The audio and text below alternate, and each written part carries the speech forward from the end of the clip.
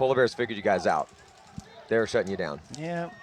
Are you scared? We'll get them. They were no, I'm not scared. They were putting a bunch of guns your way too. I know. That's what SK told me. Yeah. Smart. I would have done the same thing. You had a lot of kills. I think you had like 10 confirmed kills in that first match. You were slaughtering people. So we got about 30 seconds to go before the start of this first one. Again, it's Vision Marseille going to be taking on Breakout Spa. Archie Montemayor on Breakout Spa. No, say with and coached by Ryan Brandt from X Factor. We would going say to jump back to Amsterdam Heat. They're missing Nico from AC Dallas. Because he broke his leg, right? I heard he broke his leg. I thought he had something else going on. Oh, no, that Devin. Was the story. Devin from AC Dallas at practice a couple weeks ago slid into the back to the. He just ripped out his knee. He like a lot of stitches, like into a steak. It was bad. I saw pictures.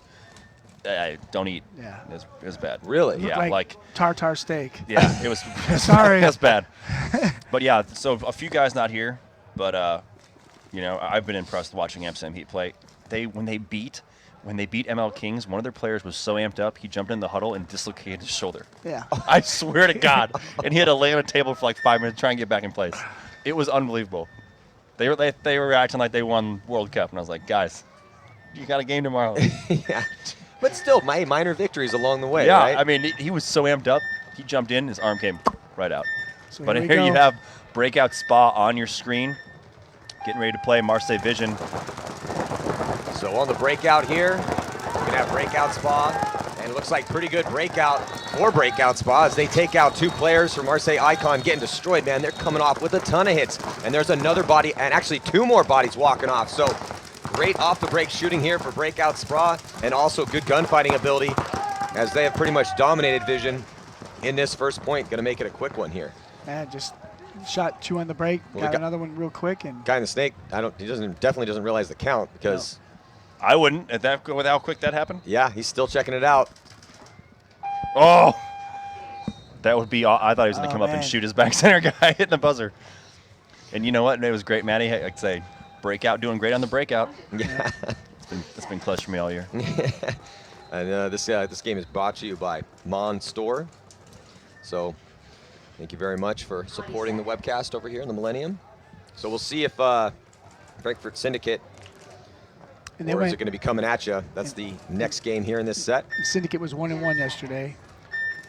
Yeah, Malty Borman pulled off 2-on-1. Did you guys see that move? No, I didn't. It was awesome, man. He was put in a bad spot. It was 2 guys, and just him, and he played phenomenal. And I think coming at you. Did they change jerseys? I think last event, weren't they gray?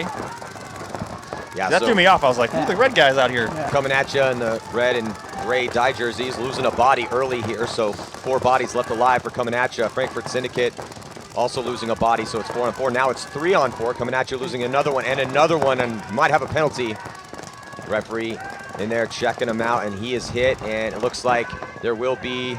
Oh man. That ref faked me out. I thought he was going to get him. Yeah. I thought he was going to get him too. He faked us all out. Oh, the Snake player puts a bounce on the Dorito 1, but not enough as he is the last player alive coming at you. So Syndicate, a good job shooting off the break. Yeah. I mean, and just what's happening yesterday. The survivability, trying to survive on this field. It's very difficult. It's very difficult, and if you can do that, which obviously Breakout and Syndicate have done so far, you're just going to dominate the teams you're playing. We did not see one game go to time yesterday.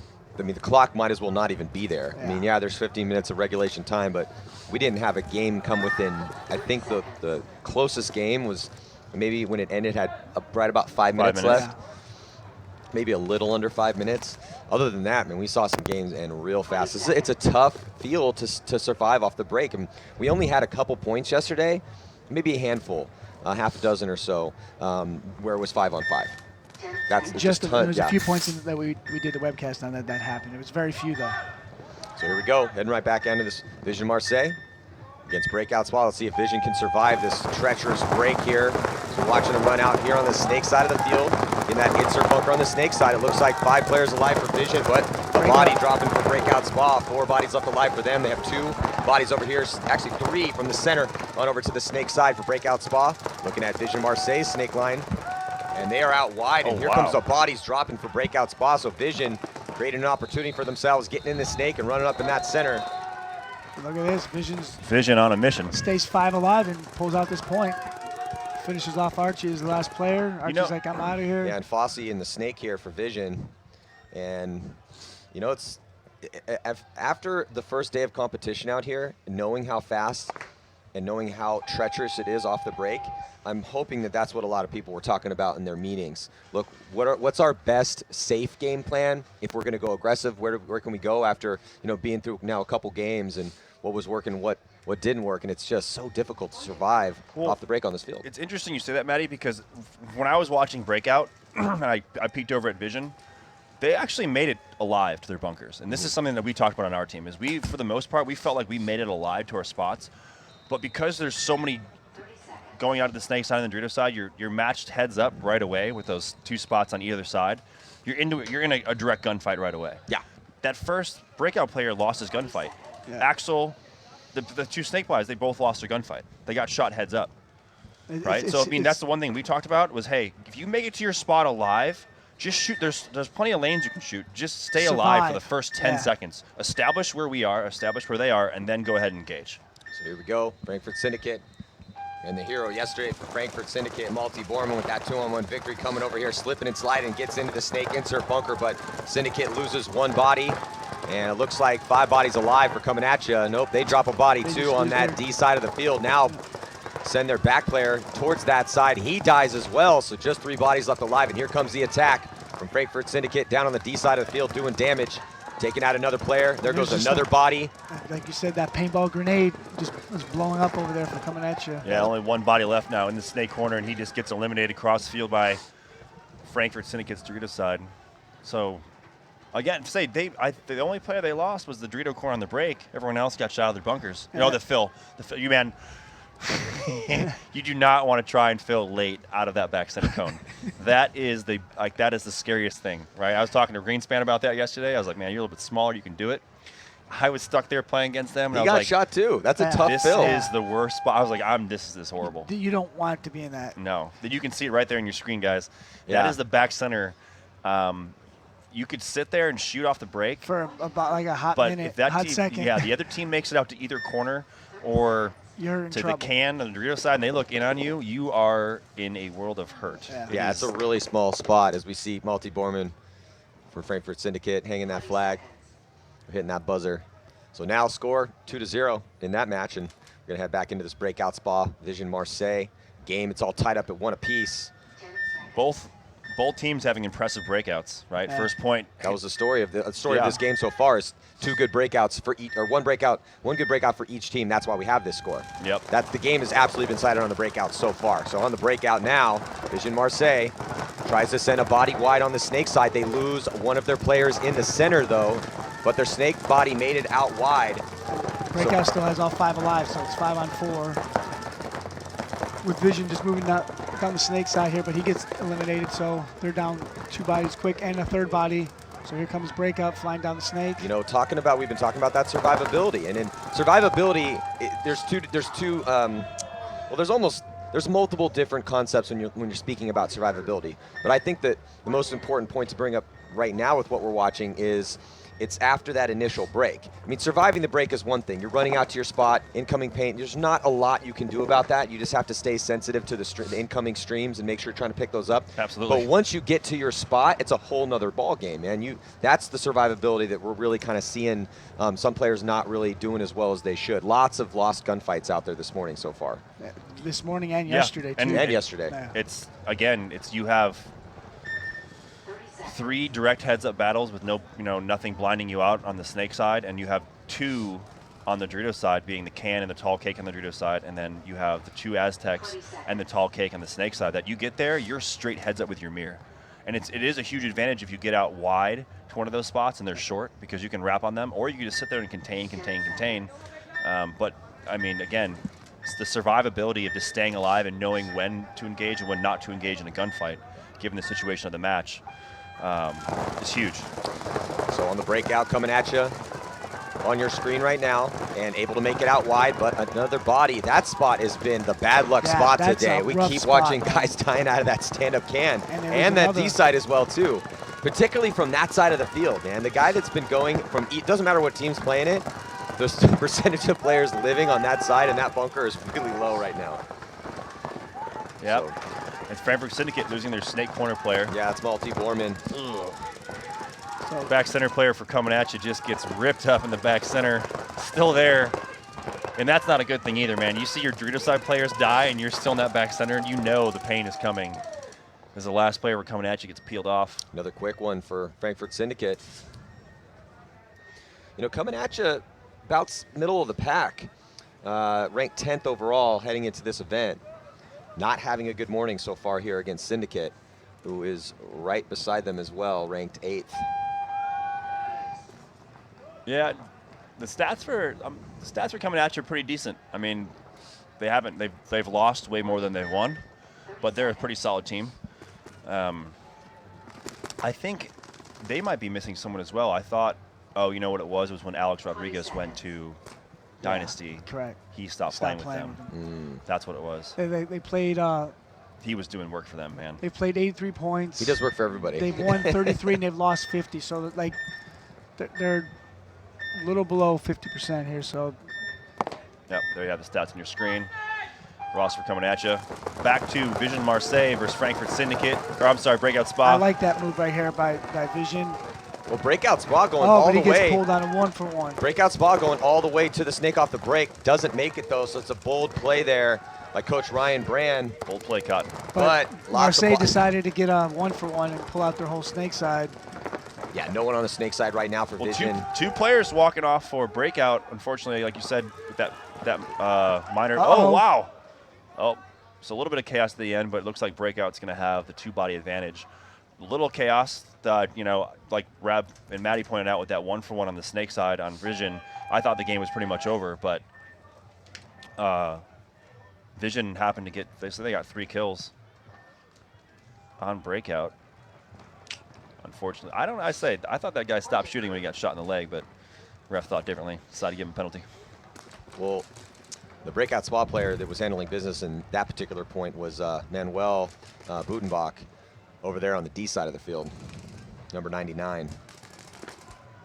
So now Syndicate going to come back out here with a dominating lead right now, coming at you 3-0 with a ton of time left, as we've seen this entire event. Again, the clock really playing no factor whatsoever, as these points have been going real fast on this really chaotic and fast field. Do you have a record game? Is there a fastest point? We haven't. Yeah, I think there was about midway through the day yesterday. We had like a 15-second point. There hasn't been anyone that's been faster than that. I think that was. I think it was. Might have been when Ollie and it might have been for the Polar Bears. I think. So here we go. So guys are trying to go that snake. We talked about that yesterday a little bit. That guys will try to push that snake a little bit more when they can. But so far today hasn't worked. Well, today they're just cannonballing on this side. Yeah. Not trying to just work slowly into the snake. They're saying, all right, we're just going to try to send guys off the break, which, to be honest, people stopped going to the snake off the break, and every now and then a coach would throw, and so a couple times they made it because people stopped shooting that lane because no one was going there off the break. Brown made it a couple times yesterday. So now, coming at you here, has a chance to put a point on the board against Syndicate in the snake, but they trade out. Yeah, so 3-on-3. And if you're down 3-0 like that, that's a good move for coming at you, man. Attack. You need this point here. You cannot go down 4-0. No, you can't. But again, plenty of time. As we keep pointing out, right? There's no immediate rush, and you know, coming at you's doing a good job. They get another kill now on the Dorito side. Snake player for Syndicate gets called out, so there's only one player left. Now eliminated on Syndicate side, so point going to coming at you as long as they're clean when they hit that buzzer. Hey, good job by Fisher over here on your screen, number 33, for coming at you to stay alive in that back corner bunker on the snake side with all the chaos was going down. And, you know, Nick, you brought up a good point. Even though the time has not really played a factor because these points are going so quick, we have seen a lot of games go to 3-on-3, go to 2-on-3. And sometimes the 3 pushing into the 2, throw a body away, take it to 2-on-2 because they're trying to push it too much. Yep. Though that happened to a lot of teams actually yesterday. If you have points going as fast as they're going, and you know that the time really isn't going to be a factor, it means you have a ton of time to work with, so no reason to push it. Absolutely. Unless a move is given to you, unless something is just laying open to give you, take that move, but no reason to force a gunfight if you're up bodies. Absolutely, and with the way this field is, as we see Vision Marseille taking the snake on the break now, it's like a fever. Everyone's catching it. They all want to go to the snake on the break. And all bodies alive. Big move by Archie Monomir to go all the way to the Dorito 3, Dorito 2. Dorito 2. It looks like he peels off a couple kills there on the Dorito side, shooting crossfield, gets another one. So Yeah. 3 bodies walking off from Marseille. Archie feasting over there, Nick, and Yeah. it didn't even matter that Vision made it to the snake off the break because he's just going to get shot cross field as Archie has a kill festival on that D side. Still alive now past the 50-yard line, and that's why you pay Archie Montemayor. Yeah. Yeah, so only 1 player left alive for Vision Marseille. He's in that back left corner on your screen, laying low. I think Vision's just going to conceal. Yeah, I can And see I'm the sure point the here. Marseille players like, man, I made the snake in the break. No one's done that. Very, very few. I make it the day I make it.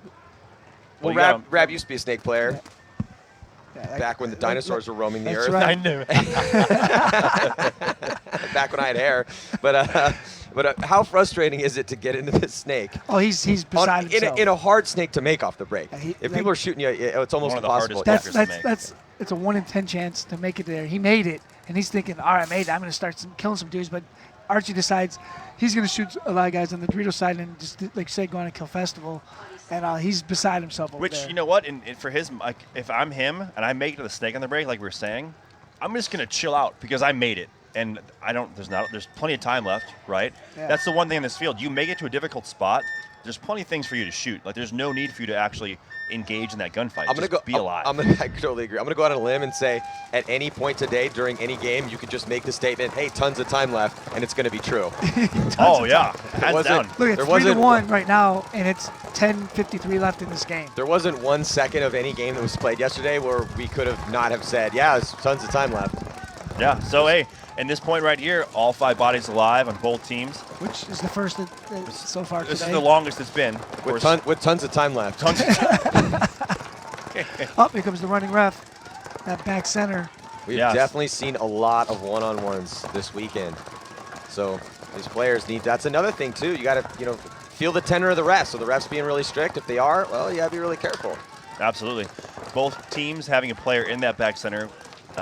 This is good out for coming at you here at the snake side can here to lock down that Dorito snake side for Syndicate.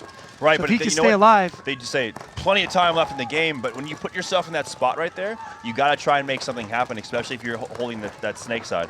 Yeah. Good move down to the M. He gets Oh, just he- shot in the he just tank. Oh gets yeah, he got roasted. destroyed. That was a little bit too quick of a move up there. Yeah, He he should have needed- let his player come around to the snake, man. Snake, or right now the guy's in the Dorito side now, but they do take out Syndicate's Dorito player. Looks like Dirk. I like the aggression from coming at you. Down a bunch of points, and they're at least trying to make something happen here With a ton of time left. with a ton of time left. So another Syndicate player, 2 Syndicate players walking off at the same time, leaving only 2 bodies alive in that snake corner. And this is when coming at you needs to slow it down, because with a ton of time left, there's no reason for them to push the action here. And now past the 50-yard line in the center, coming at you, trying to run down the last 2 players here. Gets the first one still. I think it's Borman again. Last player left alive, back corner bunker on the snake side for Syndicate. You can see the action here on the D side of the field. Nice, good cross-field communication coming at you. Oh, wow, what a shot. And then Borman finally gets run down. It took 2 players to run him down, but still they had the stopgap measure for coming at you as the D side was still holding it down strong over there. And a 1-for-1 and he being got a 1 for assessed, 1. talking on Multi. Borman. Yep. So Borman just got a penalty Borman got talking a after his penalty hit, talking after he was hit. which is it's going to make him start down a body, and now it's a 1-point game, so that could play a big difference here. He's arguing it was the other team, Yeah. which I saw him point right away. I don't know, so we'll have to see what the refs say. You see the coach right now on the Arguing, sidelines is arguing with the head referee, Jabba.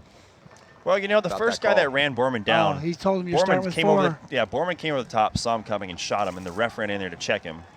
So maybe the ref was saying that Borman got shot On the first engagement. on the first engagement. He didn't make a call, and I don't know what's going on. I'm hearing timeout being called here by Breakout, and Jabba's not ready, the head ref. So we'll see if there's going to be a little technical Well, timeout. Patrick Warble, who's going to be another retiree this year, longtime Syndicate member, leader on that team, is arguing right now with Jabba, the head ref. Breakout Spa trying to call a timeout. But Jabba's still locked in this argument with Patrick Warble, who's giving the ref a piece of his mind. Borman's over there as well. Oh, yeah, absolutely. And I thought he was going to pull it out. I mean, I thought he was going to come back over the top again. Because the first shot he had on that guy coming to get him was awesome. He looked up, saw him coming. Well, Borman's definitely been one of the standout guys on Syndicate here Clutch. at this event. Yeah, real Clutch clutch player. definitely really could say he's really angry right now about that call. There we can see on here in the sidelines. You see two coaches. So Patrick Warble, there's Patrick Warble right in front of you. And then there's Multi Borman. He's going, listen, I'll buy you dinner tonight. just help me. Well, you say Borman only said something when the two Carnage players looked like they were talking. And He look, pointed. these guys play each other a lot. They know each other. They probably don't really care a lot for each other. So I'm sure one said something Well, to they're the both other. German teams. Yeah, so You don't see that often. yeah, they don't care for each other. So, which is okay. We need rivalries. We like that in paintball. Yeah, it's We part of the don't have game. enough of them. Yeah, exactly. Who don't you like? I don't like you. I like you. When we were playing, we had some serious rivalries. Yeah, we did. Absolutely. Number one rivalry, go. Rap. Number one, I think Avalanche and Russian Legion. That was yours? That was over here in Europe? over in Europe, yeah. The Tontons, every time we played them. That's honestly one of the reasons I like them now. Hated them back in the day. It's the same thing, right? Yeah. Yeah. I mean, Okay, America, who is your Yeah, number one? well, Avalanche. I played you guys. Aftershock, All-Americans. Yep. For me, it was the All-Americans. Dynasty. Dynasty. Yeah. Actually, Dynasty. I mean, because I was actually just at Alex Frazi's wedding 2 weeks ago, and they had everyone that went up. They had everyone that was ever played for Dynasty got up on stage, and it was like 30 guys. And somebody was like, "Maddie, how come you're not up there?" I'm like, "I never played on." No, well, I was like, "I never played on Dynasty. I was playing against Dynasty." Yeah. Trying to beat them. Yeah. So back in the action. Here we go on the break. Breakout spot, 5 players alive. And looks like Vision Marseille in the blue jerseys over here. This Looks is like a big jump here. I don't know if he's going to make it, I does think he? that's he's- Para. he's So making it, baby. Yeah, Lionel Para getting He out makes there. it, and they Jumping take up out, Archie. They chop out Archie. But and he's he over gets the taken top out. too long and gets grilled up. So Para was able to get a shot on Archie Montemayor, but then he gets taken out. So things are pretty clean over here on the Snake side. Only one player right now for Breakout Spa on this side, and no one for Vision Marseille on the Snake side. So definitely an advantage here for Breakout Spas. They also have a 2-body advantage as well. And And a they 1-for-1 give, being and assessed on a the last 2 1-for-1. players of Vision to give Breakout Spa Hey, the victory. Marseille didn't win, but I liked it. Like you said, they always came to play. They left it on the field, man. That second point that they played, where they just blew Breakout to pieces. Yeah. You know, that would be the coach has got to have an out of the box moment, pick up on that, and be like, what did we do right? Well, how can we repeat that and do it again? I liked the game plans from Vision, and they would play aggressive. They just survivability was always an issue for them. They could just tighten it up a little bit. Well, yeah, that was their problem. Breakout at least did have from what I saw yeah, this weekend. Well, they make it to the Snake on the break. Archie's in the Dorito 2 shooting all the rest of their guys. Yeah. They make it all 5 alive. One guy gets a penalty after he loses a gunfight. Yeah. Like, oh. Yeah. It's those little things, man. You see Absolutely. Fisher. They're starting with 4. It looks like Syndicate, because I guess Malty did get a penalty for Talking at the end of that to the ref. Wait, DMT? Yeah. So it's 5 on, and we have a 3-2 game with plenty of time left. Yeah, tons of time left. Time left here in this game. Another move to the Snake. This is like 4 in this game, and he makes it. Skull bounced off the ground. It Hard did. dive in, coming at you. Syndicate losing a body on the break on the Dorito side. So now with just 3 players left alive for Frankfurt Syndicate, as they only started with 4. And they're all from the center over to the Snake side of the field. That should open things up potentially on the D side, particularly because I think was it Fisher that was able to get in here for coming at you? Yeah. Oh, they take out. Can't tell. One other body walking off now, so 2 left alive. Whoa. Coming at you look like they're throwing some bodies away, just running up the field. Yeah, body coming off in the center for coming at you, but still here you can see on your screen in the Snake coming at you, trying to utilize the advantage that they began with, and they were able to get it done. So those. Good job by number 28. Yeah, I'm sorry. My German pronunciation is, I can say 9. Well, you know, Nick, I think you'd be working on, I mean, I have an excuse at least. You know, you've been coming over here all year long. I just look at Shelly like, Shelly, Yeah. tell me what's up. Shelly, what's Well, hey, we got a game right now. 3-3. It's 3-3. I gotta look at his roster. I'm gonna try this. Where are you at? Coming at you. That's not you. Here you are. Florian. Schoenthal. Come on, just give it a shot.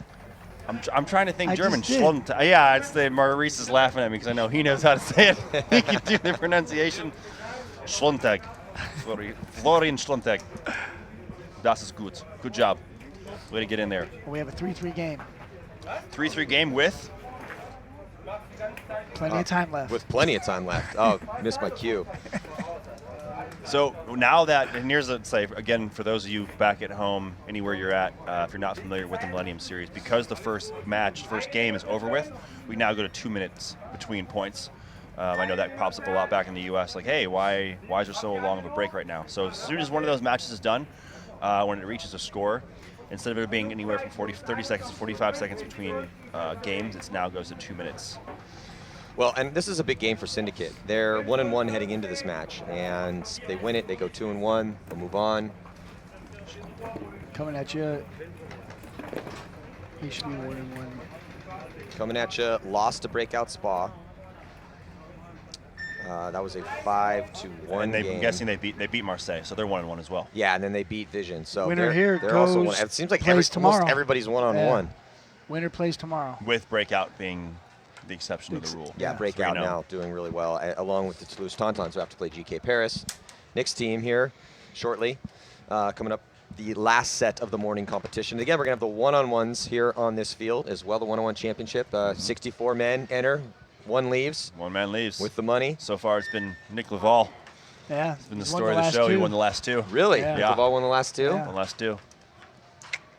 Who won the first one? Manchester firm. He beat me. Yeah. I beat Nick Laval. I got to say that, Nick. Sorry, man. I'm better than Nick.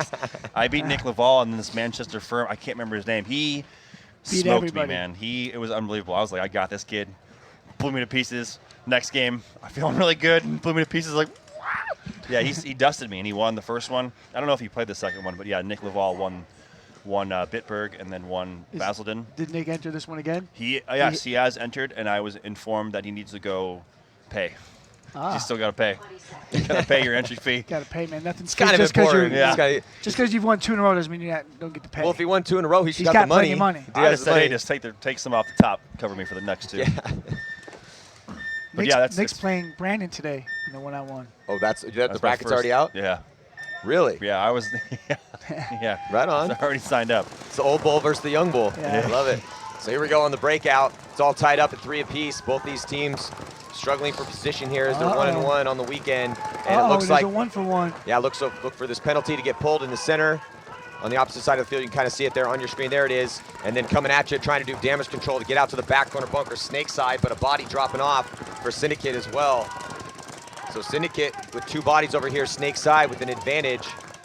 See if they can take advantage of this body, extra body over here. Yeah, good advantage for Syndicate over here on the snake side. I'd like to see their back center player get out and kind of support his Dorito player because coming at you's got 2 bodies on they drop their snake corner, so now it should be a mad rush for Syndicate to come down the snake. Well, Borman finally makes it into the snake, so good move by Malty, and he's immediately shooting crossfield, knows those angles, and now past the 50-yard line. No one's in front of him. And so, yeah, 1 player left now for that coming at you. He's in the Dorito corner, and he gets taken out. So coming at you, decided to get a penalty here. And make it. You know, and with the big runs to the corner and even that can of death, you're better off just asking for a check because you get into those, in this league, you make your spot and you shoot your gun one time and there's any question of a hit on your pack, you're getting a 1-for-1, no questions asked. So not worth the risk, especially in a game like this where, it's a big game for both teams. Essentially, I would believe whoever wins this game goes on. Well, and you could make the argument that in a close match, it's 3-3 to kind of improve your point. Essentially, it could come down to that penalty. They could look back at this game and be like, okay, well, a lot happened in every point, but during the momentum shift, it happened when you got a penalty. So let's play clean. So right now, 1 point away from victory. Frankfurt Syndicate, 1 point advantage over coming at you, 4-3. You can see the eye in the sky. So you're looking at this field on your screen right now. Look at all the top end portion by the stands. lots to work with on that D side of the field. But it's also tough to make it out on the D side of the field. And as you kind of tick back from that spot, and you see the stand-up can, the first one towards the D side, that's been the can of death today. We've seen a ton of guys die out of that spot. The whole weekend on every field. Yeah, it's hard enough just to make it there on the break because there's so many good lanes just directly heads up, and even running out to mirror that guy up or going to that tall cake that's instead of it a little farther up the field. But you're strictly in a straight-up gunfight with your mirror, right? And it just depends on what else is left. If that guy in the tall cake decides to shoot at you too, then it's a double whammy. But the only other person you'd have to check off on that side is the back center. And we saw Archie, this last point, no one was on him, and he just took off. And he did that to me in practice. And he was like, hey, man, tell your guys, you have to have one body looking over here. I was like, I thought we did. Yeah. Well, and another story of this morning's bracket is guys going to snake off the break. Yeah. And making it Yeah. for the most part. For the most part. People And go, that's two because, made it, two didn't. well, that's because, okay, well, where's the can of death? It's on the other side of the field. So where are a lot of the guns going? They're going towards that D side off the break. And a lot of people have noticed that, so they've started to pull that audible and send guys to the snake off the break. And you said it right there, Manny, the audible. It's so easy, with there being an M, to look out, that 10 seconds to see, hey, there's 3 bodies left, 3 bodies right, whatever the call is. There's only one true gun on that snake Right, side. so Because if one the- guy's if running the for his weak life in the side- corner. And if he misses his shot, you only get one stream at him. Weak side's the snake side. Yeah. I'd send that body to the snake, Like sure. right here, these guys are lining up to go to the heavy Dorito. So Heavy Dorito for coming at you. And they go to the Dorito 1 on the break. He looks like he's making it. Ref's going to check him out. Nice No, he hit. doesn't make it. So 2 bodies coming off for coming at you right now. And here comes Frankfurt Syndicate pushing up to the center at the 50-yard line. You can Nice see kill. Another body drops off and then trying to do damage control on the run, doesn't make it, and it's going to be curtains here for coming at you. Frankfurt Syndicate's One most for likely one. going to take this big. Oh, just Ooh. as we speak too soon. late. But I was going to say there's still too many bodies left alive. Well, that's the one thing you never know. You see the ref running and he's doing this thing. You don't know how many of these tugs you're going to get. I've seen a couple 2-for-1s already. There was a 3-for-1 yesterday on the ML Kings. Yep. Really? Slava. Slava. Okay. And it was the similar situation where we're like, oh, penalty, and he goes and pulls the first one, and then he runs the next body, does the 1-for-1 signal, pulls the next guy, and we're like, oh, it's 2-for-1. Then he just keeps going. He just goes another one out. blasted I'm like, everybody. really? Pulls Interesting. pretty much the entire team. So congratulations to Frankfurt Syndicate taking that really close victory here against Coming At Ya. Hard-fought battle by Coming At Ya, but just they got that penalty and then lost too many bodies in that last point. But nice consistent play for Syndicate. Yeah, they looked like they were getting a little rattled there when they got tied 3-3, but they pulled it together for the last 2 points. And They obviously didn't let that penalty assess at the end of the game affect them. Yeah, they lost that point to tie it up, but then, they dominated these last 2. They pulled it together and got to Sunday. That's what all the teams are here trying to do, because the hardest thing to do is first get to Sunday, so that they got there. Obviously, they played against Breakout Spa. Didn't look so good against Breakout Spa, but Breakout Spa has been playing great. So. Well, and also that was like the first game of the tournament, first game of the day, early in the morning. Sometimes some teams, just not ready. Yeah, so they made it. Yeah, they did make it through. So congratulations to Syndicate. Next up, we have Edmonton Impact and London Nexus, and Paris Camp Carnage and Outrage Valence. But before we get to that, let's check with Maurice down in the pits. Hello, this is Maurice from the pit, and I'm here with Patrick Robel. You must be happy with that win. Yeah, we're actually pretty happy because Carnage took this year the DPL title probably from us, and so we just have to prove who's the best team in Germany. Yeah, we just did that. Yeah. And you just did that in a convincing way. So Patrick, another thing, which I'm kind of sad about, is you're going to leave us.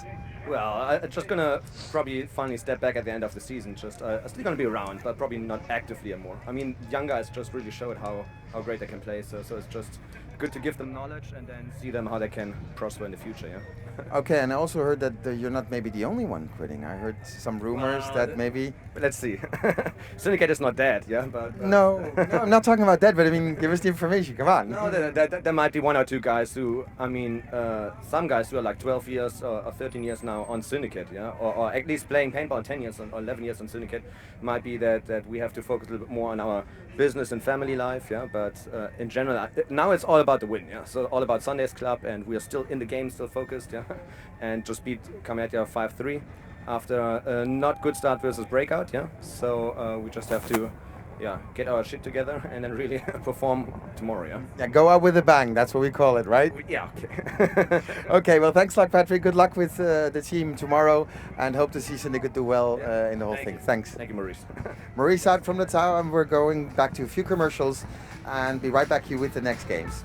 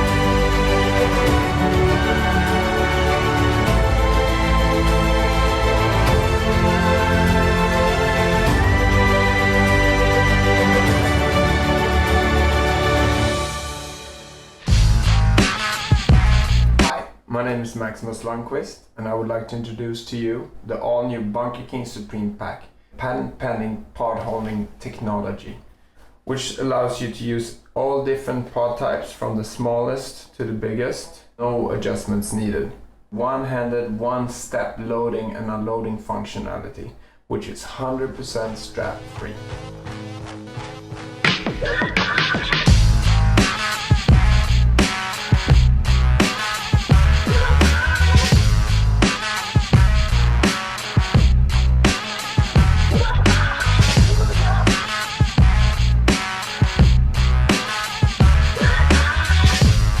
With our patent-pending pod holding technology, these pods are not going to come out when you run. We put extra thick padding on and large friction areas to make the pack feel really good and sit on perfectly as you're running around on the field.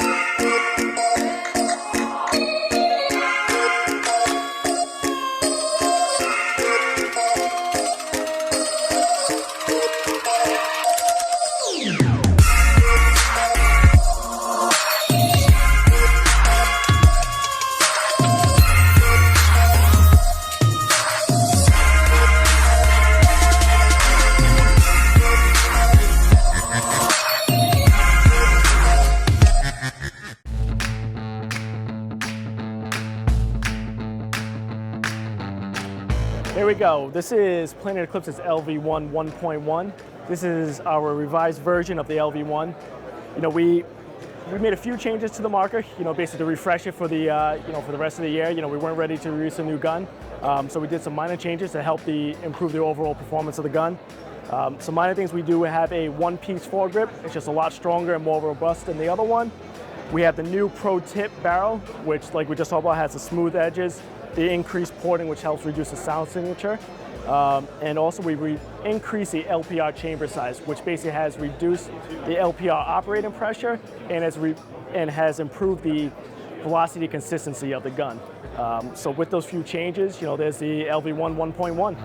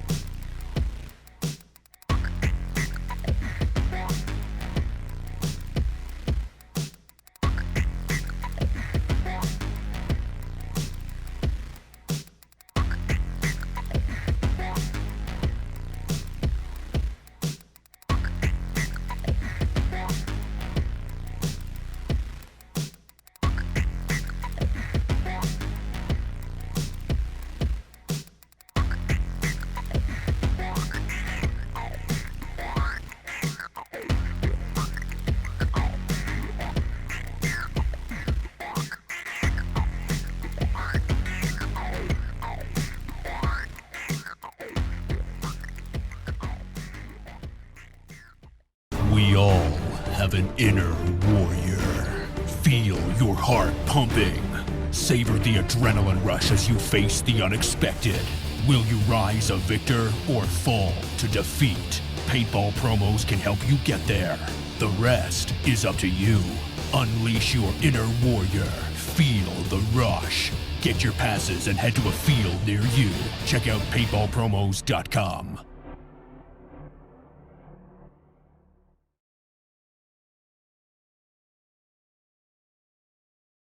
Мира.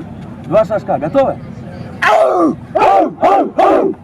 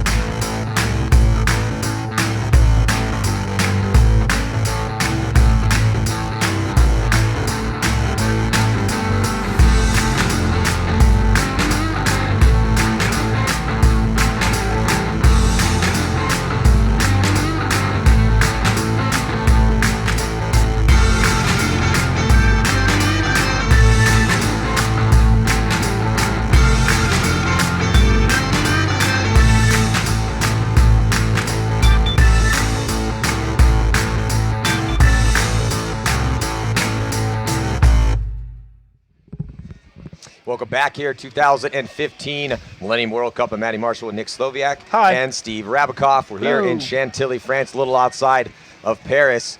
And gorgeous event site here, and not so gorgeous of a morning, though. It's been quite overcast and a little rainy this weekend so far. Yeah, rainy this weekend, but don't say it today, man. Yeah. I'll take the overcast. Hey, we're getting some blue skies to my left. Trying not to We're looking tempt for double the rainbows. paintball gods. Double rainbows yesterday. It was majestic. So the set that's coming at you right now, definitely title implications in this one, as Edmonton Impact, one of the favorites here and one of the leaders in the race for the overall title, tied up second with Houston Heat. But Impact went 1-1 yesterday. If you're just joining us, they're taking on London Nexus, who they are definitely favored against, as London Nexus is 0-2. And then Paris Camp Carnage is taking on Outrage Valence. And Outrage has played awesome this weekend. They're 2-0. And they're taking on Camp Carnage, who's 1-1. So that should be a good game. Both those teams, I think, have been playing really well. I mean, just say the 2-0 record speaks for itself. Mm-hmm. But the games they had against Impact and then Nexus some of them weren't complete blowouts. They were good games, and there was plenty of time left in all the games. So maybe the teams decided to slow it down a little bit today in their one game. Tons of time left. Yeah, you can see here, beautiful event site, and you see the castles in the background. That's pretty rare. That's a horse stable. That's a right horse there, stable. So I'm talking about the castle behind it. Yeah, the Back castle. then, it's But hard to that see. right there is a horse stable. Okay, but it looks like a castle. No, it's amazing. We thought it was last year. thought We it was went to too. it. We're like, we're going to tour this castle. Like, this is just for the horses. Yeah. That's unbelievable. But the castle right behind it, where you can see there, and that's pretty cool. We went there, took the golf cart. We did the golf cart. It's that big. You need a golf cart to go see this thing. Yeah, gorgeous site here in Chantilly. Yeah, so for those of you that see that in the background, we're literally in the middle of a horse track, a mile horse track. So horses live better than we do here in France. Yeah, Castle. and again, in case you're just tuning in, you can see the layout for this field here at the World Cup, at the Millennium World Cup. Most of the action been going down on that D side of the field. The Snake has definitely started to play a little bit more of a factor here because, in that first set this morning, lots of teams decided to run there off the break because, as those guns have been shifting towards the center and towards that D side of the field off the break, as we were seeing lots of bodies walk off there early. Very few points started 5-on-5, not only this morning, but all yesterday as well. So we'll probably continue to see that. But also, is Impact going to send Keith Brown to the Snake off the break like they did yesterday? Not really sure. No. No? I think say no. after that loss, It's a risky play. I would agree with you. I think when watching Impact play, Keith has been their most consistent player the first 2 games. Yeah. I think he'll go to the Snake. That's the game plan. But I think he's way better working his way out on his feet. And I don't see, unless they get down, their down bodies or down points. I'm sorry. I don't see them sending Keith to the Snake. Or like you said, during the games, that audible, like you talked about, that right. If you see guys going heavy, Dorito's side, we know that there's a guy that's going. He's a smart enough player where he runs with his head up and he sees maybe one body, Rainey shoots a body on the break, and that other body shooting cross field. Yeah, he'll go all the way. Or running and gunning, and you can see on your screen those back corner bunkers in the left and right hand corners of the screen, the bottom corners. That's been the bunker, the safety valve that most people have been sending their guys to. Absolutely. It's good to get out wide, obviously, but that's also a risky bunker. We saw for Houston Heat in their first match that they lost yesterday against the ML Kings. Fedorov was getting sweet spotted out of that spot. Chopped up. Yeah, and the only time he made it out there, he got shot out of the bunker. Fedorov really picked it up the second game. He had a phenomenal second game for them. It's hard to keep a good man down. He turned it on to another level. It looked like he didn't stop running and shooting the whole way. But speaking of running and shooting, I saw a lot of guys have success actually getting out to that back corner bunker on the Snake side of the field by running and shooting back at the guys shooting at them. Because in order to get that shot, you have to kind of stand out in the open a little bit. Put paint on that guy at that center cone. Yeah, which is tiny. Really difficult that, to and live. then even that first bunker on the Snake side, that first Aztec, the best shot you have on the corner is if you're back off a little bit and you pause. But that also opens you up big time to that guy if he's running and shooting. I got bounced by the polar bear dude the other day because I took a step back and tried to shoot at him, and he got me right in the arm. And bouncer. Look, guys, London Nexus, they're 0-2, and they're fighting and they're in that close position of possibly being relegated depending on what happens with the Amsterdam Heat's game. So these guys are fighting for their life. So look for them to come out and just leave it out on the field, and I expect them to do that. Yeah, the sun's starting to come out. This game brought to you by Big Gang Beckering Paintball. And so this Camp Carnage and Outrage Valence game, I'm looking forward to that game. I like what I saw out of both those teams. Absolutely. And I think those are 2 evenly matched squads. They're pretty close on the overall standings, and we've seen some good games out here. That last game between Syndicate and Coming At Ya was kind of a bloodbath and a grudge match because they're both from Germany. We heard Patrick Warble who was saying, "Hey, we just battled for who the best team in Germany is. We won, so we just proved it." Yeah, well, it's like because they just got beat. They got beat by Coming At Ya in Germany at the DPL Championship. So yeah, what do you say? Like, yeah, we still beat you in Germany though, man. Yeah. In our home. True, turf. but it's always hey man, paintball's what have you done for me lately? What just happened? It just happened. And like you said, it was a close match. The Syndicate coming in was ranked 8th, and Coming At You was ranked 10th coming in. So fairly matched teams, but they pulled it out, and they're moving on. Patrick Roble, I'm sure, is quite happy, especially when he's announced that, again, another one. He thinks he's going to disappear. He's going nowhere.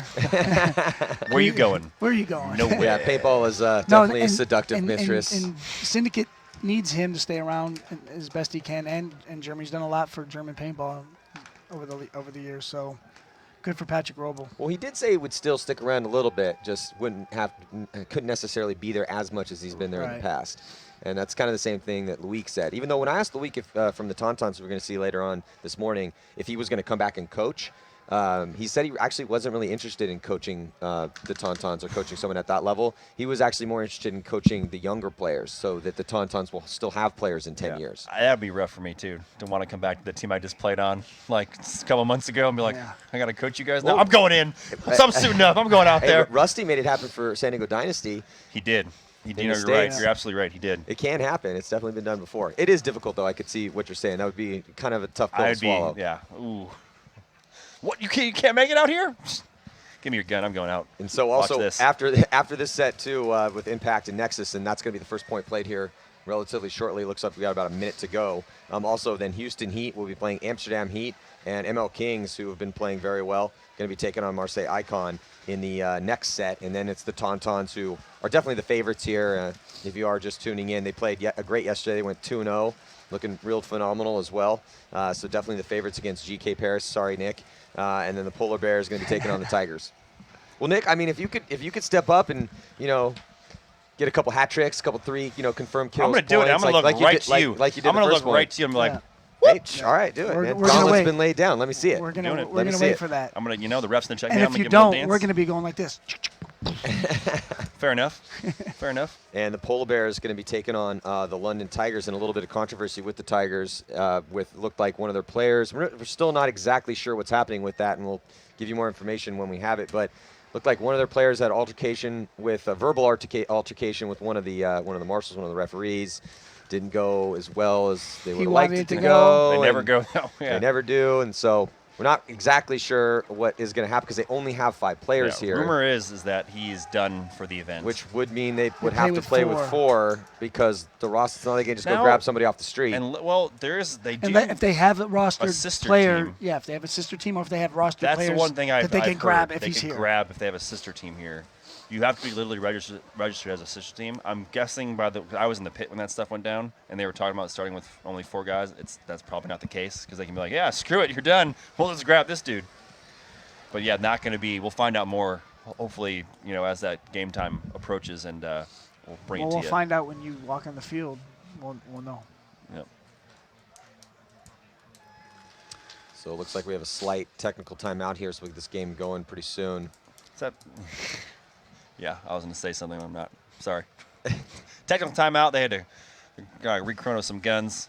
I was about to say something about the Tontons playing, but they're not out here. They're not out here yet. Man, that story's like 4 years old now. 3. 3 years? 2 years? Actually, it's like 2 years. But so is a lot of other stories. That's what keeps us going. But yeah, so technical timeout. We do have London Nexus on your screen. They're going to be taking on Edmonton Impact. Like as you pointed out, Rab, London Nexus sitting in 14th place in the overall rankings for the Millennium Series in the CPL division. They don't have any wins this tournament, So, but Vision Marseille Vision is definitely in that position. Vision's in a, if Vision Amsterdam is in a Heat bad pulls position. off the upset of the year. Well, I think just Amsterdam Heat getting a win, right, Yeah. really helps them out because both these teams are winless. Hey, man, they beat ML Kings, and ML Kings beat Heat, so it's possible. And Here we go Keith on Brown to the breakout. snake on the break. So we were asking the question. No. Nick was absolutely positive it wasn't going to happen, but sure enough, Keith Brown gets sent to the snake off the break by Coach Bart Yakimek, and now is past the 50-yard line, gets 1 kill in the center and another body a drop for Nexus, so looking really good right now for Edmonton Impact. Yes, Edmonton Impact doing a good job shooting the Dorito side corner of Nexus on the break, and then Keith Brown breaking my heart, taking the snake on the break, getting down, getting a kill. 3 bodies left for Nexus in the tall can on the Dorito side. The tall cake guy who's playing behind his bunker to stop Keith Brown. Keith Brown's got a body in front of him in that tall cake. So and he's got a body right behind him, and Justin Rabikoff, who's helping support him and keep, I think this Ash over here for London Nexus, keep him honest, and Ash is going to try to move inside, but he gets taken out. Keith's going to work on the Dorito 1, so Keith is just having an amazing game getting in that snake. We were wondering if he was going to do it, and he did it. And he made it look nice. Nice work by Keith Brown from Edmonton Impact, and they're going to go up by 1 point here, scoring the first point against London Nexus. I can't pick teams or players. Things that It's not your weekend. You shouldn't go to Vegas. When are we going to Vegas? Was there a Vegas trip? You didn't tell me about? Yeah, there is a Vegas trip. How are you going to say that? There's a Vegas trip. Vegas, I'm in. Well, if I'm there, whatever you're picking, I'm not picking that team. I'm not betting with not Matty. picking, like betting on black, I'm betting on red. Yeah. why I Whatever play you're going, blackjack, I'm baby. going Hit with me. Matt. I'm double downing with Matt. Whatever Matt puts in, I'm putting my money behind it. All right, so here's Keith Brown. All right, so here we go. Do you think they're going to try to roll the dice and send Keith Brown to the snake twice in a row? You know what? You know what I would love to hear? Hey, say, get Maurice down there. Hey, Keith, why are you going? What's the game plan with that? Will Keith go again? Yeah, I bet now he will, which means he won't. So I'm going to go with they're not going to send Keith Brown. Of course you're going to go with that. You already said it. All right.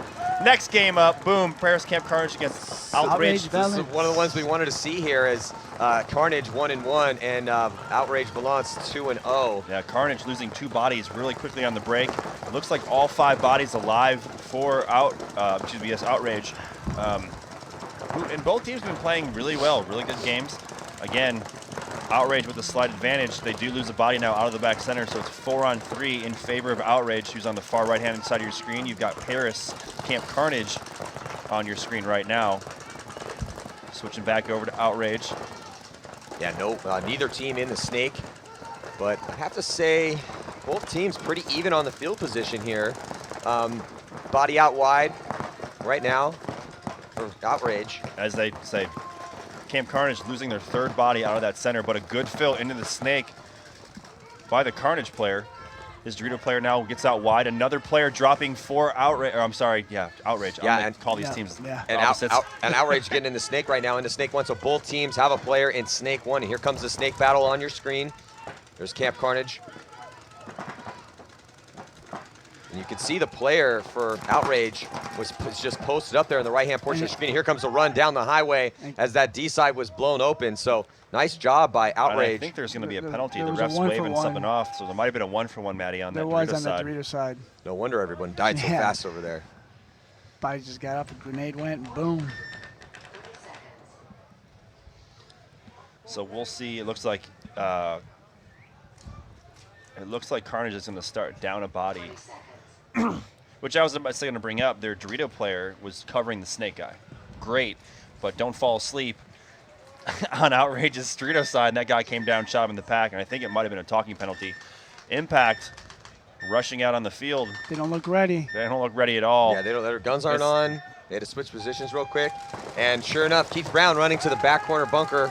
The snake off the break. Wait. Corner bunker.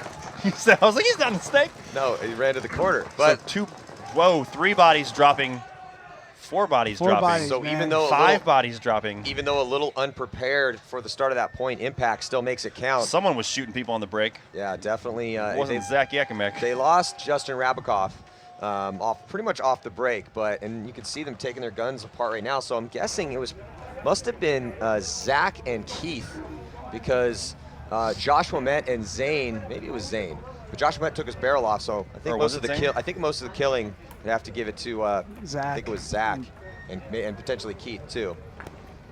It's Keith. He ran and shot to the corner. He did run and shoot to the corner. They're definitely playing a lot more aggressive than they did the first 2 games. Here's the thing with Impact, right? They won the series last year. They won how many? You know what? They won 3 events over here last year. They're hands down, without doubt, the best team in paintball right now over the last 2 years. Absolutely. And just definitely in terms the most of winning, consistent for sure. They know what it takes to win, and you could be. I heard Bart yesterday talking to them in the hotel lobby. Damn sure he put, I wouldn't say the fear of God into them, but just the realization of what today's game means, right? Hey, we lost the game we shouldn't have lost yesterday. Today, you want to make Sunday, you want to win a tournament. We got to win this game today, and we got to do it convincingly. Well, with only 3 and we have to prelim play matches, way better. Yeah. Because even during their first day of practice, they didn't look that great. Well, with only 3 prelim games, every game is an incredibly important game. I mean, even in the States with the 4 games that we have, there's just no throwaway games. So here we go on the breakout. Outrage and Camp Carnage. It looks like. And I like Carnage's breakout here. Up, as I say that they lose their guy. Well, they had to start down a body, so 4 bodies. It was a good breakout. Everyone made it. Lost his gunfight, heads up right away. That's something you got to be careful of. I just be happy that we made 4 bodies alive on this field. Well, it's always frustrating when you do get 4 bodies out alive and then someone dies right away. It's like, okay, why'd you do that? We got through the break. It's tough to live off the break on this field, but.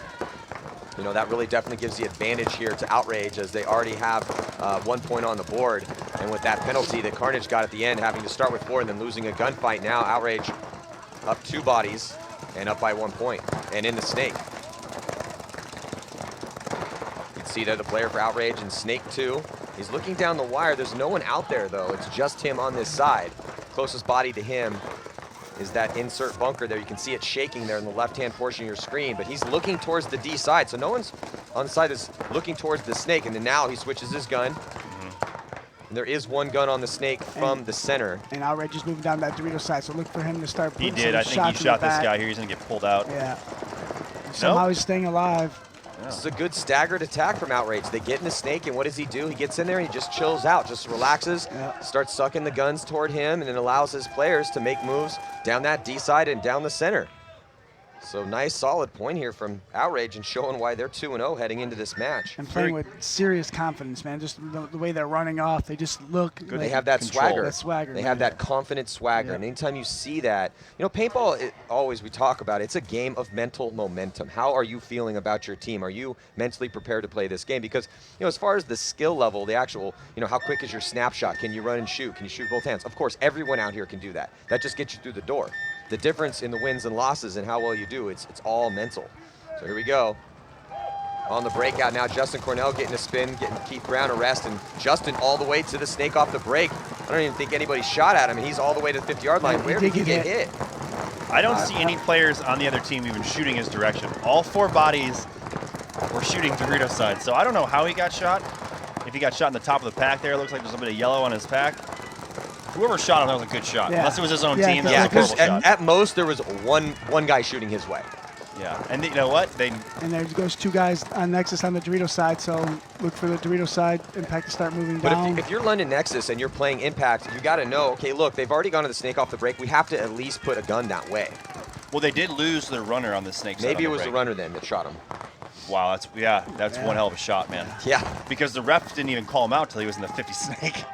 Well, and Zach Yakimek polishing it off over here, snake side for Edmonton Impact, as they're going to go up another point here. Pretty much flawless performance so far from them. I mean, even that last point where they were kind of discombobulated and a little slow to the start. I was going to get ready to listen for Bart to start screaming at him when they came back in the pit if they didn't pull that one out. Bart loves those points. So, yeah, very dominant point there by Edmonton Impact. You know, teams, again, I think snake on the breaks, the story of the morning. Let's just go. We have, I mean, in both sets so far today, we've seen lots of guys go to the snake off the break and the and other teams make it, watching too. are going to go, hey, if these guys are doing it, Who's taking the snake first in this game here? Which team? I'm going to go with maybe Outrage. I'm going to go with Carnage. You think so? Yeah. Well, Three guys. They don't look like they have the fit guys. Outrage is playing more there aggressive. There he goes. Does he make it? Does he get it? Yes. He Got it. Very aggressive. But he loses everybody else. Yeah, aggressive play. dying. But 2 bodies But hey, let's see if he walking can go here and can he pull up here.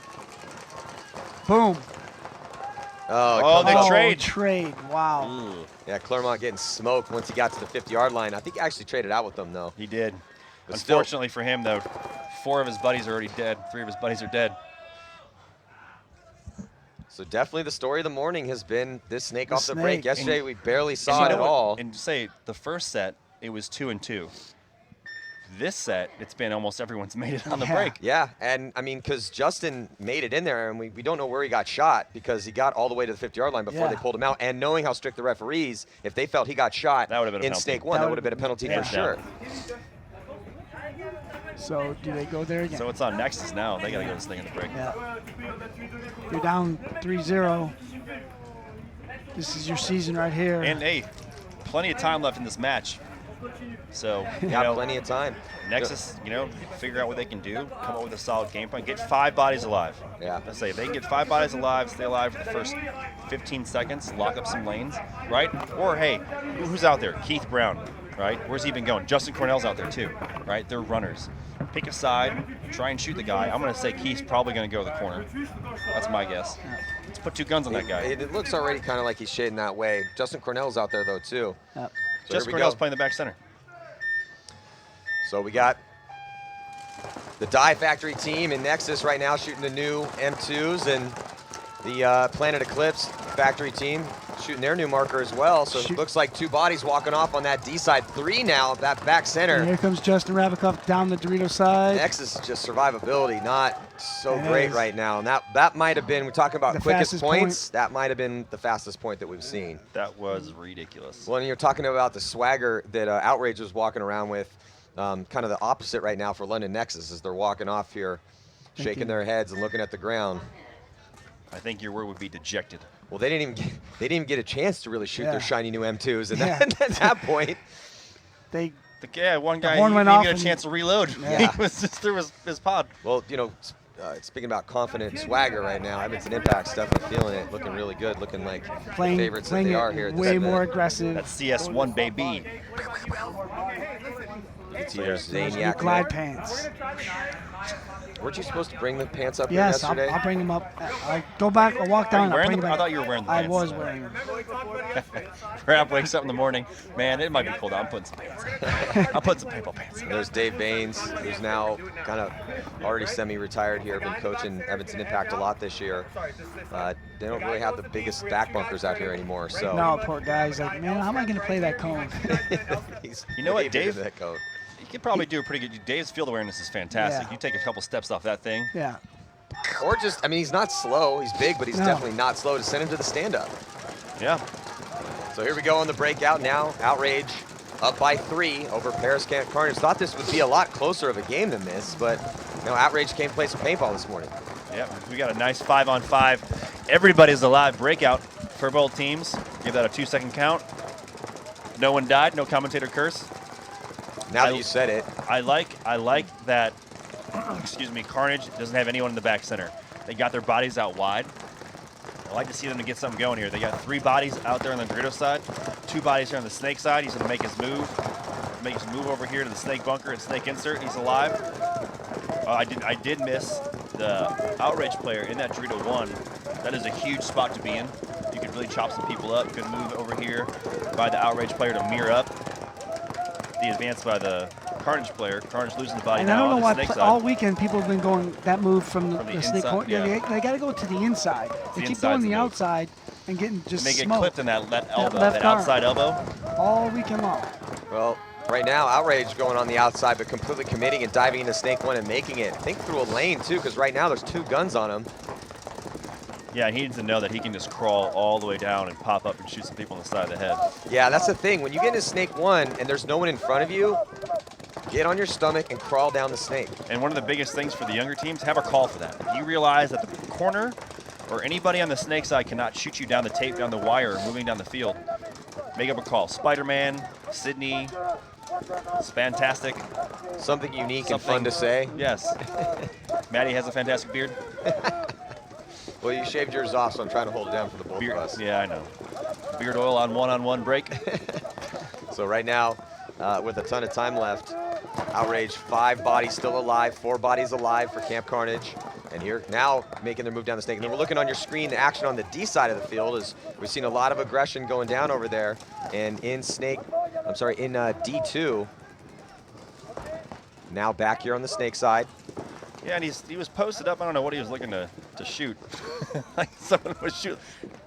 Are you seeing this? Yeah, just What's he crawl all looking the way for? down. Just crawl all the way down. And Well, the question to ask yourself here is what's stopping you? If nothing's stopping you, go as far as you can. I don't even know that he's been shot at in the last, like, Well, they initially had 20 they seconds. had 2 guns on him, but then they switched their guns towards the D side.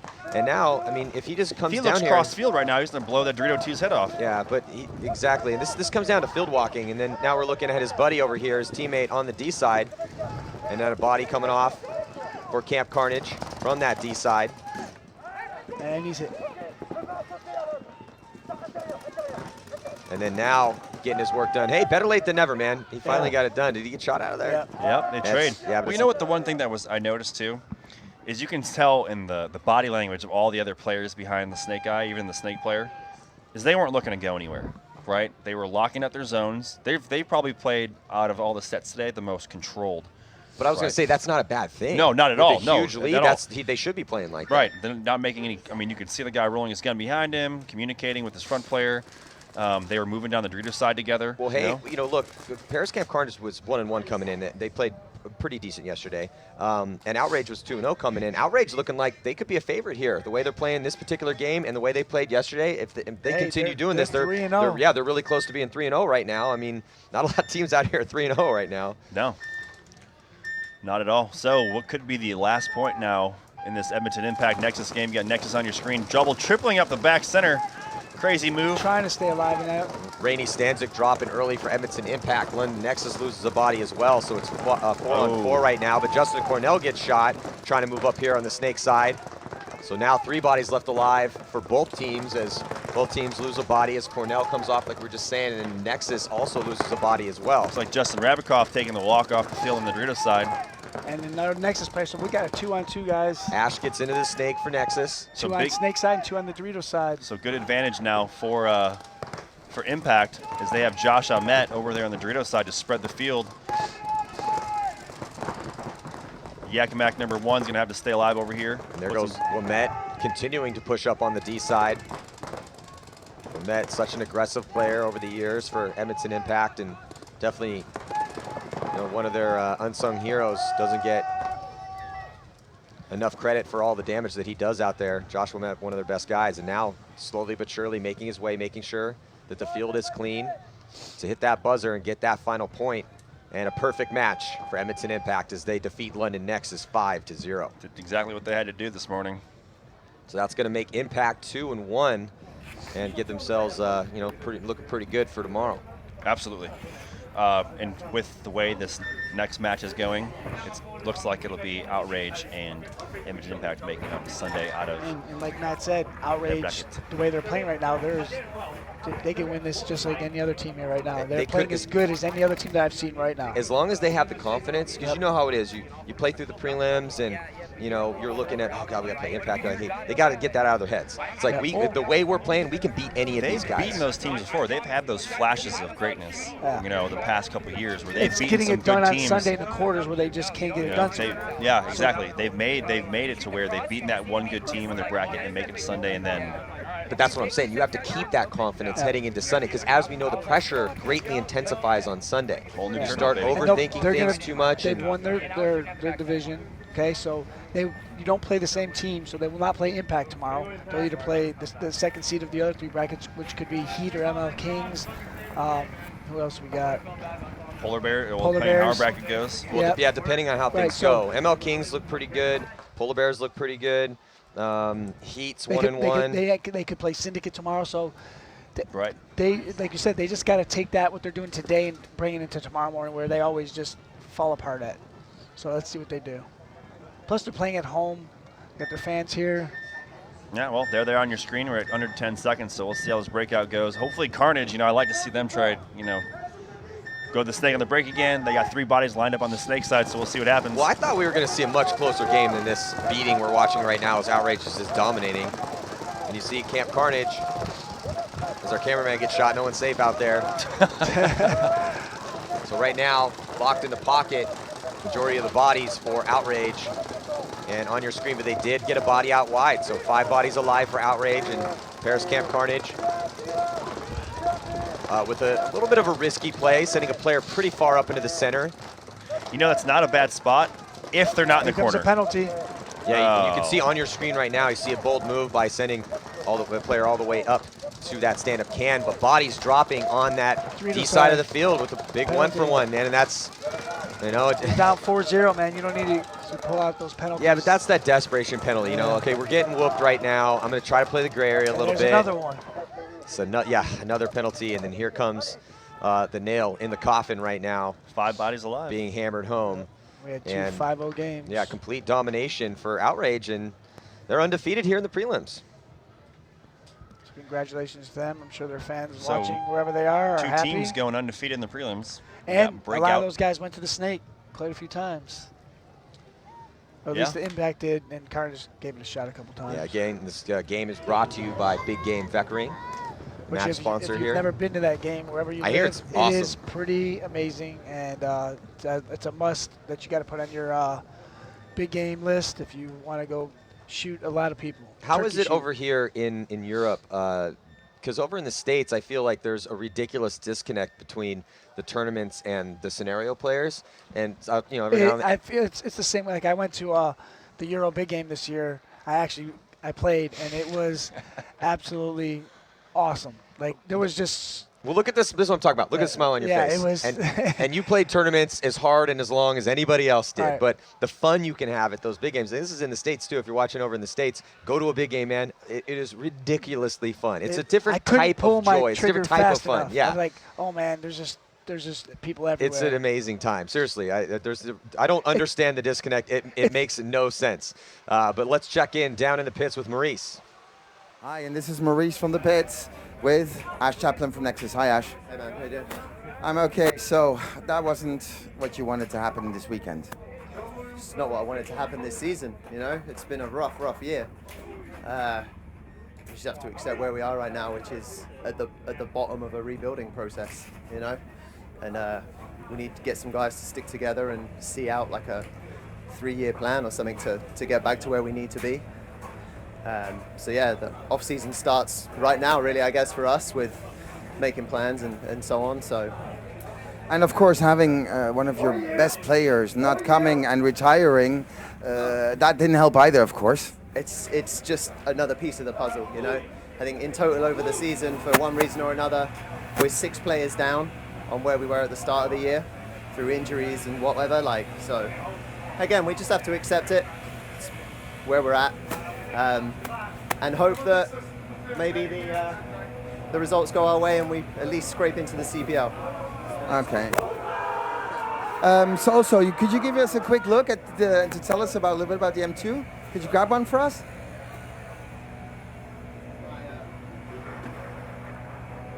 So this is the new M2. Yeah, man, this is my new beast. As soon as I saw the camo color, I was all about it. But yeah, these things have shot like a dream all weekend. Straight out of the box. Literally, I just put it on Millennium mode. Super easy with the new OLED screen. Just go into the program mode and set what you want. No faffing around with flashing lights and clicks and this, that, the other. And yeah, amazing, like solid matrix platform underneath it all. Rebuilt all the internals, like reimagined and rethought out. And yeah, the end product is pretty damn hot.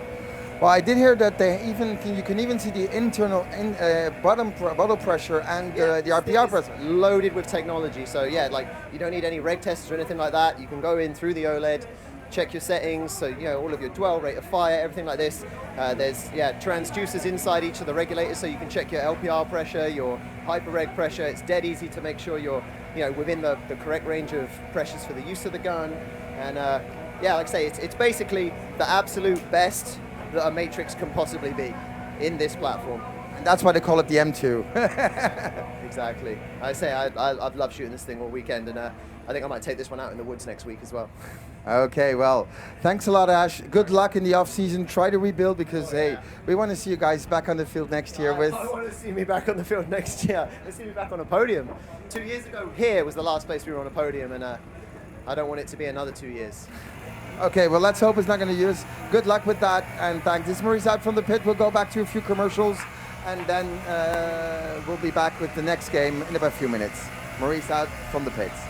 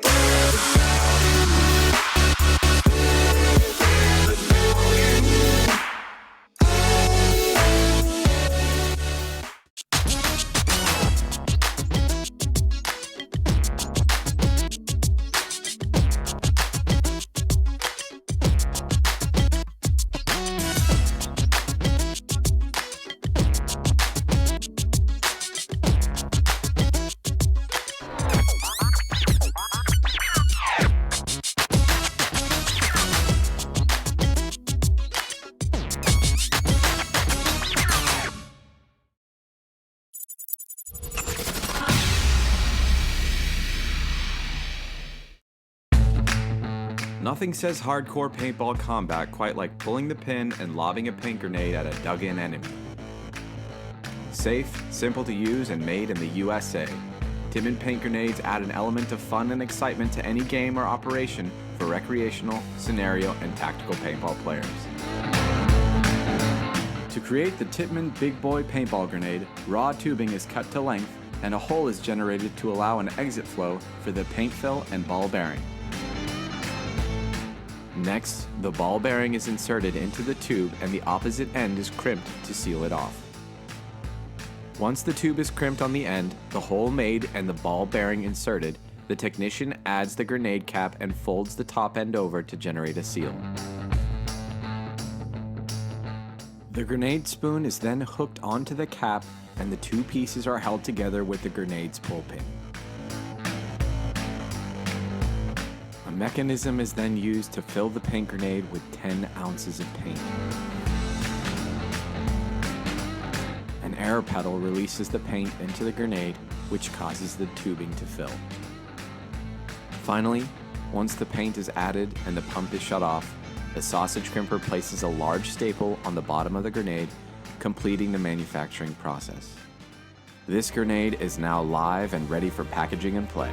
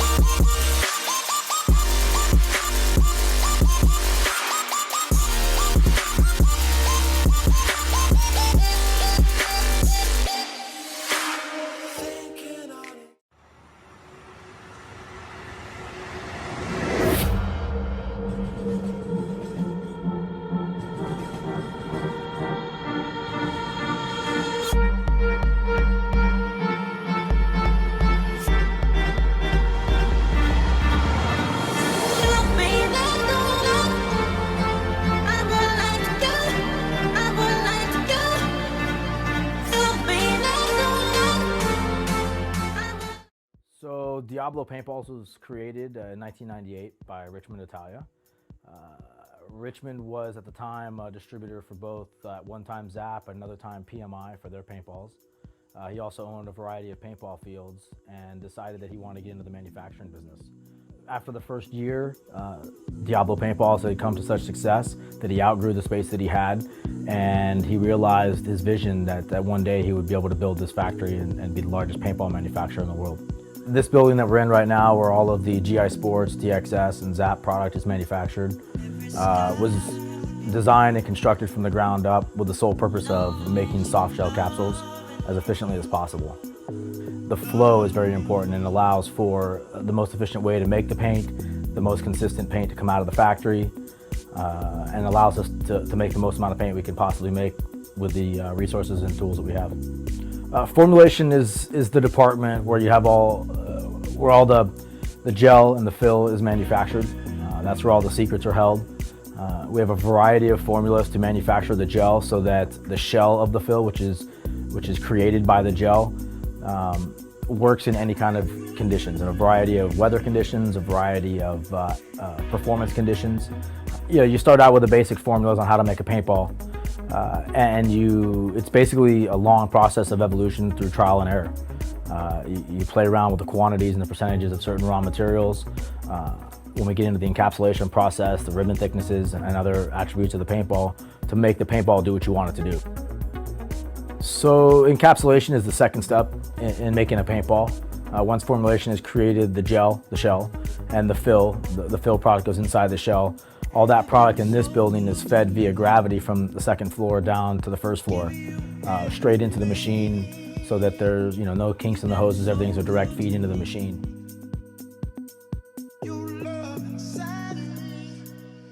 Once the paintball has been encapsulated, which is basically a process of the fill component being injected into two sides of a shell as they're being cut out by the die rolls, the ball drops onto a conveyor belt that sends it to the dryer or the tumbler. In that dryer or tumbler, the paintball goes through a timed process that basically performs 50% of the drying of that paintball. So when it enters the tumbler, it's very soft, gooey, even more gooey than a gummy bear.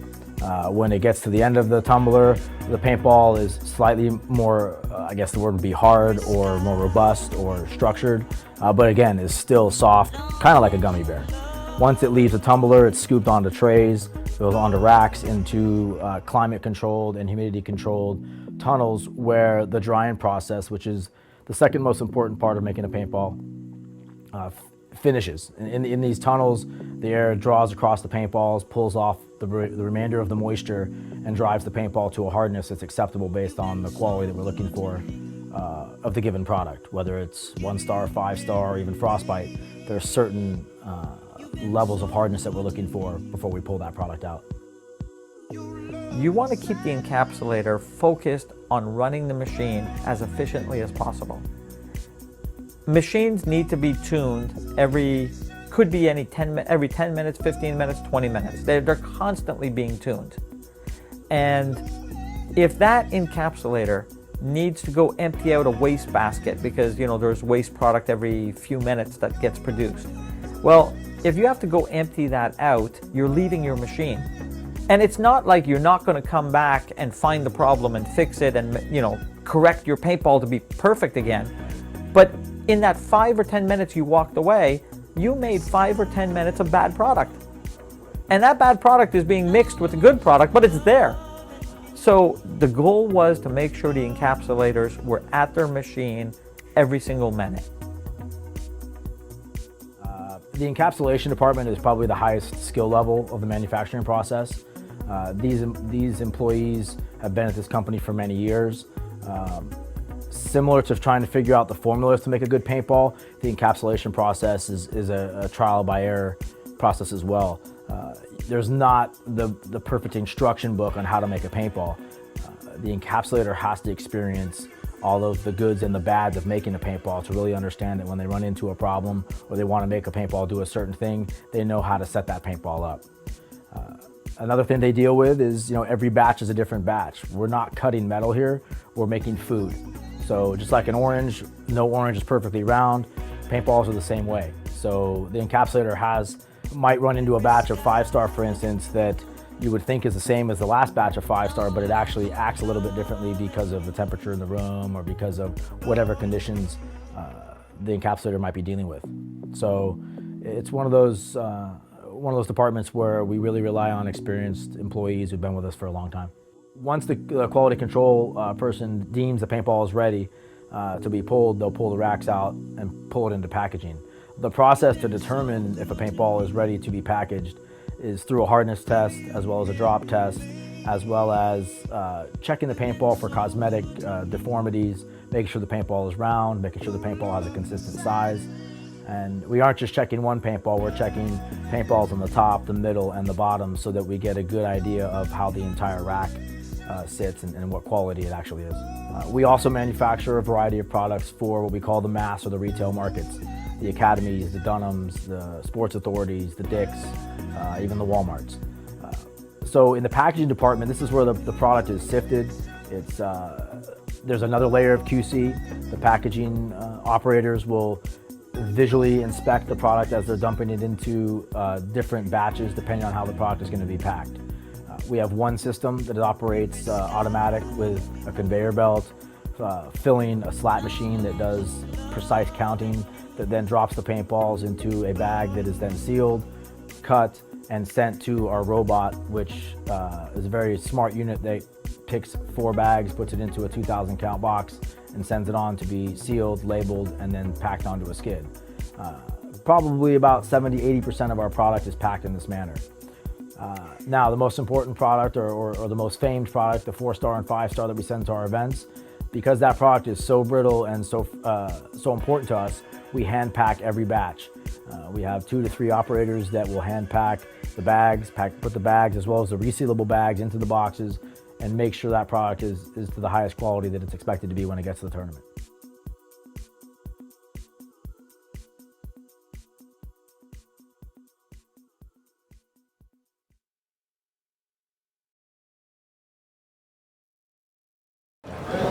And I'm Maurice, I'm back here in the stand, HK Army, with, of course, Mr. HK, Mr. Mark. Hey, let's go, baby. How you doing, Maurice? I'm doing okay. So, first time in France? Yes, it is my first time in France. I'm so excited. I was in Paris for a few days before this. Checked out all the tourist spots. It was so awesome, but I'm so happy to be here. And we're at the HK Army tent now. And there's Mr. Greenspan. Hey, how are you? Hi, Mr. Greenspan. So, nice jacket you're wearing. That's right. Bears. That's right. HK Army sponsored team. Polar Bears. We have Ryan Greenspan, also of Dynasty, of course, one of the best players in the world. Thank you for stopping by the booth. He is. Yeah, I got the Planet Eclipse CS1 right here, the Dynasty version. I'm shooting it out here for this weekend. We got 4 of these things for the team guys that are all playing on different teams out here. That's really cool. Actually, we got Jake Wood tomorrow coming up to explain about the new gun. But it's beautiful. So, but it's great. It's He's really the man who designed it all. He knows all the ins and outs on it. So yeah, I don't know what's going on with this thing. It just shoots great, right? Man, I just shoot it, smile, and have a good time. Baby, that's all that matters. Okay. So we're here to talk about HK. Thank you, Mr. Greenspan. So what else can you tell us? Tell us, what else you got this year for us? Okay, well, we're here in Chantilly at the HK Army booth. And let me just show you guys a little bit of what we have going on here. I'm going to start actually this way with our goggles. You guys have all seen our goggles before, the HK Army KLR goggle. We have some new colorways out here, some new color accessories here. So you can come by the booth and see some different colorways, which is really cool. If you follow me this way, we did a custom shirt, event shirt for this event, of course, in Chantilly, which, what do you think? Pretty cool? Really cool. Yeah. Really, really cool. Paris, Chantilly. So this is our event shirt. So if you are at the event or you're at home and you want to order this, come by the booth and check it out. And then if we come back this way with our loader, of course, we have 4 different colorways of our TFX loader here, which is pretty cool. The Polar Bears are using this. San Diego Dynasty uses this. We have lots of teams using this loader. So we're very excited to be selling these here. Very good loader. We're happy with it. So you can also get the loader here. If you come this way, we have our sunglasses, which I'm wearing here. Very nice. We have 5 different colorways of these sunglasses. Hey! Selling here, we have our beanies, head wraps, headbands, and then we keep coming back. We have our hoodies here, our girls' t-shirts for all the ladies here, so we can get some stuff for the ladies. That, and then over here, we have our TFX loader. I know sometimes you don't know about the weather, but we have the speed feed, so it's easier to put the paint in a little bit faster. Those look really good and really nice colors too. Yes, we have multiple colorways. It's really cool, so you can mix and match it with your loader. You can make it match or do something that stands out a little bit more. But we'll come back this way. We got our backpacks right here. So if you have some extra gear from buying from the vendors, you need to take some extra luggage home, we have the backpack. This works really well. And then our 0G harness. This is a strapless, all strapless harness. We have 4+3 and 3+2, and we have 4 different colorways in this. And it's really pretty cool concept. You just put the pod in and it stays in. You don't need a strap, so it's really cool. That saves time when you're reloading. I mean, as a player, it saves a lot of time, and also I know some people in walk-on and think there's no sound from the Velcro, so time, which helps when you're playing, and no sound, so it's pretty good. Really nice. That's really awesome. We have to check that out in later, how that really works. Yep, and then just our basic other stuff. We have different jerseys. We have San Diego Dynasty. We have Polar Bears. We have our HK jerseys, and we have our hats here.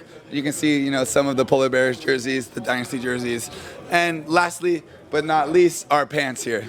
These are our 2015 pants. We're going to be releasing some other new pants at the next event, but we have these here in our beer packs. So I really appreciate you guys stopping by the booth. We're going to have a good time this weekend. So let's party! Yeah, let's party, baby! Hey! Thank you very much for stopping by, guys. I really appreciate it. This is Mr. Rage reporting out, baby. Ow!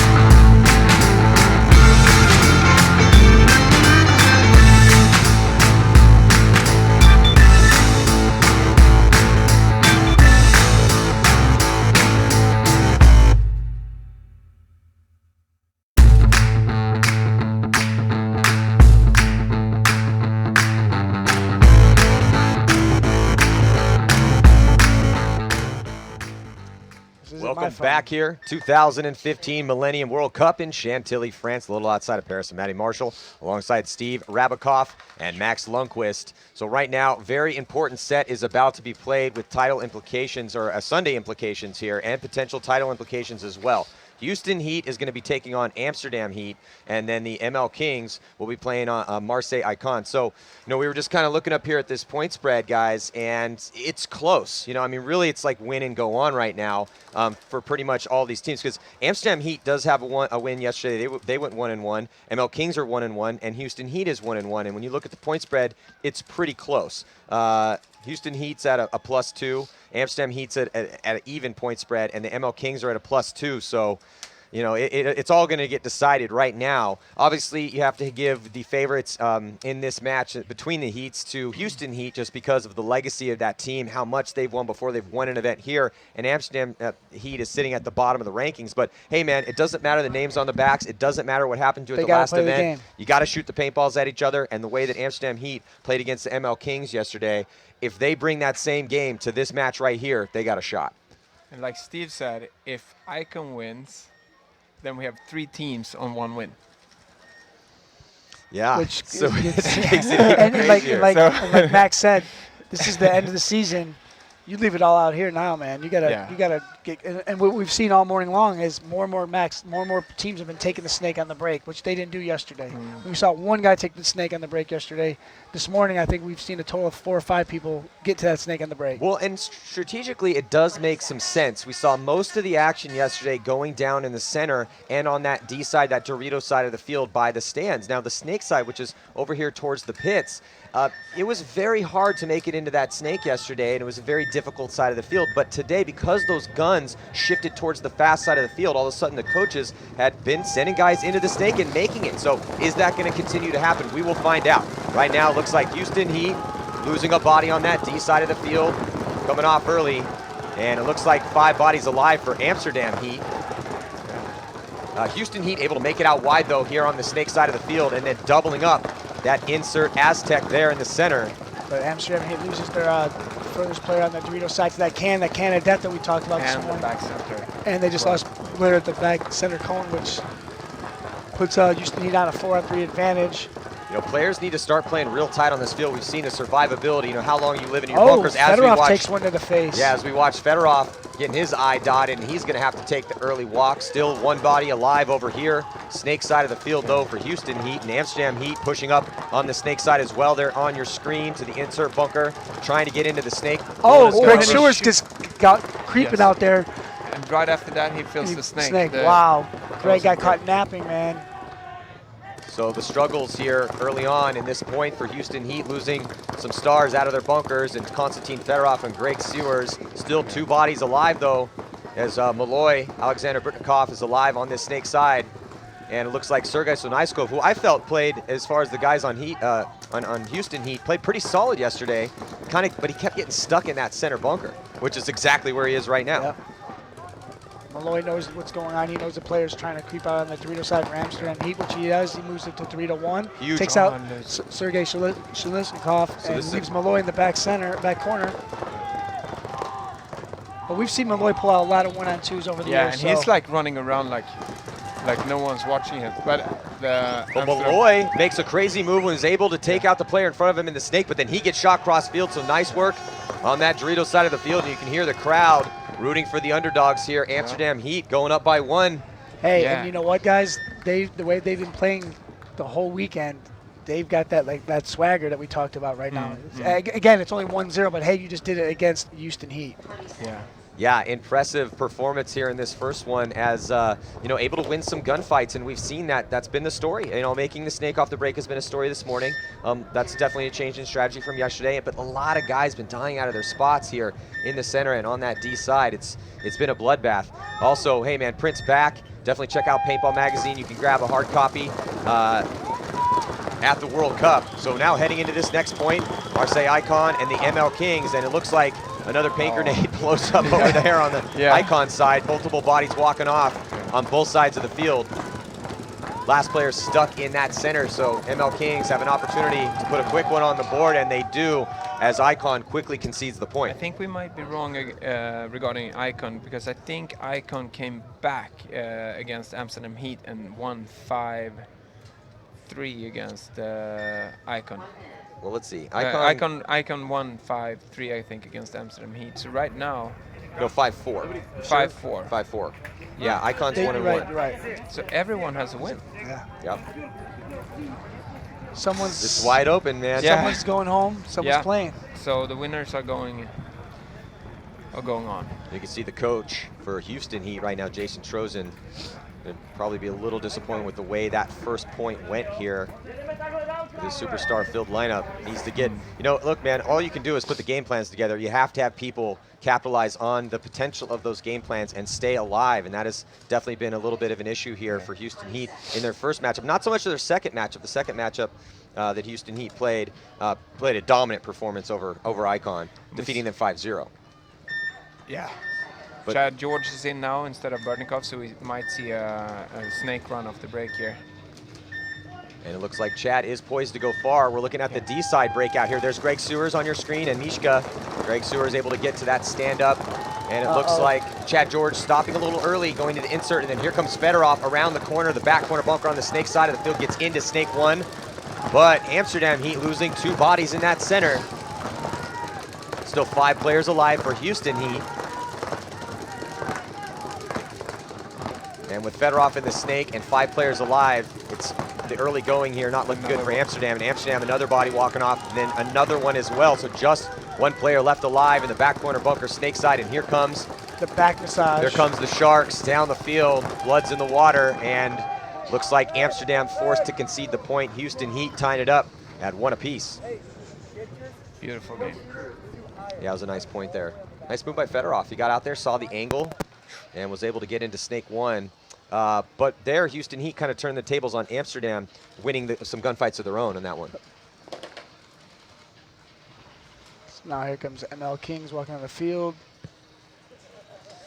So we'll see. Dalton had 1 phenomenal game and then 1 bad game for the ML Kings. Yeah. So we'll see. Can Dalton Vanderbilt bring back some of that magic from their win that they had against Houston Heat? And him and Kyle Spica were doing a phenomenal tag team over here on the snake side. There's Kyle Spica. Actually, no, that's Dalton wearing Kyle Spica's jersey. So there's 2 Spicas out there. You can tell Dalton is a larger man than Kyle Spica. But man, Kyle Spica, he's really transforming as a player. We're seeing him play that second attacker very well here at this event. Yeah. And historically, he's not that guy. He's the first attacker. But Kyle Spica really elevating his level and really transitioning, becoming a much more versatile player. And there goes Dalton getting into the snake. So Dalton and Kyle Spica over there. There's Dalton on your screen, and bodies dropping for both teams. ML Kings lose a body on the D side, and as well as Marseille Icon. ML Kings down 2 players. But Dalton is in Dorito snake 1, and he's shooting at the Dorito 1. Let's see if he put it. Got it. The ref's running, and I think he might have got a shot at him. I think you're right, Rab. I think he did get that cross-field kill. And he did. And the ref was nice and didn't pull anybody out with him. But ML Kings lose another body. That's Pavel. He's going to take the walk. And here comes Icon down that Dorito side. They're at Dorito 2. And it looks like Kyle Spica gets shot out of his bunker. Yeah, look at this. Icon is moving down that Dorito side, Well, it was guys. tough because Kyle was getting pressure from that D side because ML Kings lost so many bodies. We haven't really seen Kyle get shot out of his spot too much here at this event. And now it's going to be up to Dalton to see if he can pull off some down body heroics here. It's 2-on-1. We saw Malty Borman from Syndicate. He was able to pull off a 2-on-1 in a similar position over here that Dalton's in. It'll be very difficult here, Dalton. It's tough, and you're in a low body situation to be in the snake. Yeah. And then he gets shot cross field. So now Icon going to tie it up here. So close matches to start this set. So everyone with a win and a 1-1 in both games. Everyone has 1 point now in both games. Everyone's 1-1. Yeah. Yeah. Very. All year it has never been this close. No. I mean, every team is playing. I mean, most On teams this are playing field really, especially, really good. too. Yeah, It's crazy. I think this field is like so the breakouts are so important. So that's what makes it like it's almost like It's flipping that a coin. survivability that we've been talking about. Can Exactly. you survive the break? Mm-hmm. Yeah, there's two parts to it. Yeah, because on this field, survive the break, because this is a really hard field to survive the break on to get 5 bodies out alive. And then we have seen a ton of lost gunfights, and quick too. We're not talking about a long, lengthy gunfight over a minute or two. No, we're talking about sometimes players are dropping 10 seconds after being in their bunkers and making it in alive. I think it could be like you're so happy about making it your spot that you want to get in that gunfight right away. Yeah. So Heat just takes out 2 players on Amsterdam. Heat are walking off. Now Fedorov charging into the snake after 2 bodies dropped for Amsterdam. So Houston looking real solid here. 5 bodies alive for them. And Fedorov in the snake again, doing a real good job of getting in there, secondary moves.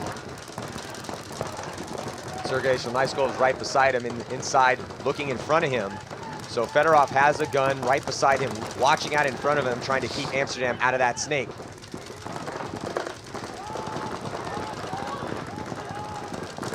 So everyone locked in a gunfight right now. Amsterdam, though, playing on their heels with just 3 bodies alive. 1 on the snake side, 2 in the center. No one on that D side for Amsterdam Heat right now.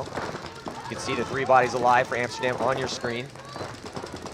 And again, time has not been a factor. See the eye in the sky here. There's Fedorov, bottom portion of your screen, moving into Snake 2. It's going to give him a better angle on that center, but he's focusing still down that line, and he has Chad George right behind him. So at this point, Max, don't you think it would be better off for Fedorov to start, there we go, work up the field, but now start working those cross-field angles because Chad George and Sergey are looking over him. He doesn't really need to watch the wire right now. No, and he can make those moves without that Amsterdam Heat guy seeing him. I think the snake player on Amsterdam Heat got shot on the barrel. Yep.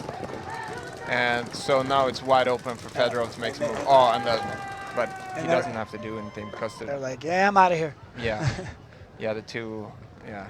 And this is, unfortunately, for Amsterdam Heat, they're definitely, the weaker team mentally. Yeah. I mean, all the Houston Heat guys have been here like 1,000 times. Yeah. They've played so many finals, and they know what's at stake here. They know that they've got to win. They got to win big. If they, again, now it's positioning.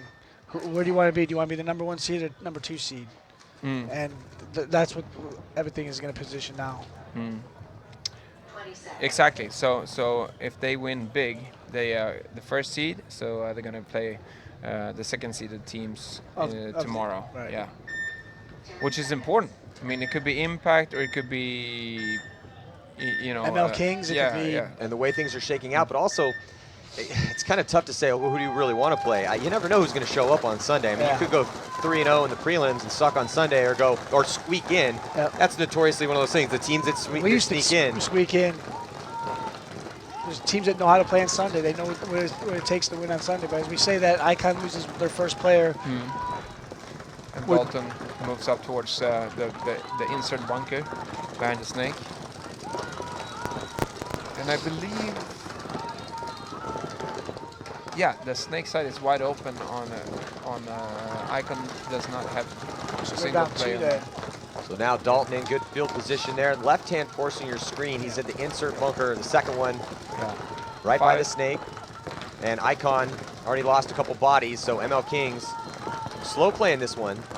It's all tied up though at 1, so they don't have a lead yet. They're slow playing it because that last game they didn't slow play it. They got crazy and they just lost all their guys running around like maniacs. So yeah. And they would definitely up that point and just threw it away. Yeah. So now here comes moves being made from both teams up in the center for ML Kings. And it looks like we might have a penalty here, and this is not what the ML Kings wanted to happen right now. So evening it up on the body count from that penalty. 3-on-3. So now, 3-on-3, tied at 1. A pretty equal field position, a little bit better right now for, well, both teams are pretty solid on field position, pretty similar. Kyle Spick up the center. Here comes Dalton, gets shot out of his spot. So now the tables have turned. And Marseille Icon has a 1-body advantage and a player in D1. It's going to make things a little tough for Kyle Spica. He's wheeling and dealing up in there. And let's see if he can try to make something happen creatively in the center and hope that they don't pick him up as he's up in that M structure in the center 50. And there he goes, Kyle Spica off to the races and ends up trading out though with the snake side player for Icon. Which leaves now a 1-on-1. Yep, I like what Kyle was thinking, though. Yeah. He realized, hey, I have to try to make Yeah. something happen because I can't just sit in my bunker. They know where I am right now. Goes into that M, which there's a tons of different little places you can play in there. 2-on-1, actually. 2 icon against 1. He's going to run down, trade out. And look at that, guys. Wait, is that a 1-for-1? The ref, yeah, that's a 1-for-1. So they should leave. Yes. Wow. That's not what you really want to do. If you're 2-on-1 to run down like that, right into his gun, next to his coach. And on the sideline. Exactly. So.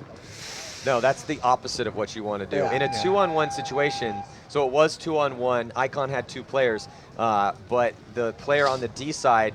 Now, I'm a fan of running the guy down to trade out because then that's a high percentage play. Most of the time it's a bang play, but you do have to be very careful. Yeah. And you have to time it the right way. Use the bunker the right way. You can't. And when I say I'm a fan of that, I'm a fan of it if you do it the right way. Yeah. Because if you just run into his gun and then try to get that extra ball out and trade out, that it's better off to leave it to the 1-on-1 at that point. And if that was a 2-for-1, they're going to start 4 players as well. So he just stuck a knife a little bit harder in his team's back. Well, the reason they were even at that spot was because there was a penalty on the other side too. So both teams getting penalties, but in the end, looks like ML Kings pulled that one out. So here we go. Houston Heat up by 1 right now against Amsterdam Heat. And 5 alive both sides. Yeah, we get the It's rare amazing. 5-on-5 breakout. It's amazing to see Chad George run. He's like 1.5 foot tall when he runs. It's unbelievable. So hard to shoot off It's the a great break. move by Amsterdam. He get in the snake 1 right away, which will definitely slow down Houston Heat moving down that Dorito side. Yeah, it was a good move. He well-timed, well-executed move to get into snake 1. Let's see if he can do something out of that spot, though. Ooh, almost catches when he actually He did does. get shot. He got shot down the sideline, and that enables Chad George to get in there for Houston Heat, and he's pushing up into the snake to the 50-yard line, a little bit past the 50-yard line. He's going to have real good angles right now. Let's see if Chad George can get those kills inside. Has 2 players right behind him, so Houston Heat looking real solid again in this point with the field position. Chad George hunting for that angle, trying to get that kill. And a body for Amsterdam drops from the center, and here comes Chad George pushing forward again. Player for Amsterdam forced to come over and try to get a shot on Chad, but Chad eats him alive. Nice work by Chad George and the rest of the boys from Houston Heat to take a 2-point lead. Sergey continuing to play very consistent for Houston Heat. And Fedorov, nice kill. That was Fedorov's kill down the sideline there on the player from Amsterdam Heat who was in snake 1. So nice job by Konstantin Fedorov as well.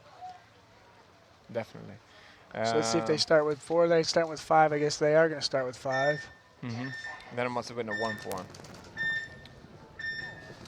So this game's 2-1. This is a good game. Icon ML Kings here. Yeah, so 2-1, and on the breakout. Fantastic breakout by Dalton. And they take out Icon on the break. And here comes the ref running in there. Calls him out back center cone. So it's 2 Icon players down. Here comes Slava moving in the middle of the field. And they lose this. I believe they lose the snake corner as well. Yeah.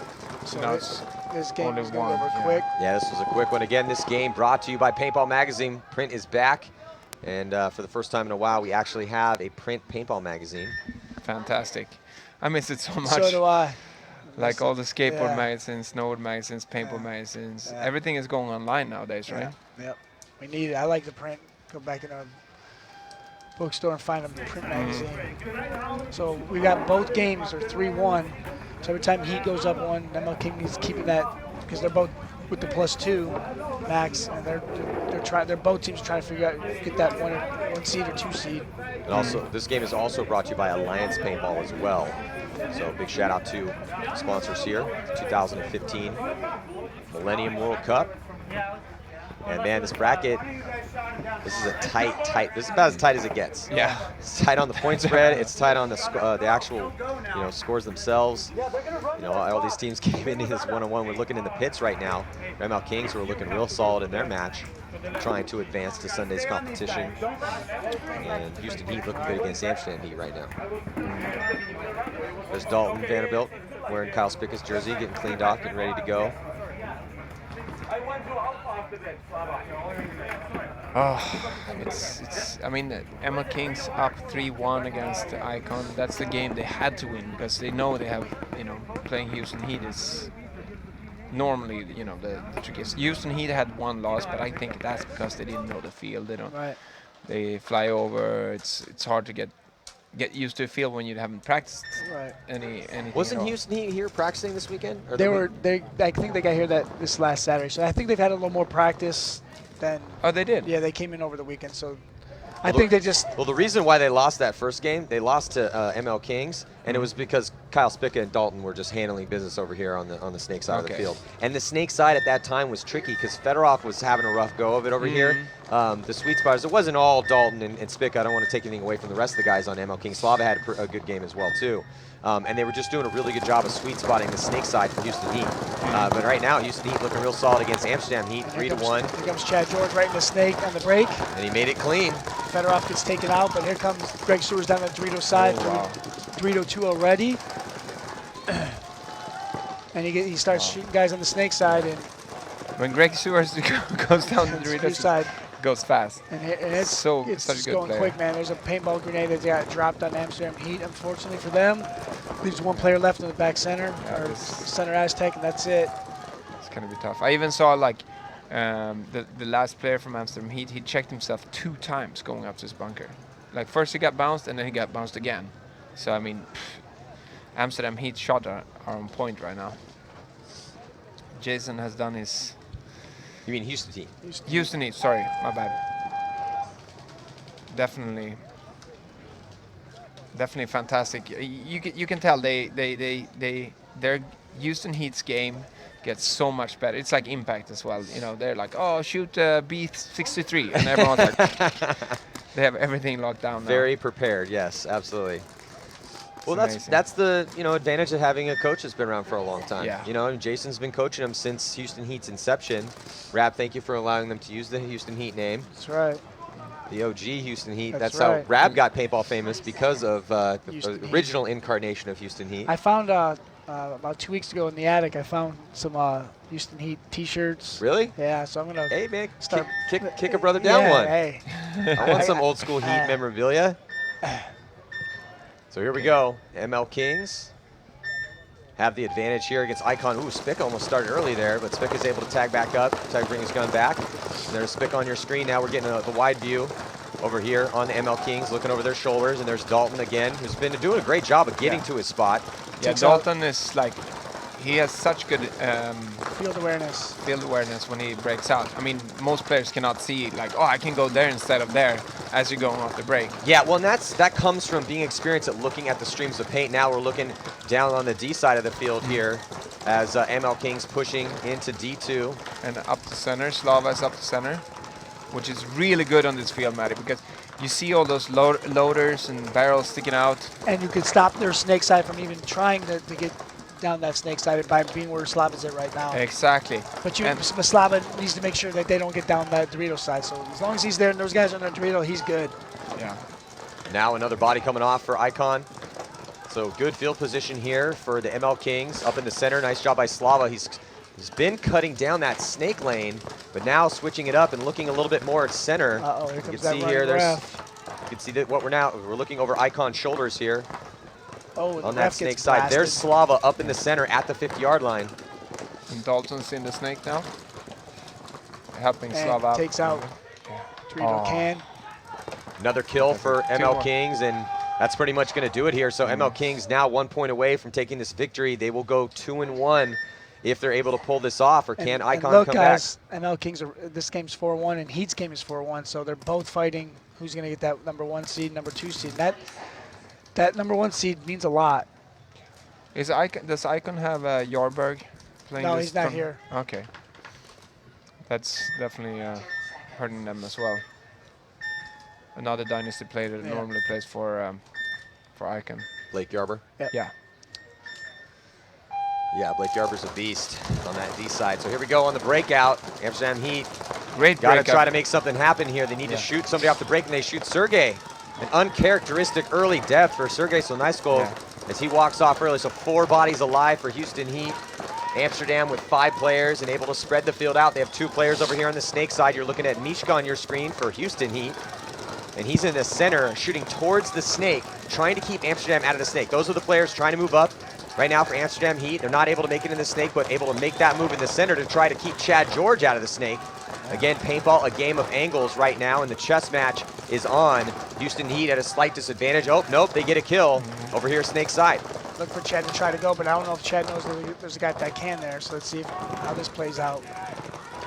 Yeah, he knows. Uh-oh, penalty on Amsterdam Heat, so that might be the closing of the opportunity. Yep. And their door is starting to close here. Houston Heat now streaking down the D side of the field, trying to finish this game off and win 5-1. And he takes he takes the Heat player out, so. There's the last player over here on the snake side. Wow. And, oh, Chad George dropping, and then Amsterdam drops a body. Yeah. So 1 player left alive for Amsterdam Heat. Looking at a couple bodies from Houston Heat. Houston streaking up on the D side. It's 2-on-1. 2-on-1, yeah. And there goes the move. Greg Sewers finishes it off and is going to win the game for Houston Heat. So add that up, see what they're at. So they are plus. That gives +4 in this game for Houston Heat, which gives them +6 in total. So we'll see what happens this next 2-1 +6. And ML Kings are 4-1 right now. So this point, they know it now that they need this point. And it is so if it's tied on record and it's tied on ML point Kings spread, beat Houston Heat, right? ML goes to head-to-head Yeah. next, and ML Kings beat Houston Heat. So that would make ML Kings. If ML Kings can win this point by our math up here, which might not be right. Yeah. So It's not exact. But It's we think we got it right. But it looks like if ML Kings does win this point, they potentially could be the first seed here.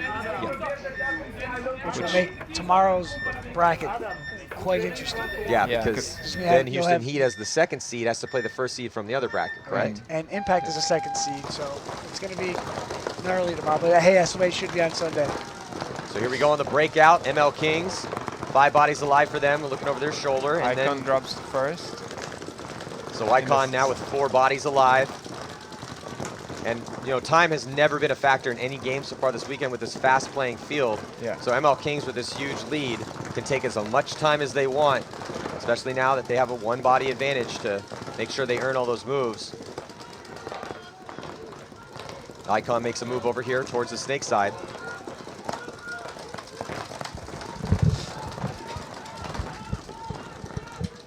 Still 5 alive for ML Kings. And the ML Kings players trying to stay alive at that center cone.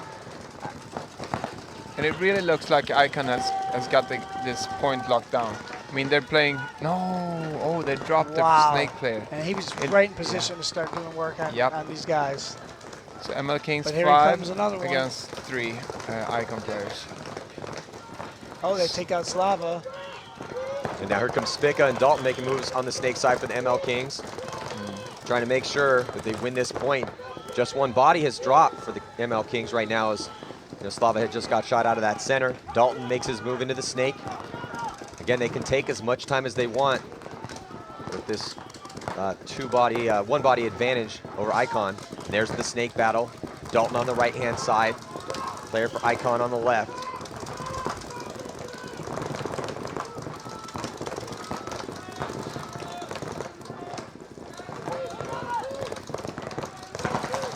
See there, Dalton comes across, comes up over the top. Got to be careful. Icon locked down that lane, now actually switching back and forth because you only have a couple bodies left alive. You have to be careful. You got to keep your head on a swivel.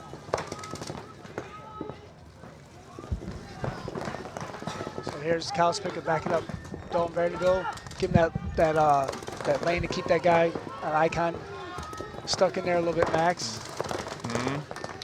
And ML Kings move up 3-1. So they're starting to put some positions on the field to put pressure on Icon, but Icon's dug in on the Dorito corner and here on the snake side's wedge here. And he just taken out. So look for Dalton to start moving down. And he's going to go all the way down. Yeah, Dalton just playing it slow, Yeah. playing it methodical, playing it the way it needs to be played. Nice job. And there's two. Just we have looking for the kills there. Two guys, Wide 3 to open. 1 in the snake, 3 to corner, 3 to Using- wedge. Yeah, just blocking cross field with all the different bunkers. Needs to be able to get a shot on the last player. So Dalton Vanderbilt with the final kill. And Yeah, it's They- amazing to see Dalton play this well. Yeah. He's, I mean, After yesterday's game where he just had a horrible game, he just came back and played an amazing he game. played there. phenomenal against Houston Heat. Struggled in their next game, they took a loss against Amsterdam Heat, and Dalton struggled over here. And then Dalton just played phenomenal. But Yeah. playing very consistent is Kyle Spica. Playing very consistent, Yeah. and again as that second attacker, supporting Dalton over here on the snake side. But I just like the gunfight choices I'm seeing out of Spica.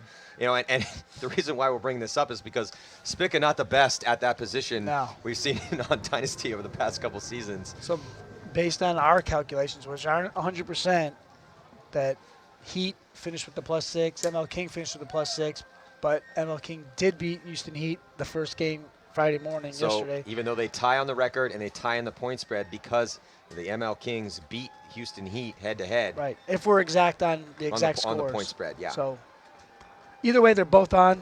Congratulations yeah, to both teams, Houston exactly. Heat and ML King. So unofficially, though, looks like they might be first. I think so. It looks like this, which could lead Amsterdam Heat to play against Impact tomorrow. Or No, Heat would. Houston- No, Houston? Heat would. If Heat is the 2 seed, Heat would play the 1 seed in either of Tontons. They're not going to play. You can't play the same bracket, so they wouldn't play ML King. So no, sorry, they could play against the Edmonton. they would know Edmonton because Impact. Impact is a 2 seed and Heat would be a 2 seed. So the 2 seeds okay, would so play the Impact 1s. and Amsterdam Heat. Yeah, so That's- all these 1 seeds are like, yes, we got the 1 seed, Yeah. but right away they're playing Heat or Impact. Well, so speaking of the 1 seeds, there's what we believe unofficially the 1 seed from this bracket. Yeah. Is Kyle Spica and Dalton The Vanderbilt dynamic duo. coming over, guesting with ML Kings. And it looks like they're with Maurice.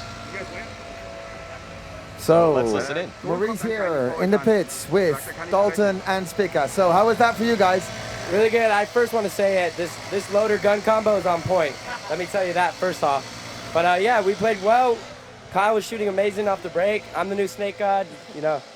Yeah, well, hey, you did a great job protecting each other, and that was your job this time. Normally you're the one in the front and he's in the back. So how did that work for you? I've been shooting a lot of people off their break, so that's a good spot for me right now. I'm just keying up on these lanes and making sure I'm watching over my boy here.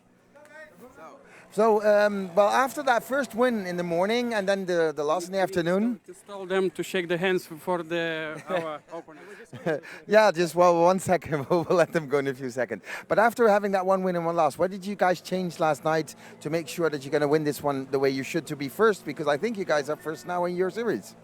Well, that last game we had a lot of unluckiness. We got, I think, 4 or 5 penalties. We got shot off the break 8 times.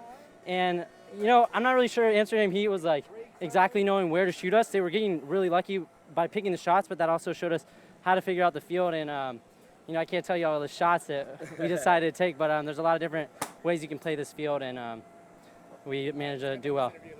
Well, thanks a lot, guys. Have a great game and see you guys tomorrow. And we'll go out for a few commercials and be back with the last 4 games of today on the CPL field. And afterwards, we got the one-on-ones, and then, of course, we have the Nations Cup. See you guys right back in a few minutes. From the pits, Maurice is out.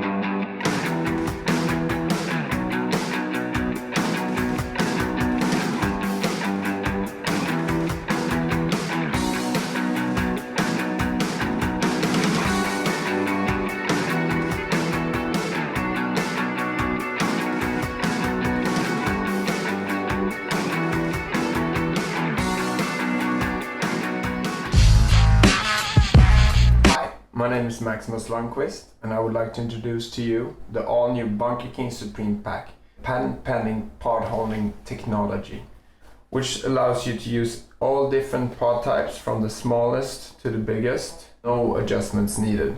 One-handed, one-step loading and unloading functionality, which is 100% strap-free.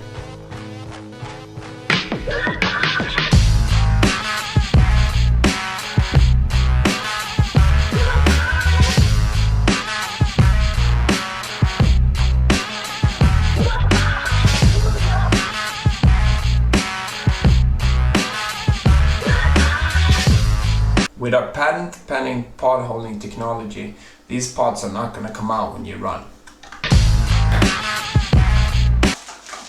We put extra thick padding on and large friction areas to make the pack feel really good and sit on perfectly as you're running around on the field.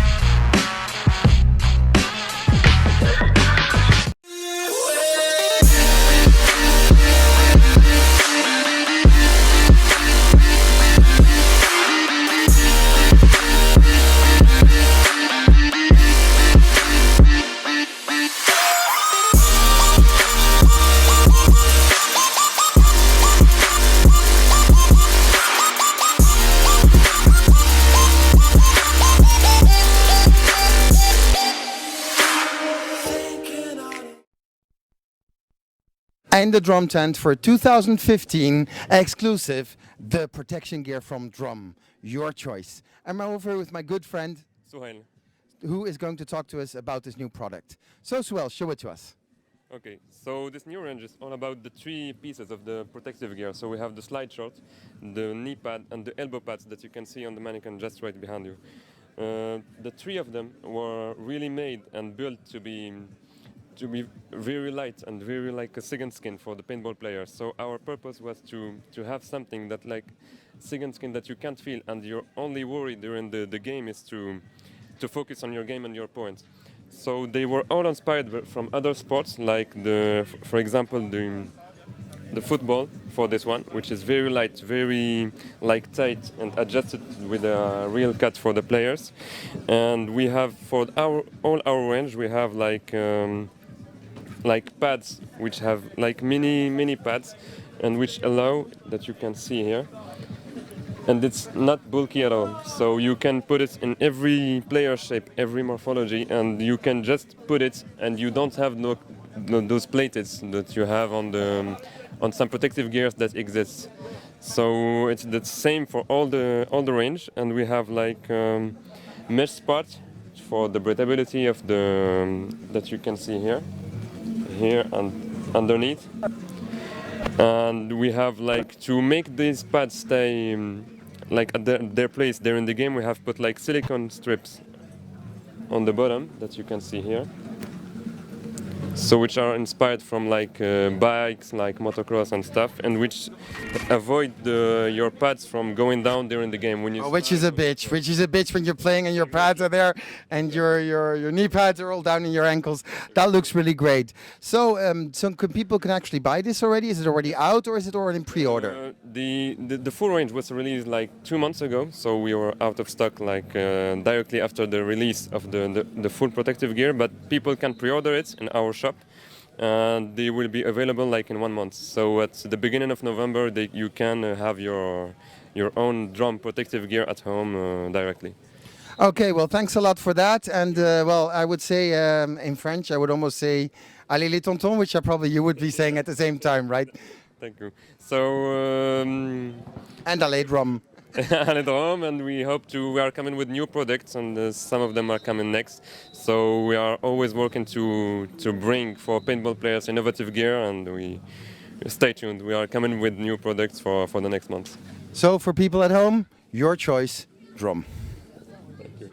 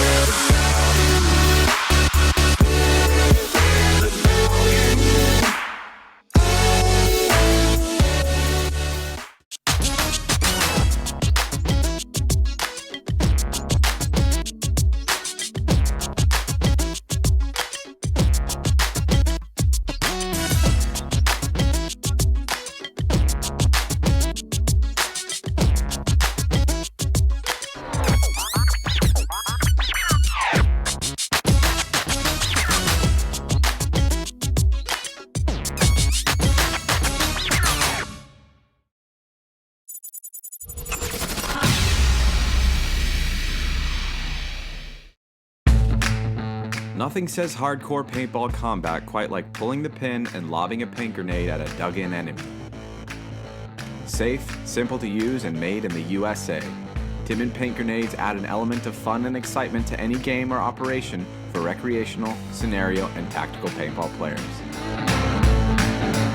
To create the Tippmann Big Boy paintball grenade, raw tubing is cut to length and a hole is generated to allow an exit flow for the paint fill and ball bearing. Next, the ball bearing is inserted into the tube and the opposite end is crimped to seal it off. Once the tube is crimped on the end, the hole made, and the ball bearing inserted, the technician adds the grenade cap and folds the top end over to generate a seal. The grenade spoon is then hooked onto the cap and the two pieces are held together with the grenade's pull pin. A mechanism is then used to fill the paint grenade with 10 ounces of paint. An air pedal releases the paint into the grenade, which causes the tubing to fill. Finally, once the paint is added and the pump is shut off, the sausage crimper places a large staple on the bottom of the grenade, completing the manufacturing process. This grenade is now live and ready for packaging and play.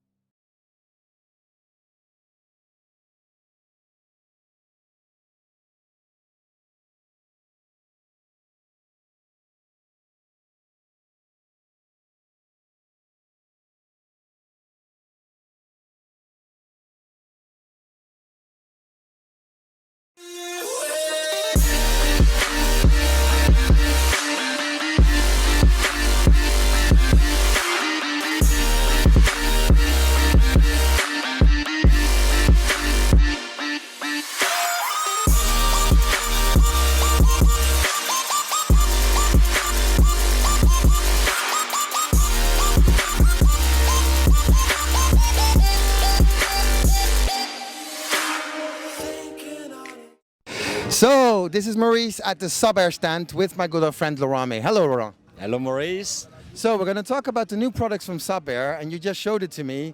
You've got some great new products.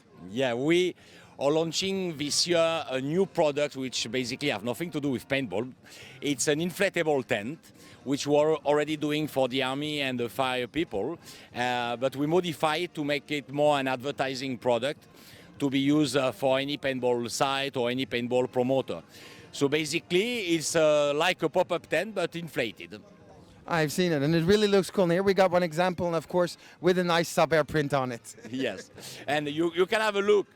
It's quite simple. The beauty of it is that it takes in a box like that, easy to carry. In a paintball bag, you can put up to 3 tents. And you can set up just the time to inflate like a cylinder. It takes probably 3 minutes to set up this. Okay, so that's really cool. Reminds me of the big chateaus we used to do. Remember those in Malaga?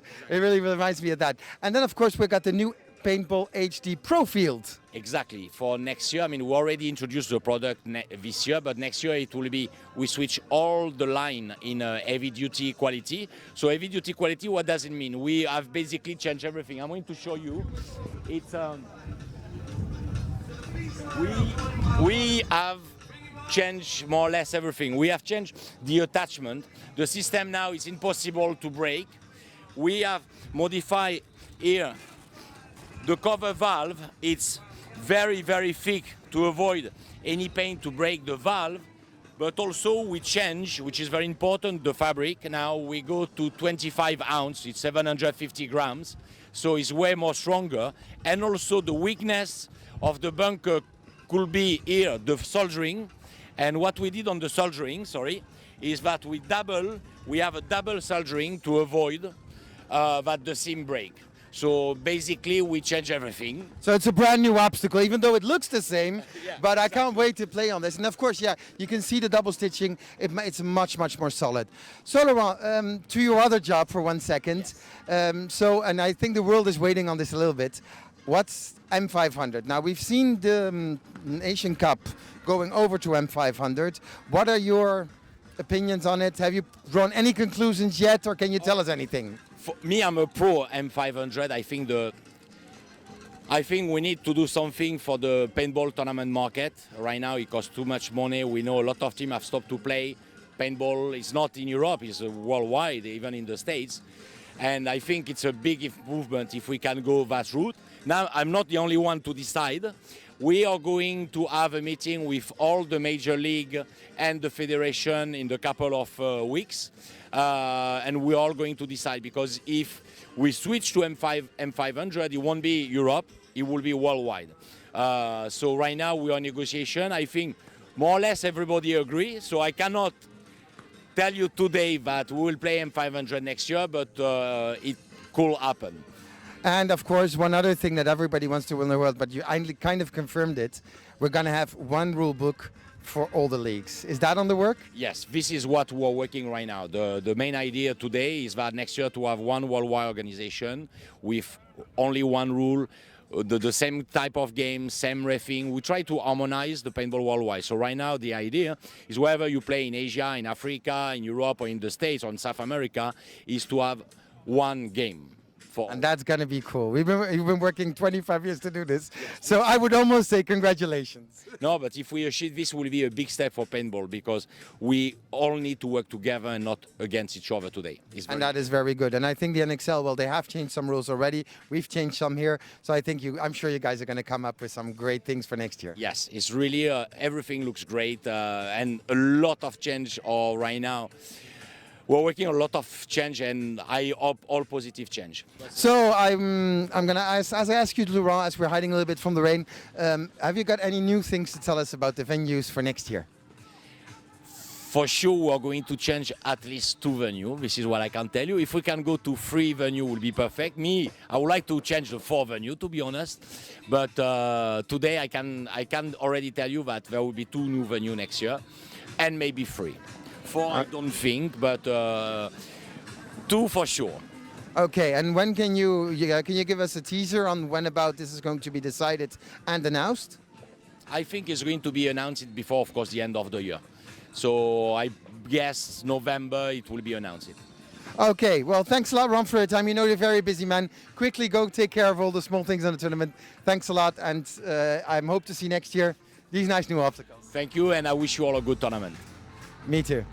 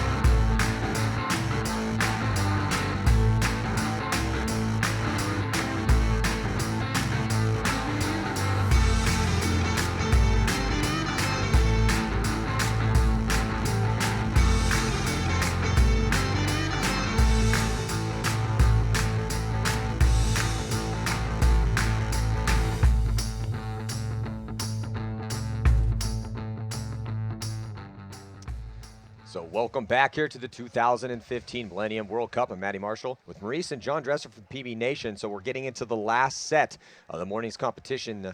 pretty much the finale of the preliminary rounds. We're here in Chantilly, France. It's a beautiful location, though. The rain has set back in again. Every day we think it's going to be sunny all of a sudden. It's what the weathermen tell us, and they've been lying to us this entire weekend. So this set coming at you right now, it's the Tontons, who've looked phenomenal so far. They're 2-0, and they're going to be taking on GK Paris, who's 1-1. The Pole Bears are also 1-1, playing in this set against the London Tigers, who are 0-2. So, Maurice, you're very familiar with all these teams here. Toulouse Tontons looking fabulous here at this event. Definitely one of the favorites as they came in ranked first.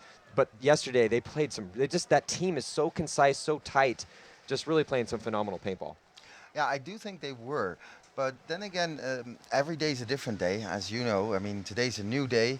But I think GK played really well also. I mean, Nick Sloviak's really doing it for them. And they were a little hit. They were good their first game, not so good the second game. They really got shut down when they played the Polar Bears. Little hit or miss. But, Coach Kevin Brettauer from the Polar Bears had actually told Nick after the game, he's like, yeah, well, we were putting a bunch of guns on you because we saw you play the first game. So, so John, your thoughts so far here on this event? A lot of close matches here, and a lot of teams have been going 1-1. There's only a couple standout teams as far as undefeated.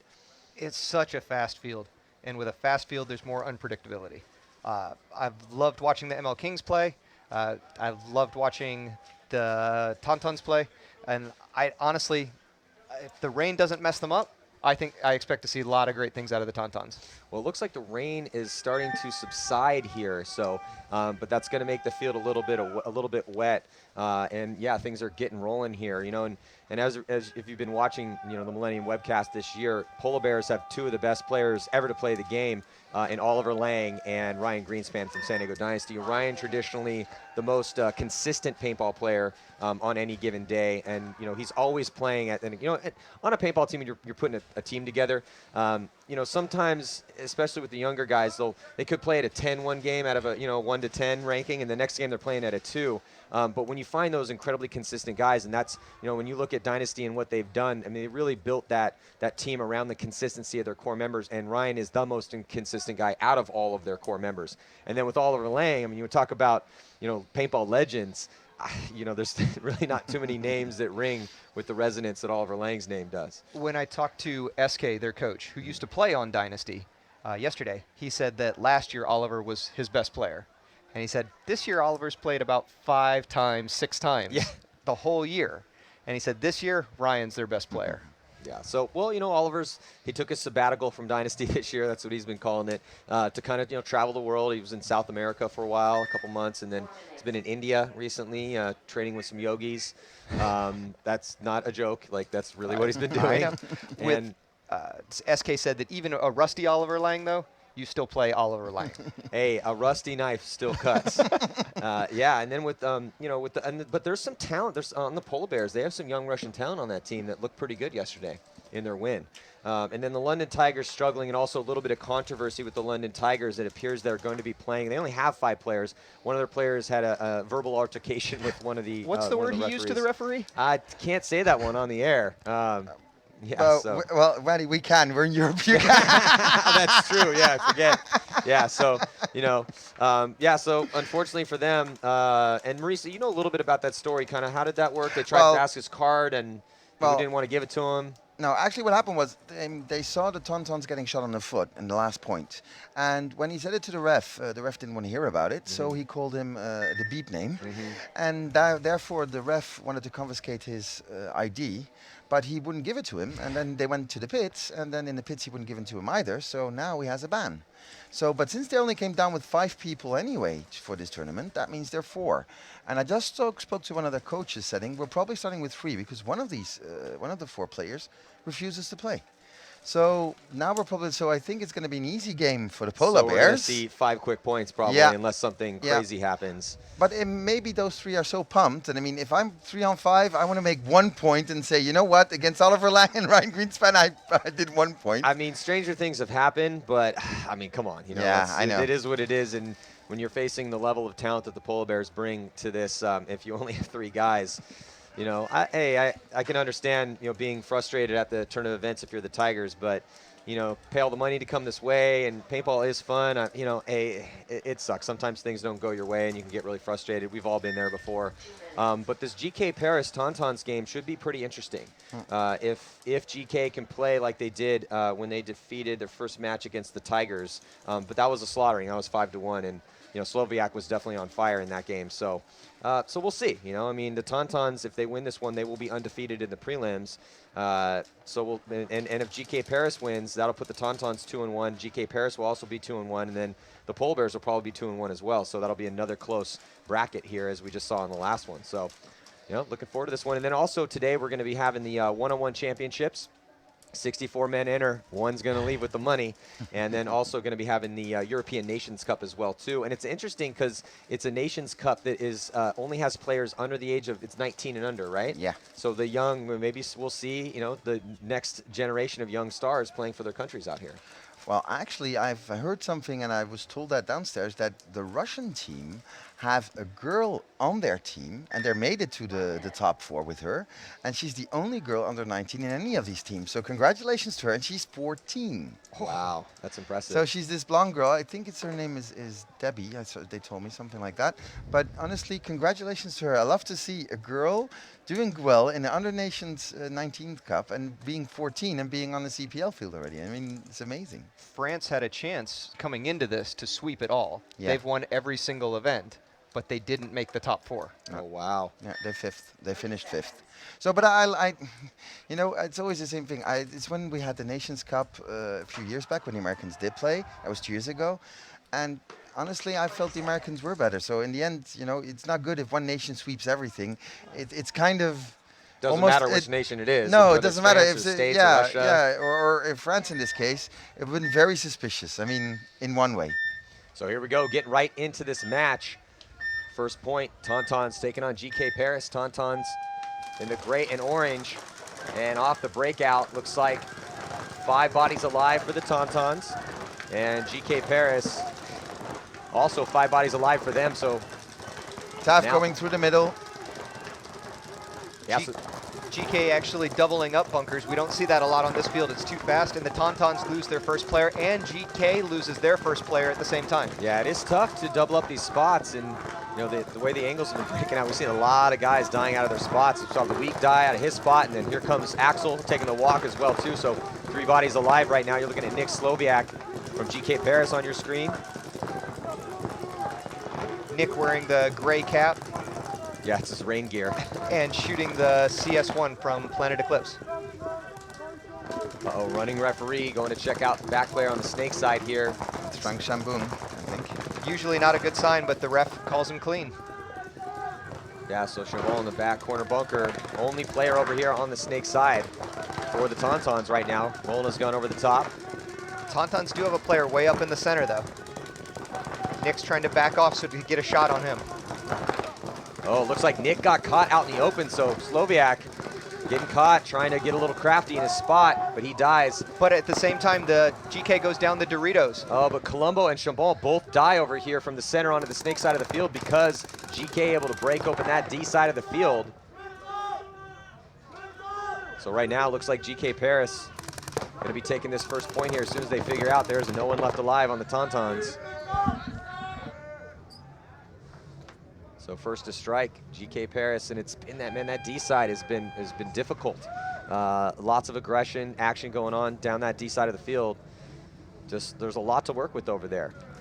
On the snake side, it's real hard to get into the snake. On that Dorito side, if you blink, they will start shooting your snake guys in the back real fast. And we'd also like to welcome Shelly Farmer back up to the broadcast booth with us. Shelly, how you doing? Hi, thank you, John. I'm Matty. She was a little late because she had to go sign some autographs. Yeah, unfortunately. well, no, it's really nice for everyone, but it does put a stopper to the day. But going to the paintball on the field right now, you see Polar Bears on your screens. They're playing London Tigers. Now, London Tigers only have 3 players. They had a player ban, and another player's walked home. So there's some drama I'm going to be telling you about very shortly. Yeah, so, and it's going to be a tough task here to take on the Polar Bears, and it looks like Tigers lose a body right away, so now just 2 players left alive. They did shoot one, though, off the break, and here comes Oliver Lang up the center of the field, and also pushing down here on the snake side. Very quick work here, and we could see a bunch of points like this with unfortunately only 3 players. The Polar Bears are going to show no mercy here, apparently. No, they're really not, and that's all down to series rankings and getting those points. But for London Tigers, I feel for the guys that are out there playing because they've still got heart, and there was discussion about them not playing this game, just handing it to Polar Bears. But the ones that want to play, no, we'll take them on 3-on-5. Let's do it. You know, It's admirable. Yeah, I mean, what happened was Colby Keats against for London Tigers against the Tonton game. We're going to see Tontons shortly. Disagreed with the referee over a shot on Axel Goldin, and in turn he saw a little bit of red mist and swore at the referee, that the refs. So the refs took his ID. He got instant ban. So he got banned for swearing at the ref on the field, but they only came over with 5 players. Well, the only amount of players they bring out, not my choice. They bring 3 only. Yeah, so we'll see here. So now GK Paris and Tontons. No, both these squads have 5 players out there, so yeah. Gonna be a little bit of a different game here. But you know, GK Paris 1-1 heading into this match. Only present 3 players for the game. There is no penalty involved. They only bring 3 to start the game point. Yeah, so we get a little bit of info from, you know, confirming, Shelly, what you were just saying. So here we go on the breakout. Looks like bloodbath over here on the snake side. 2 bodies coming off early for GK, and a 3rd and a 4th. So the Tontons off the break shots are just on fire right now, Shelly. Yeah, hell yeah. You didn't see it on your screens, but GK Paris, I think 2 to 3 players slipped then coming off the start gate. It is getting wet out there. Yeah, it did just have a little bit of a downpour. So there we go, the Tontons. Axel's going to go in and hit that buzzer to tie this game up 1 apiece. Yeah, it's, you know, I mean, the weather's part of it, and as we well know, if you're a fan of paintball and you've been following the sport for a little while, when you have a paintball tournament coming to your town, expect some sort of weather to hit. That's why we're saying, like, can we bring some tournaments back to California? Because we could really use the rain right now in kind of a severe drought. The lie is, and the lie has been this entire tournament, that the weather will get better tomorrow. So we will see. Yeah, well, I hope so. So that's what you're telling me now, that it's supposed to be better tomorrow? That's what I've been told every single day I've been told the same thing. So now Polar Bears coming back out to play against the 3 bodies that have decided to play this match for the Tigers. We got confirmation from the referees earlier that they are not playing with a penalty, that it is the Tigers' decision to only play with 3. That's right, and that's because they only have 3 in the pits. So they're pitting for themselves too? They don't even have No, pit guys they still right now? have their pit guys, but obviously they're the old school Tigers from back in the 90s. So Big Pete? They're Big Pete and Steve as well. So they're there obviously backing up the team. It's just an unfortunate set of events for them on this occasion. So on the breakout, you're looking at Polar Bears, heavy guns up, knowing they're only playing 3 guys. And the referee's gonna run in, one of them gets shot off the break, and then another one falls quickly, and here comes now Ryan Greenspan, past the 50-yard line, knowing they're just looking at 1 body so they can see the point. So the 3 players you have for Tigers, just so we can give them a shout out for being so admirable, Richard Payne, Nicky Honing, and Luke Derbyshire. So that's 2 different English teams that showed up here in the Pro Division with only 5 players. Yeah. Nexus came with only 5 as well. It's kind of a controversial topic that's coming up. Maybe it will on PB Nation and start, you know, a discussion about what's happening to UK paintball. Something controversial on PB Nation? Yeah. No, get out of here. That's my favorite thing. So yeah, that's Mr. Derbyshire himself, and he's a young lad. He plays for the under-19s GB squad. You know, a CPL player for his age. He's the next stage, but we just need a little bit more in the UK. Well, Shelly, maybe you can answer this for me, because I know that the regional series in the UK is doing very well. There's something like 120 teams that play That's overall. right, and CPPS hosts more teams than the Millennium itself in the UK. So the actual divisional side of paintball in the UK is growing and is really healthy. It's the pro, it's the next level up. My point was, before you had come up, we were discussing this in between matches, I was thinking, okay, 120 teams, there's got to be 5 guys that are hungry to play pro out of 120 teams that can want to represent their country, you know, because historically, like, Nexus has done well. You know, they've been around for a long time. They've had some really good seasons. So I'm figuring there's got to be some guys that are hungry to try to, you know, be really amazing at the sport, and there's got to be a lot of talent there with that many teams. Exactly. The Tauntauns run straight to GK's side of the field. GK loses 2 right away. I think Luik just got shot by his own guy, so Luik's going to come off and 3 Tauntauns are shot. Yeah, a bunch of Tauntauns walking off. Actually, that's 4. I think there's just 1 player left alive in the back corner bunker here, Snake's side. And right now, GK trying to take this lead. But GK only with 2 bodies alive as well. So what another chaotic break. We've seen so many of them here on this field layout. This is one of the fastest field layouts I've seen for any tournament this season. Yeah, so Colombo Frank down there, he's fighting out on his own. There's 2 GK Paris players spread the field. You can see one bottom right hand of your screens, and the other one's the top end.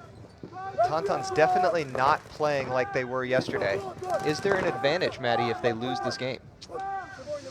Well, it depends on the seeding, depends on who you want to play, you know, and that's always kind of that age-old question. You know, obviously for seeding overall and the title, yeah, the easier road you have to the finals, you know, the easier it's going to be to get there, and the better off overall your ranking is. But if you can beat a good team in the semifinals, then you're probably going to win that tournament. That's at least what we always used to tell each other when we have to match up with a hard team in the semifinals. So it looks like GK going to put that point on the board. Yeah, that's straight back to the training grounds there, a 2-on-1, and GK made sure they shot Frank. But I mean, Frank's one of those players that he's very good at one-on-ones as well. Yeah, and speaking of the one-on-ones, we are going to have the one-on-one championships here on this webcast field after a short lunch break at the conclusion of this set.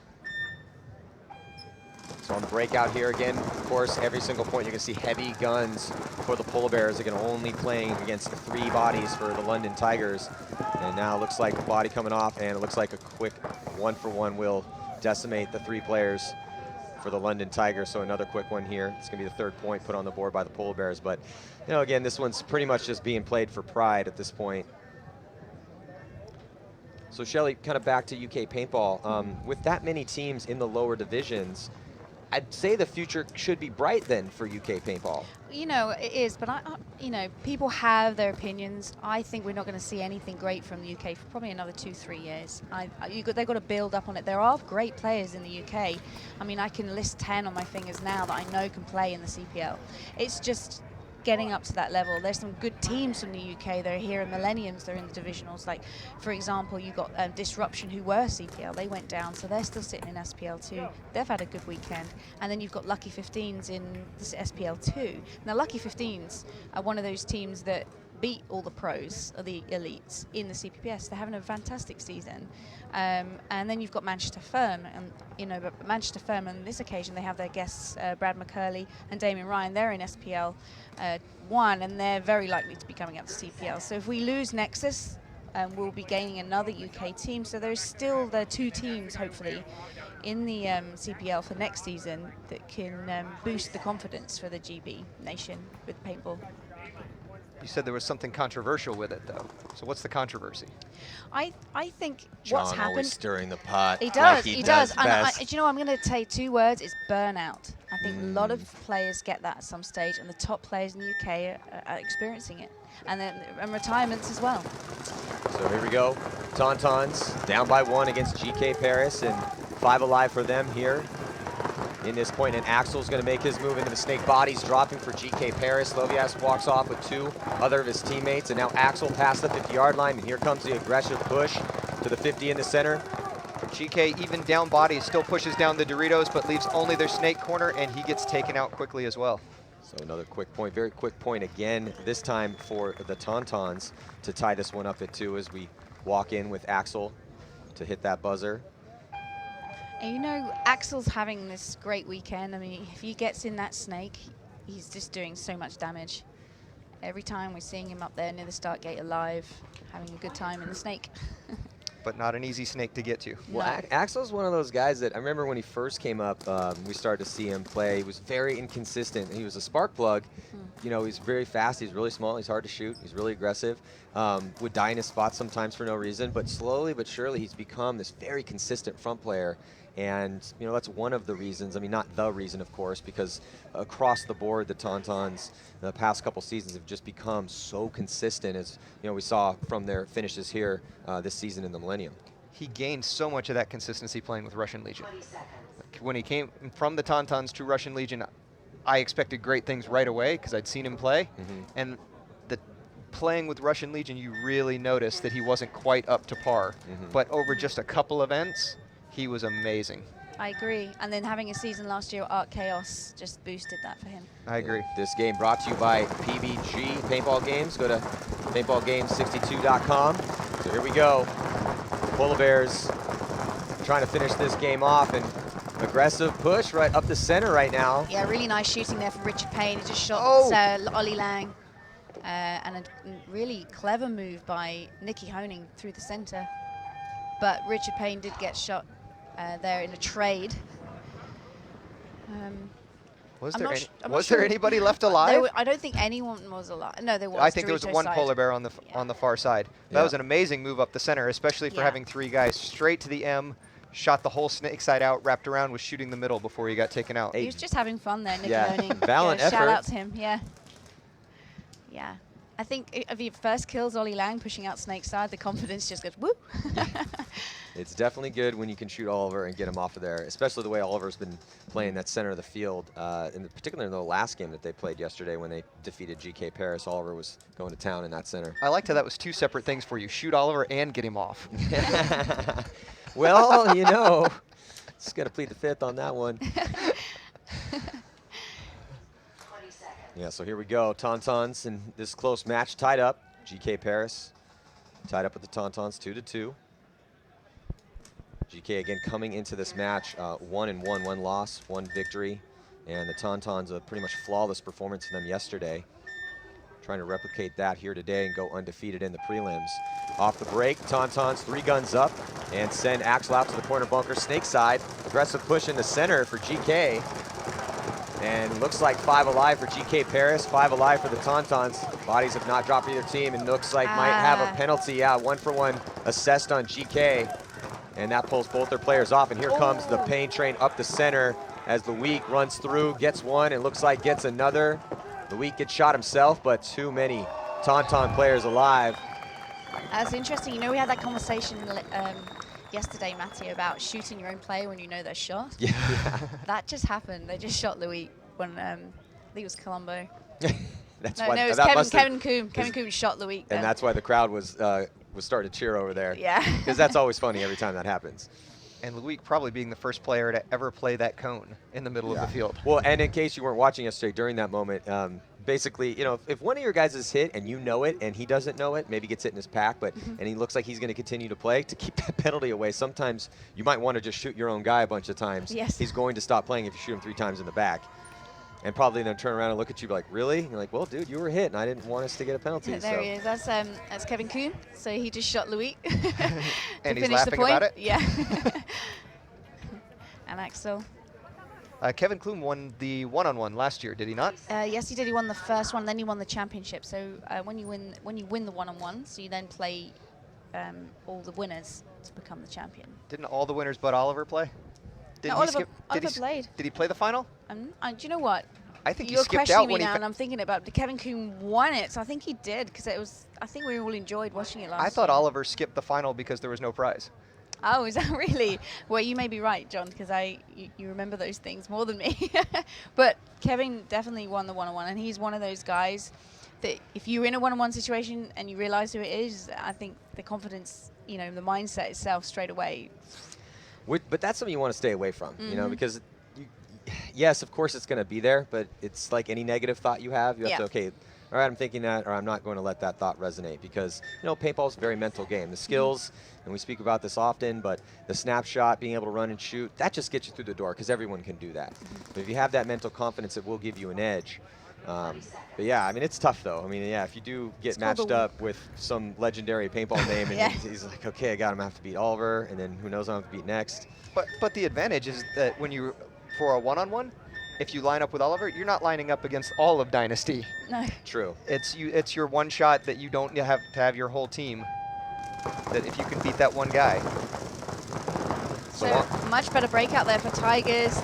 Nikki Honig's managed to get wide, snake side, which has allowed Luke Derbyshire to bump across. They're having a better game against Polar Bears, but Oliver Lang's in the M, and Oliver Lang does not know that Nikki Honing is in the snake too. Yeah, so Nikki's got a shot on Oliver, but Oliver then smartly tucked in And because it looks like a penalty, another penalty assessed, it was initially a good break, but too much aggression down on that D side of the field. The Polar Bears making moves, and yeah, Nicky did look like he had the drop on Oliver in the center, but Oliver felt the pressure and moved across. Yeah, it was really good, that situation awareness that Oliver has, as he felt Nicky in some respects shouldn't have shot the barricade first, and just shot his leg that was poking out, but that's what happens, isn't it? That's experience. For sure, when you make a good move and you have somebody's back, you need to make sure that first shot hits, and sometimes just shooting early gives them that warning. Yeah. But yeah, unfortunate for Tigers, Luke Derbyshire took a shot to the pack from Oliver Lang in the M, which then drew the penalty, and they lose again. So now Tontons taking the field here, play another point against GK Paris in a close match, 3-2. So Tontons with a slight lead.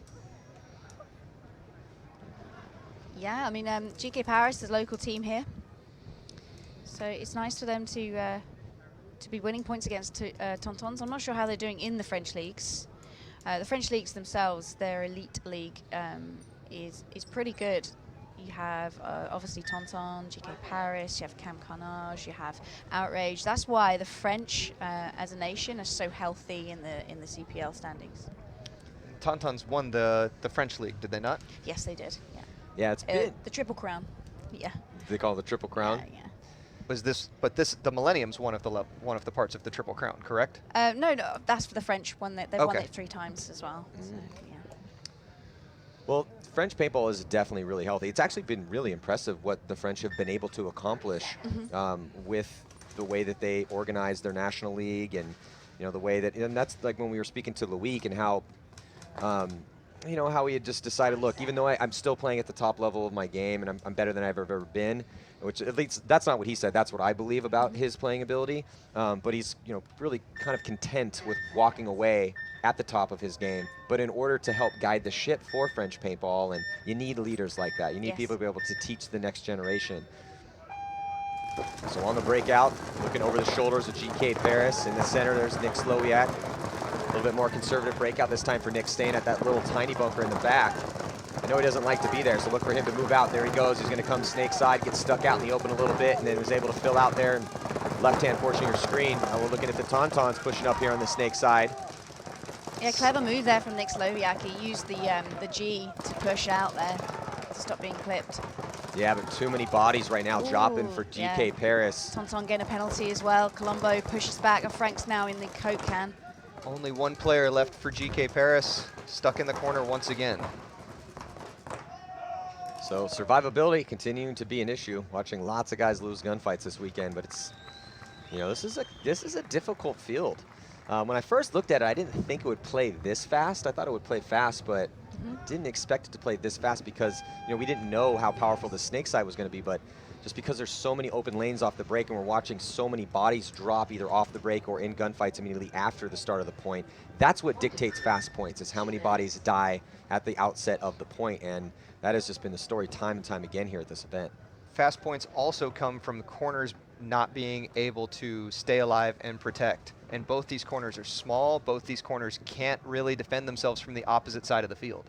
So, yeah, I've been playing the corner today with Ivy, and saying that you can't really defend in those barricades. It's more like to make the player in front of you safe, make your insert safe. When you know they're safe, then you move. So you almost overlap the insert. So you push from the corners to then make the attack. So on Dorito side, from the corner, you can get easily into Dorito 2 if you have a lane down protecting you. And likewise, snake corner, once you're in there and you're protecting your insert, when you know they're comfortable and you've got a lane in on the center player or their opposite, then you're able to push all the way into snake 1 or that cake prior to snake as well. So I like it because it's one of those primary, secondary moves on both sides of the fields at the same time. And again, if back players are moving out of their back spots right away, it speeds the field up.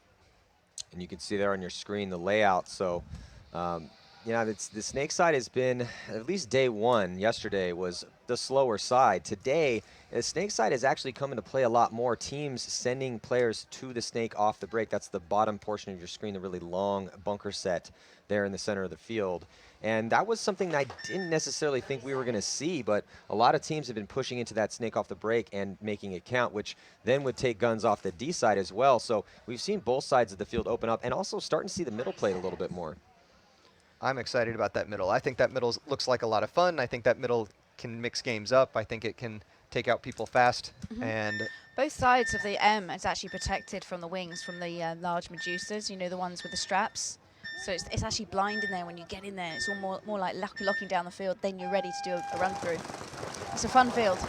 So Tontons 1 point away from going undefeated here in the prelims. And it looks like GK Paris able to keep 5 bodies alive off the break, pushing most of their 3 of their players towards the snake side, doubling up on that, on the D side. Oh, they lose their back bunker on the snake side though, so. GK loses another one on the other side. They've lost both corners now, and 2 of their players are stuck in the middle. Tontons loses their first player as well. So it looks like bodies alive only in the center of the field for both teams right now. And now here come the Tontons. Oh, see, I thought Kevin Coombe then was going to do the drop on the large Medusa barricade, but I think his situational awareness dropped there because he didn't realize that barricade was doubled up as GK lose their snake player. So the Weak able to make it out wide here and drops the shot in on GK, and that is going to do it. Nice job by Loic Voulot over here, snake side, in a very chaotic point where both teams losing their wide players, the players running towards the sidelines, leaving just the players in the center. But that man on your screen right there, Loic Voulot, we've been talking about all weekend long, is going to be retiring at the end of this year, you know, at the height of his prowess, as we just saw a little display of it right there to seal the deal and win the game for the Tontons. They're almost a pleasure. They're a pleasure to watch, aren't they, Tontons, when they're moving like this, like a machine. I totally agree with you, Shelley. I love watching the Tontons play. And it was funny when we were up here this morning talking about rivalries and the different rivalries over the years. Coming over here in Europe, and actually the Tontons would come over to the States too back in the MPPL days, in the 7-man days, and they were definitely a big rival for a lot of the top teams in the States. And now, even though I hated them back in the day, now I've become a huge fan of the Tontons. You know, you look at their stats here for this season, a really consistent paintball team. They're aggressive, they're great gunfighters. You start looking at what makes a good paintball team, you start checking off the list of skills. It's been impressive, again, what they've been able to do here to become one of the best teams in the world. Just look at that win percentage. It's amazing. And not just that, but the Tontons have been over in the States much more recently. They played in the Champs and Challengers just a couple of years ago, and then now some of them playing with Russian Legion. Yeah, and I think that was a good experience for them because they were really able to solidify their roster when they were coming over States, playing a ton of paintball, and now you can see the benefits of that a couple years later in their dominant performances they've had this year with a first, a second, and a third, and sitting at the top of not only the prelim brackets here, but the overall standings as well. So before we sign off, also remember our sponsor, PBG Paintball Games, and we're going to check in with Maurice before we have a short break, and then we're going to get to the one-on-one. So stick with us. So this is Maurice from the pits. I'm here with Nick Koviak. So Nick, how did that go for you? Well, we dominated the Tontons. They're probably the worst team out here. They played really sloppy and we shot them all off the break, so it was pretty cool. Yeah, right. That's not what I saw, but if that's what you said, tell me that happened, I'll believe you. Okay. So, no, seriously, what did you feel? I mean, I thought you guys were playing really hard. Yeah, you know, we had a few good points here and there. Good game against the Tigers, who, you know, had an unfortunate game just now with the way things panned out for them. But, I mean, their shooting was on point on the break. They moved together like a team, man. Maddie said earlier, you know, just the way the core group of those guys have been around together for a long time, and when they see something happen, they move as one.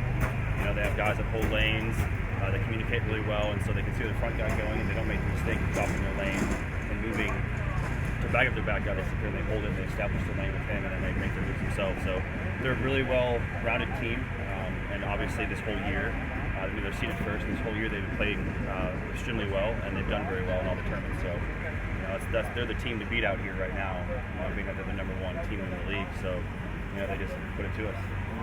So let's talk about the gun. Let's have a little bit of a close-up of this new gun, which is This is the Planet Eclipse CS1. I was fortunate enough to be up in the booth with Maddie and John Dresser to go over the gun. I just got it on Thursday morning from Planet Eclipse.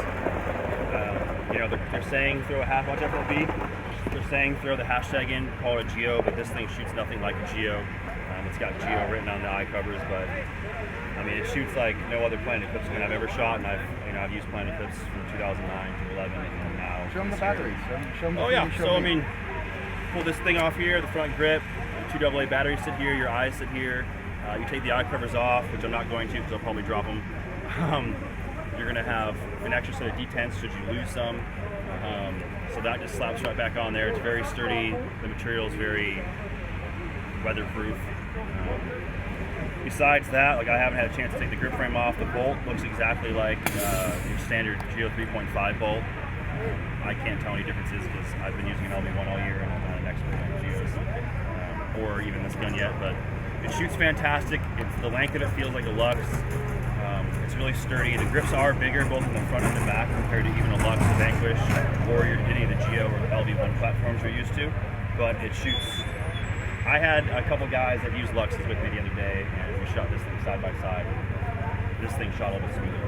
It felt nice, you know. And people can say, yeah, I'm a sponsored player, and I just say this stuff because they want me to. But if I didn't like how this thing shot, I'd be using my LB1. If I was uncomfortable with it, I'd be using an LB1. So I shot great. I know all the other pro guys that were using it, loved it, and yeah, I'm excited to take it back home and use it in the NXL. Yeah, I saw that gun. I saw a 187 gun already in the booth there. Looks pretty sweet. Yeah, Planet Eclipse does a great job with their anodizing and catering to the teams and sponsored players' needs and getting them what they need to succeed. And that's proven time and time again with Dynasty and all the other teams that Planet Eclipse sponsored. So I can't say thanks enough to Planet Eclipse for the support of all the teams. Okay, so thanks a lot for being with us, Maurice. Thanks for being with us. Thanks for being with us. See you guys soon. See you soon.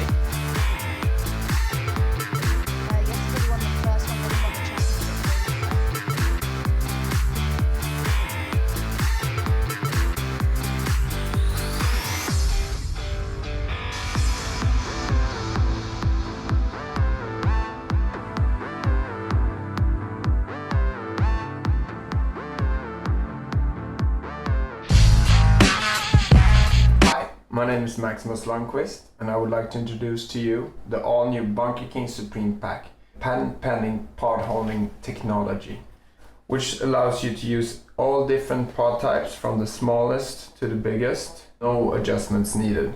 One-handed, one-step loading and unloading functionality, which is 100% strap-free.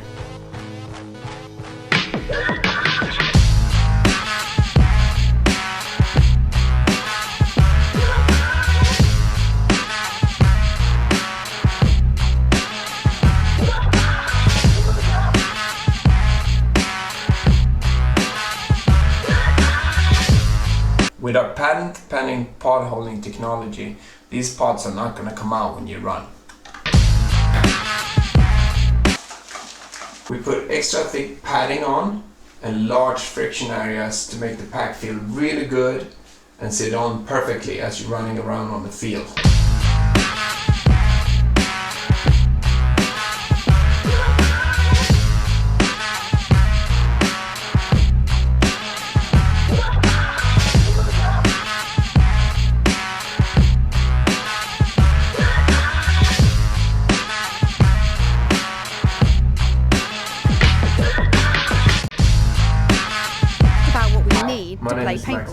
And the most important thing is safety. We talked about the goggles and we talked about the barrel sock. The other thing is protective clothing. And in a lot of contact sports, you wear padding. Some on your knees, some on your elbows. Exactly the same for paintball. So underneath those cool jerseys that makes you look a little bit like a Power Ranger, you'll see that these players do wear elbow pads, knee pads, shin pads. Some actually wear slide pads. It's just like baseball, they do slide into certain bunkers onto the snake, which is very low. So protective clothing is always a must. And there's one last thing you do need if you're going to play paintball, and that's your harness. It's your battle pack as such. It's what carries the pots to load the paint into your gun. So that should be everything you need to start playing. You need your gun or your paintball marker, your bottle, your reg, your loader. Don't forget your safety, your barrel sock, your goggles, clothing, and your harness. We all have an inner warrior. Feel your heart pumping. Savor the adrenaline rush as you face the unexpected. Will you rise a victor or fall to defeat? Paintball promos can help you get there. The rest is up to you. Unleash your inner warrior. Feel the rush. Get your passes and head to a field near you. Check out paintballpromos.com.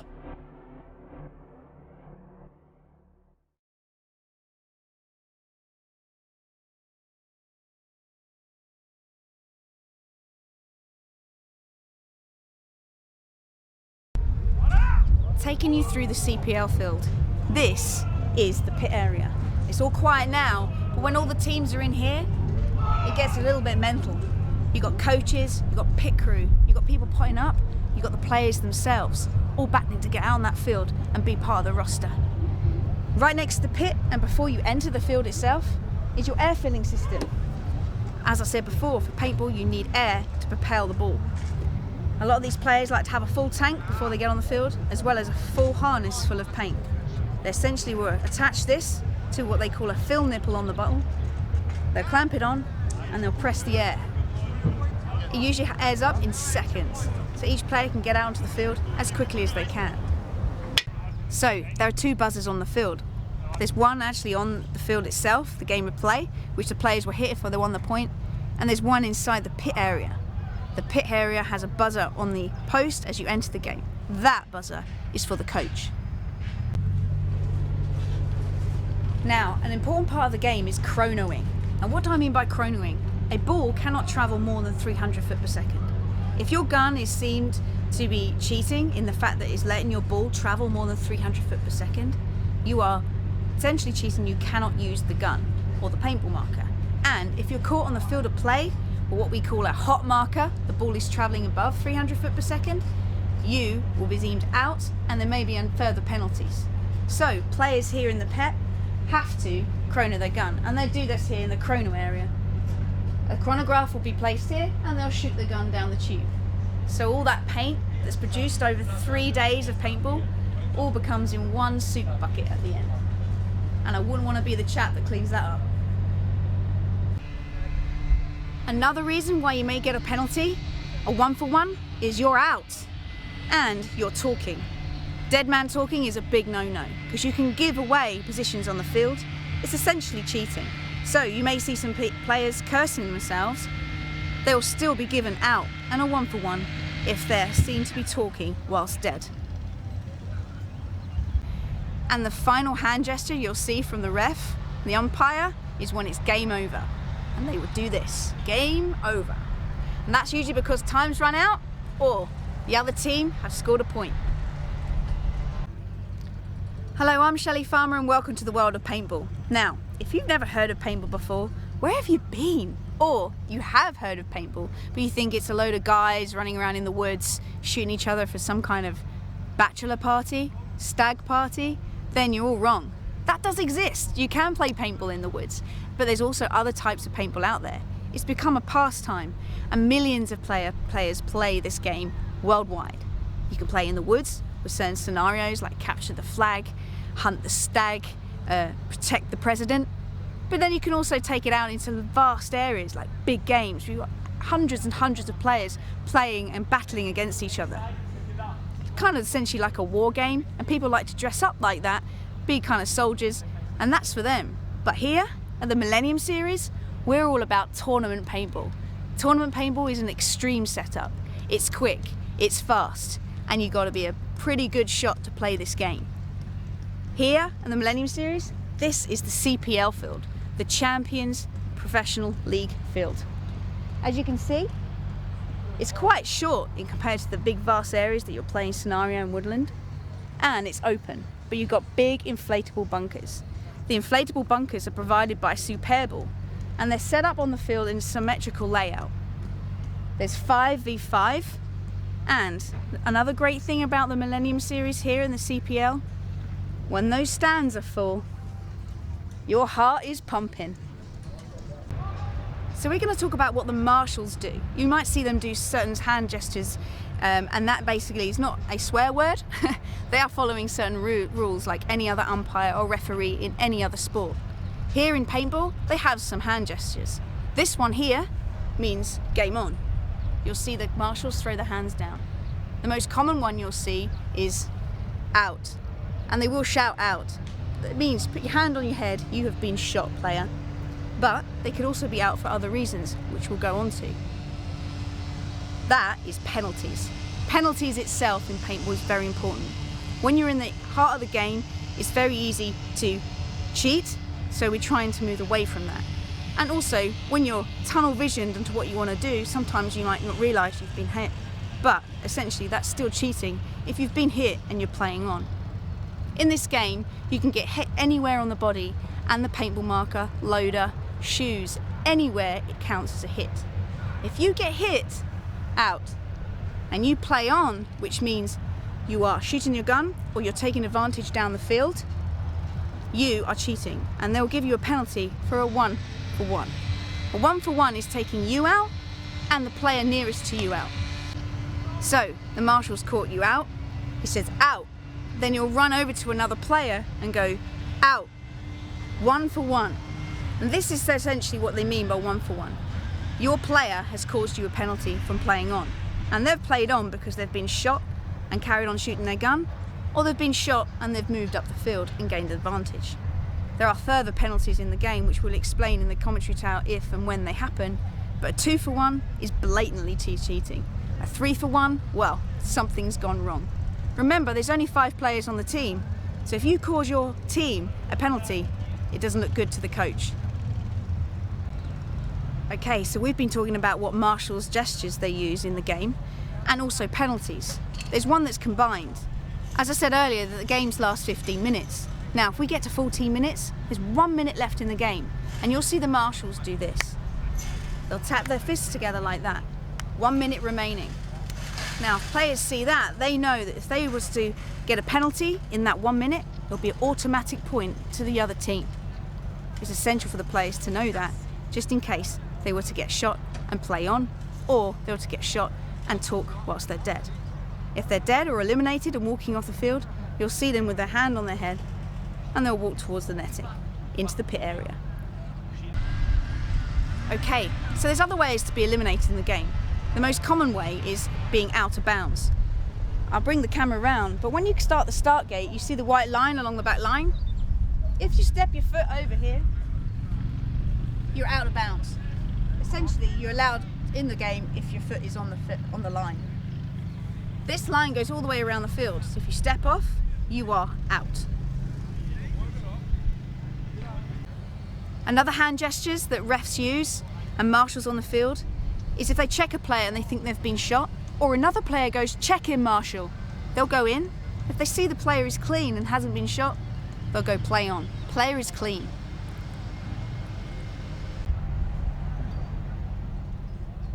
When the team has won a point by hitting the buzzer at the other side, a marshal will go over to that player and check them. That ref or marshal will deem them clean if they think so, and on doing that, they'll grab the player, put hands on them, and put their thumb up in the air. They'll gesture to the head ref, jabber, and to the scoreboard, and the point is good.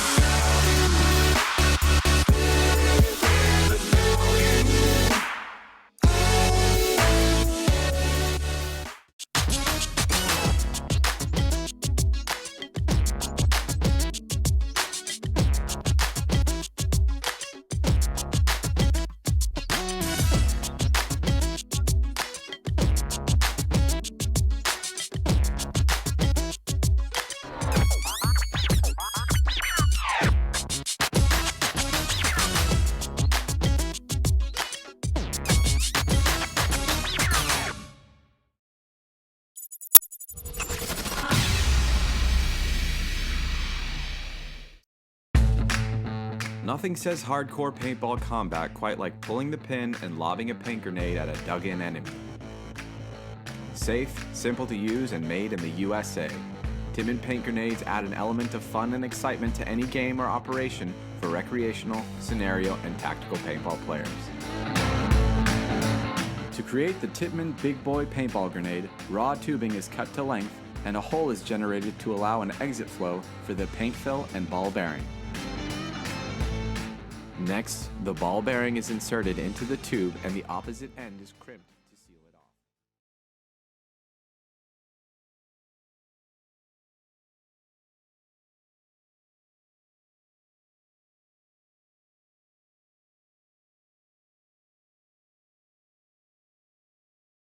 New here, so Maurice, I'm going to throw it over to you. Similar, it looks like, to the way we do it in the NXL. So yeah, take us away. So we have the point seeders. We know who won first of the group, and to make sure that this is the equalest possible way of doing this, is we're going to draw the second for every game for tomorrow. So I'm going to give it to Laurent now, because Laurent, of course, first of all, thank you for being here. With pleasure. Great tournament. We have the sun, which is arriving finally. So so far we have a great event, great games. And as you know, it's the last event of the year. A lot of pressure because for the CPL team, because I think there are still 4 teams who can win the event and 4 teams who can go down. So every games, every points are counting. And for the first time since the beginning of the season, we are not having the 4 head of series which are going to be for Sunday Club head of series for the draw. So beginning of the event, just remind you, we have Toulouse Tontons in Group A, GI Houston in Group B, Edmonton Impact in Group C, and Breakout Spy in Group D. So they are not going to be head of series now for the draw, because for the first time, some of them lost a game and are finishing second. It's the case of GI Houston Heat, which finished second of a group. Is ML Kings Prags, who finish first. And on Group C, Edmonton Impact lost again Outrage Valence, which is finishing first. So we are going to draw the team who will play the CPL Quarter A against Toulouse Tontons, then the CPL Quarter B against ML Kings Prags, then the CPL Quarter C against Outrage Valence, and then we'll finish with the CPL Quarter D. We're going to find out which is the team playing Breakout Spa. We might, after 2 draw, already be set, depending how we are. I'm going to try to do not make a mistake like we did in Basildon regarding the Quarter D. So I'm going to ask our friend, you start, you do one, after you will do one, to take. And also the Polar Bears cannot play the Tontons. Yes. Oh, yes, sorry, of course. Yeah, so in the rules, I forgot to tell you, we took out Polar Bears because you cannot, in the quarterfinal, play the team, play the team seeded number 2 of your division. So if you can, we're going to start. So Quarter A, Maurice, if you can draw one. Just one? Yes, just one. Okay. No, open, please. Open it. So Toulouse Tontons will have to face either GI Houston Heat, Edmonton Impact, Frankfurt Syndicate, and is Edmonton Impact will face Toulouse Tontons. Group B, ML Kings Prague will face, so we have now to put back Polar Bears, and we have to take GI Houston Heat. So I put back Polar Bears. We are going to Houston Heat. Is going to be a side. So it's only either, if I'm correct, yeah, it's Polar Polar Bears or Frankfurt Syndicate. Or Syndicate. So I'm going to ask Matt. All right, not looking. I'm swirling it around. 50% of chance that you take GI Houston Heat. All right, here we go. You can. So, Polar Bears. Is Polar Bears who will face ML Kings Prague.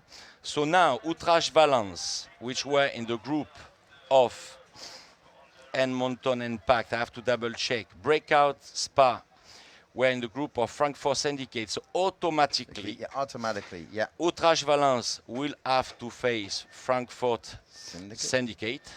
Yeah. And Breakout Spa will have to face GI Houston Heat. Automatically. So, and how does it work? It works that the winner of the quarter, between Toulouse Tontons and Edmonton Impact. We'll play in semi-final the winner of Breakout Spa GI Houston. So we have the first 4 in the same quarter group. So it's going to get crazy tomorrow morning. Yes, it means that probably, but for sure, 2 out of the 4 will be tomorrow out for the title, for the race, for the final title. And we'll find out right away who's still in and who's not, depending on what happens in the quarterfinals. Exactly. And on the other quarters, we have ML Kings Prague facing Polar Bears. The winner will play the winner of Outrage Valence Frankfurt Syndicate. So I wish all the team a good, all the Sunday Club team a good tournament tomorrow, and the weather will be with us. Spectator as well. We are expecting a lot of people. We have to. I mean, so far we have more people than we expect. We have a lot of people here on site despite the weather. So guys, stay tuned and thank you for watching. Thanks a lot. Yeah, we have the one-on-one coming up this afternoon, as well as the Nations Cup for the under 19 and under. So still got some awesome paintball coming at you here, 2015 Millennium World Cup. We'll see you guys in just a little bit.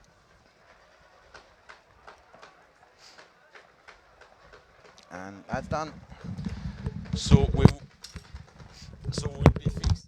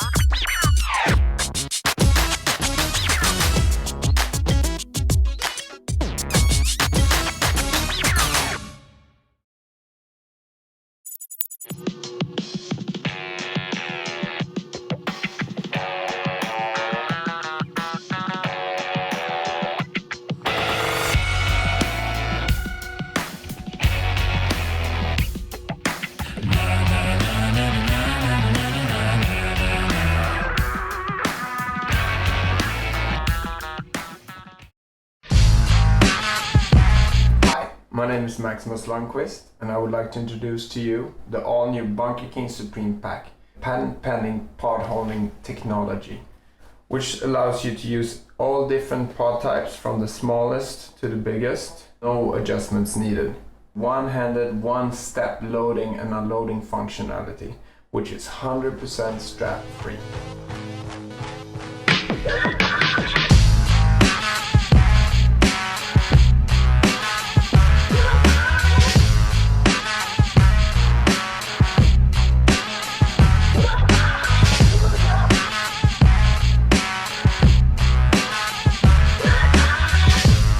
With our patent-pending pod-holding technology, these pods are not going to come out when you run.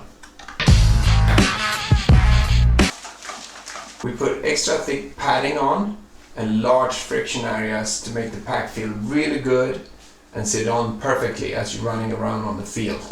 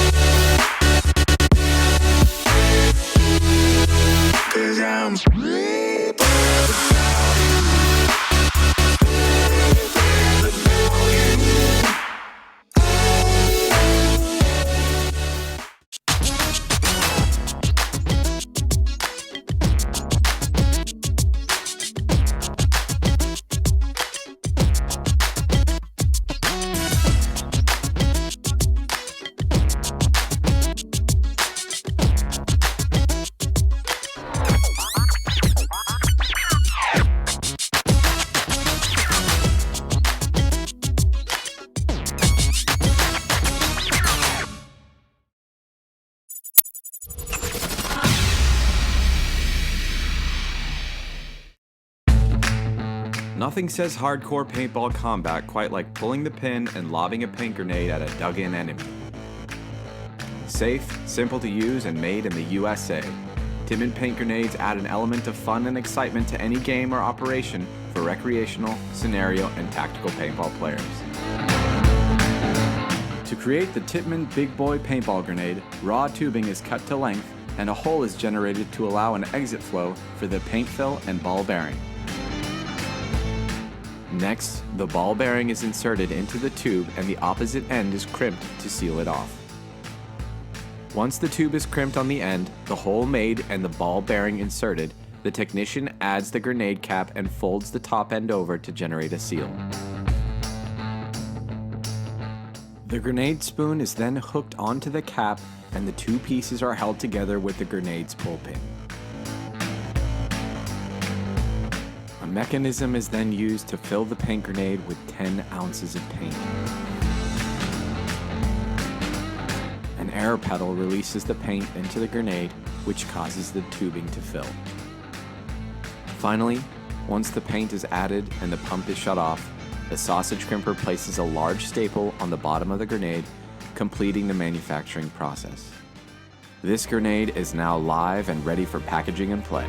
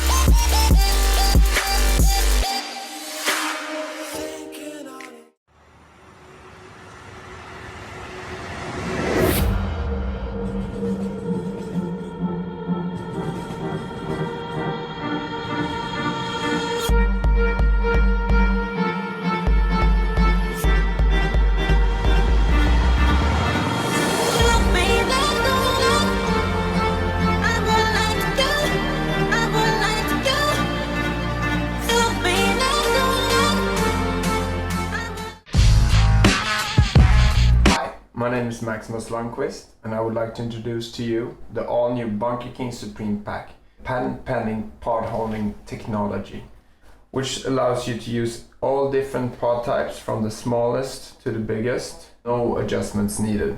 One-handed, one-step loading and unloading functionality, which is 100% strap-free.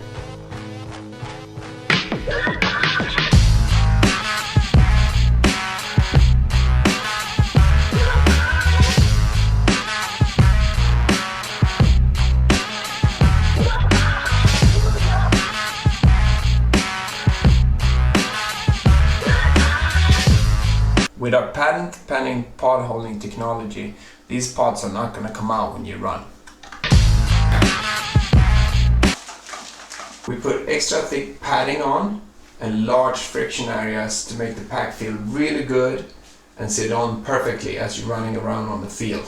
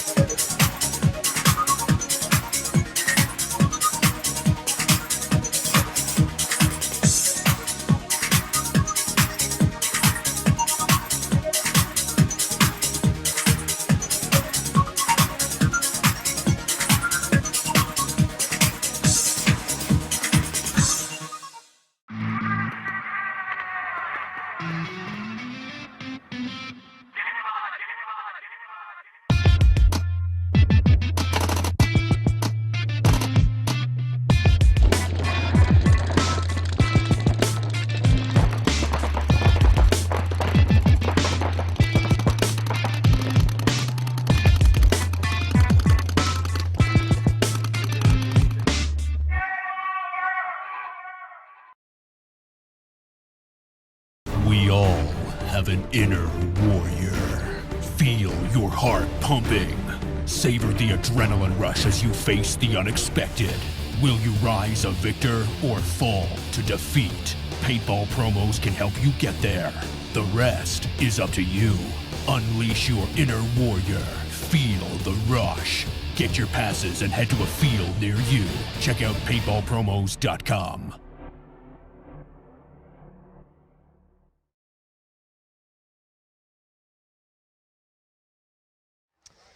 So welcome back here, 2015, a Millennium World Cup of Matty Marshall with John Dresser from PB Nation. So right now, kind of a special treatment. I haven't been to one of these yet as far as the one-on-ones are concerned. So we're about to watch the one-on-one championship. These guys are playing for €1,000.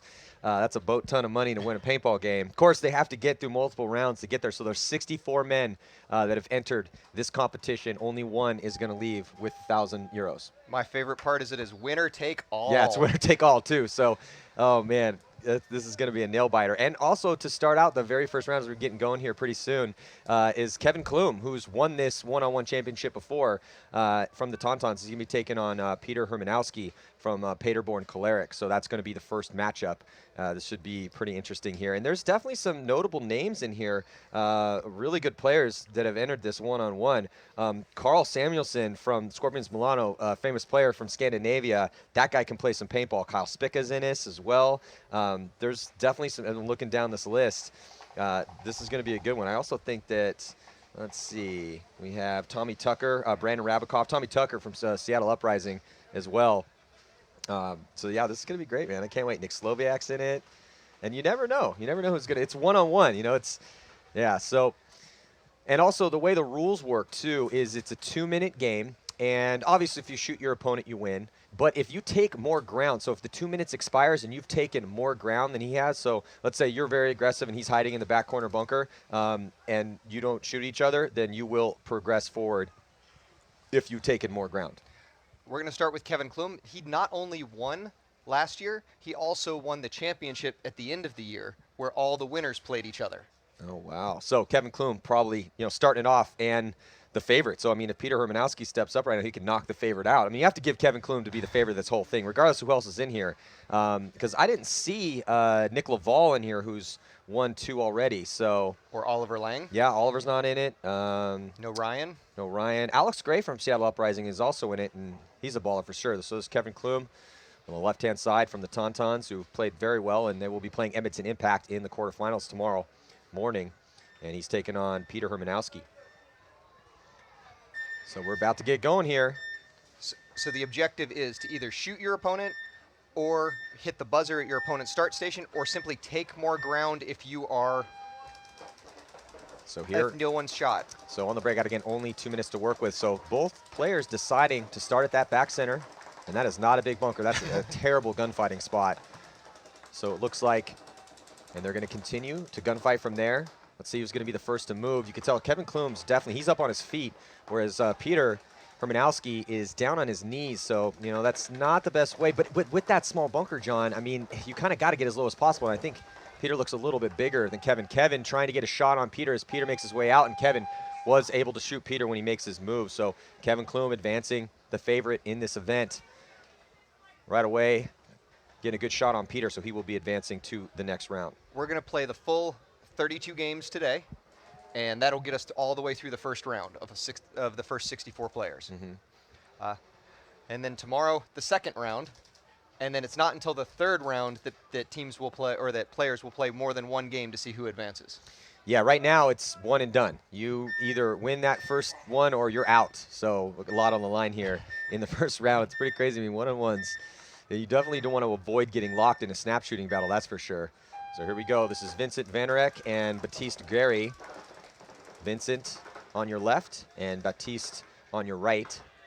Now Vincent making a big move all the way out towards the snake side. Snake traditionally not where you want to be going unless you're real small to be playing a one-on-one, but he completely lost him. Nice work by Vincent. So untraditional strategy going towards the snake side, though that is the right-handed side from that particular position. So Baptiste just completely dropped the ball and lost Vincent and got smoked cross field. I'm a little surprised to see that somebody wanted to go to the snake, but I think you're completely right that it's all about being right-handed, and that player wanted to keep playing right-handed. Yeah, so, and we may see that. I mean, obviously most of these players that play, and if you're playing tournament paintball, you obviously want to be ambidextrous, but still, even though a lot of guys can shoot with their left, they still feel more comfortable with their right, and vice versa if you're left-handed. So, but that was a nice work by Vincent to go all the way to snake 1 and get that crossfield shot. So next up, we have Felix Anthony from Joe Bar Pelisson and Graham Arnold from Seattle Uprising. So I think we're going to skip a couple here, so let's see if we can figure out who.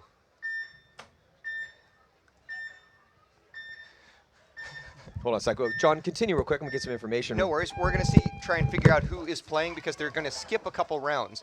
The way it works is some of these players are still playing on teams. So instead of them missing out completely, they can delay their game. So we're just trying to figure out who's taking the field right now. So right now it's Matthew Bellascon from Resistance Tours on your left and Adrian Le Morfond from Mafia Family Mentz. So we skipped a couple rounds here because they want to be able to get everyone in. And not just that, but they don't want to penalize people that are still playing. Yeah, so right now, Matthew,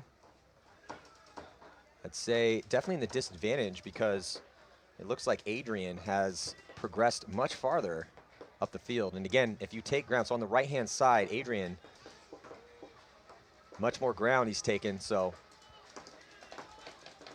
And at the end of the 2 minutes, that's how it works. If you can't shoot the other guy out and you've taken more ground, then you emerge the victor in this round 1. Yeah, so only 60 seconds left. 1 minute left. So if you're Matthew right now, definitely want to be taking some ground. That's on the left-hand side. Matthew on the left, Adrian on the right. And here goes Matthew now moving up. But Adrian counters that past the 50-yard line. Oh, Matthew's lost him. Well, now with 20 seconds left, you almost might want to think to, look, put that guy in and go. You know the situation here. You need to take ground. So on the left-hand side, Matthew getting locked in this gunfight, and then he gets taken out. So not only did Adrian take the ground, but also actually ended up winning and actually shoot him out. So nice job by Adrian. I think he felt the pressure there. I think he knew that he had to take ground. He was going to lose and tried to fight a little bit too much. I'd be interested to see if we see a repetition of that first round where both players try and play that cone for an extended period of time. I was really surprised to see that, and I'd be surprised if it happens much more. Yeah, well, that bunker is so small. I'd maybe stop there and immediately try to get out. That's exactly. That's why I was surprised to see both players stay. Who do we have, Matty? We have Abel Tarandek from Vision and Dorian Malavanich from Vision as well. So 2 teammates playing each other right now. Abel on the left and Dorian on the right. Dorian takes it. Dorian took the victory or took the shot? No, Dorian got hit, sorry. Okay, so it's going to be Abel moving forward. That left hand seems to be winning all but one so far, right? Yeah, it does look like the left-hand side is winning the majority of the points. We finally have the sun coming out, too. Yeah, so now moving forward, let's see if we can read the name over here and make sure we're all locked up on it. Yeah, I think that is. No. I don't see an opponent yet on the right. Yeah, so this is Anthony Burrow, and he's going to be taking on Darren Simon from Amsterdam Heat. Who does Anthony play for? Anthony plays for Tranimus Nimes. You did that to me on purpose. Here you go. You're up, bro. That's not fair. Yeah, it is. Absolutely. You're going to do the second half. You're going to do page 2. Page 2 is shorter, right? Slightly. But yeah, tons of games. And he's waiting for his opponent, but we'll see how long they wait. They got to play a lot of games today to get through all 64 players. Yeah, I mean, they're going to, if everyone was here, it would go by quick. But that's the situation, you have this one-on-one that's stuck in the middle of a tournament that's going on. So, and that's why they allow you to be able to skip your turn on this official schedule here. But as long as you get here by the end, because they might be playing a game over there.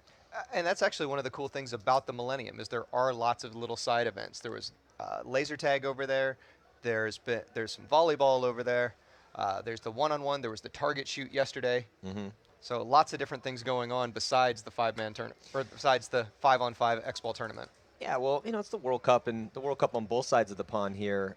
It's an experience. It's definitely an experience. So it looks like Simon has showed up. Probably just came off from, Amsterdam Heat played not too long ago, so we know what Darren Simon was doing. Probably drinking beers in the beer garden. That's another thing you can do here at the Millennium. So now it's Anthony versus Darren Simon. So Anthony Burrow on your left, and Darren Simon from Amsterdam Heat on your right. Oh, looks like Darren Simon was able to get the shot in on him. Got shot in his leg as he tried to get out there towards the snake side of the field. That was a whole lot of waiting just for 10 seconds of paintball. Yeah, it was. Thanks, Darren. Made us wait for you, and then you roll out and pretty much get your first shot in. Well, first stream almost. Who do we have next? So next, if we're following the schedule, it's going to be Benjamin Banoy from Marseille Icon against Daniel Baroness. Icon, a local French team here. Mm-hmm. From Parabon Choleric. There's a couple guys from that team in here. Nice.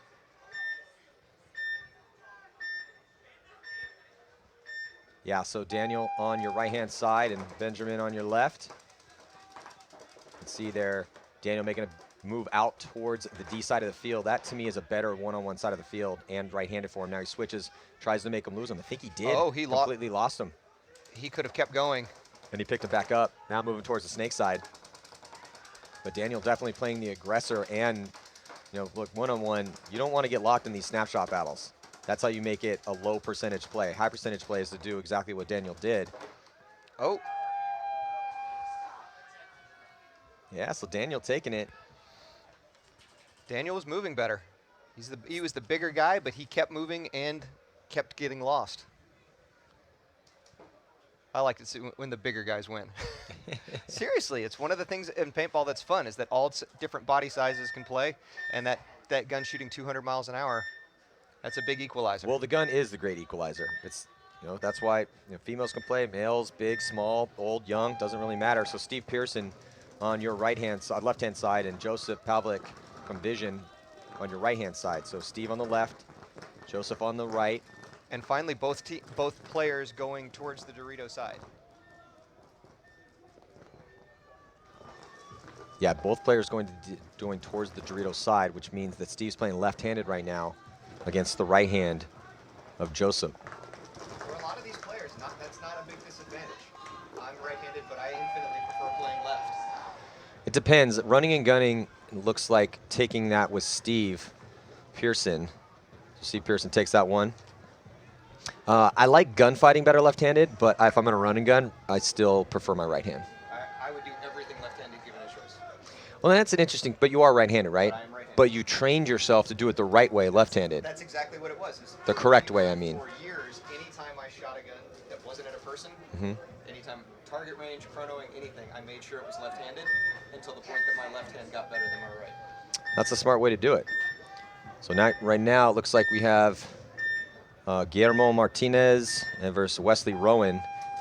Ooh, Wesley slipping and falling on your right, coming out, going towards that D side. Guillermo. Actually, no, I think they skipped it. I think that, because I think there's Weidman over here on your left.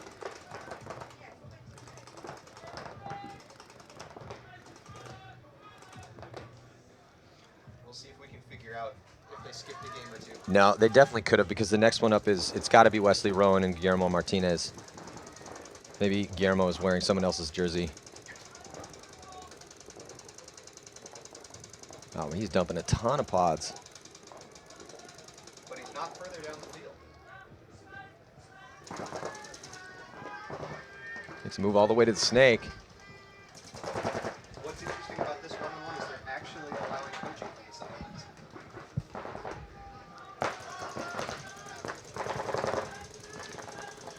So I'm pretty actually, looks like it says Wyman on his back, so I'm gonna go with this is David Wyman.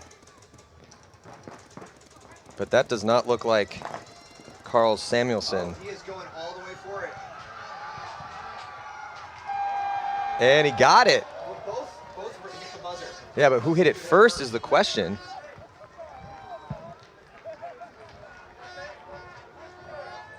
Now that it's Wesley Ronan over there. Yeah, so it's Wesley versus Guillermo Martinez. So who won it, though? Who got it first is the question. I think, is he signaling on the left? Well, the referees are going to have to talk this one out because they both went for it at the same time.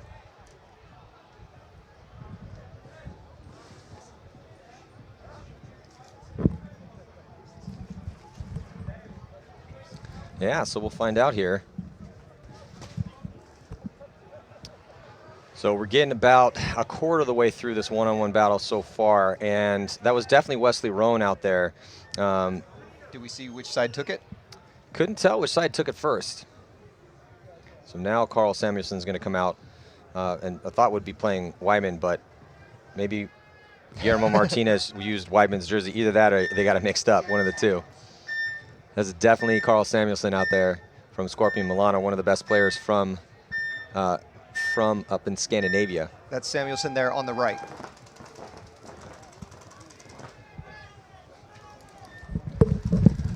And Carl Samuelson on the right. Both players mirrored up. Samuelson tall and be able to actually play over the top of that tall cake, and he takes the point.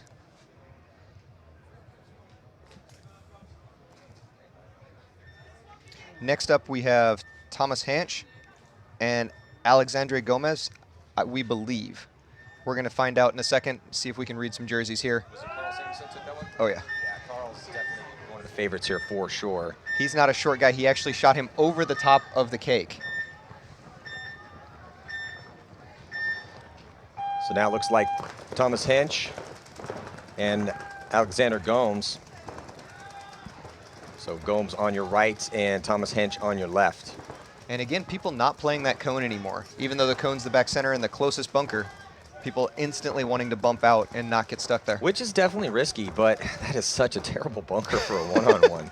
The snake and that bunker are worst bunkers on this field. Do you If you're remember gonna be playing a those? one-on-one. Do you remember playing those cones 10, 15 years ago? Well, when they first brought out cones like that, they were laid down sideways on the ground. And they were terrible then, and I'm not a fan now. It's small. It's tough to play that spot. I think they played them both ways. I think sometimes they were upright then too. They did for a couple years, but that was much later. Okay. So taking a little bit more ground there on the left and kind of stuck down in on his knee. You don't really ever want to go down on your knee when you're in a one-on-one situation. That's the style you need to leave for a full paintball game where it's 5-on-5. You want to be able to move. When you're in a one-on-one, got to make the other guy move. You get locked in these gunfight battles, and that's the low percentage play in a one-on-one situation. Especially in this style of one-on-one where you get rewarded for moving down the field. It's even more important to be mobile, to be on your feet, to be ready to counter. And as we saw that with that previous one-on-one, it came down to a foot race for the buzzer to see who would win. So now pushing to the center. Alexander, and able to get the shot in right on his loader. So nice work. Took the ground and dropped the shot in on him. And he did it from his knee after we told him not to. Yeah. Oh, I see a GI hoodie.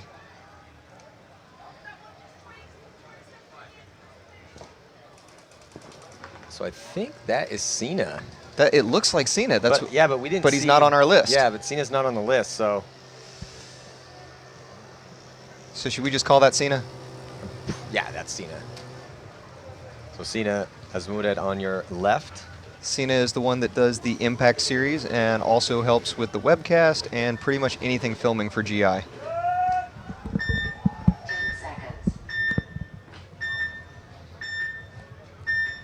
Well, Cena might be taking Scott Graham's spot from Montreal Image, because Montreal Image is a GI factory team. So Cena deciding to stay in that back bunker and then moving out.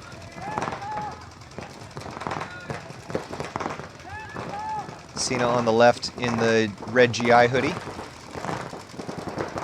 Now pushing here towards the snake side. Looks over the top. Cena's done really well in these one-on-ones. I think he took second at one of them last year, second or third. I didn't think he made it quite that far, but yeah. I think he did. I'm pretty sure he did. He advanced a couple Maybe rounds. top 4. Cena definitely playing the aggressor over here as far as the gunfight is concerned. A little bit more ground, though, on the opposite side of the field. So Cena against Cena in the red GI hoodie on the left. Cena actually had a chance to play professionally with Texas Storm right when his brother got picked up. But at that point, he stepped back a little bit and started filming more and more. Uh-oh, looks like his gun just went down, though. Yeah, he's shaking it. Yeah, there's not much you can do in that situation. So he's messing with his gun. He's down to a minute. No, it's back and working again. So now Cena gun back up, but not as far down the field. Yeah, not as far down the field, but he knows that, so he's going to move up, moves to the big stall cannon. Oh, and he gets shot as he tries to get cross field. And again, this is single elimination for the first round. So he is done. If you lose here, you go home. Yeah, so we're trying to see where we are on a list and keep you guys updated with the correct names. Doing the best we can up here. Because again, because this event is happening, here comes Kyle Spica. So it's going to be Melvin Helsloot, and he's going to be playing Kyle Spica from Dynasty/ML Kings Prague. So Spica on your right, definitely going to be one of the favorites here, particularly the way that Spica has been playing at this event. He has been incredible, and playing not in his traditional spot. He's playing way further back in the field. And so Spica going to peel off Melvin and advance to the next round. In the past, I've definitely heard people think that players are on pro teams because they know somebody, but Nope. the fact is... That is not it at all. Maybe 15 years ago, 20 years ago, but not anymore.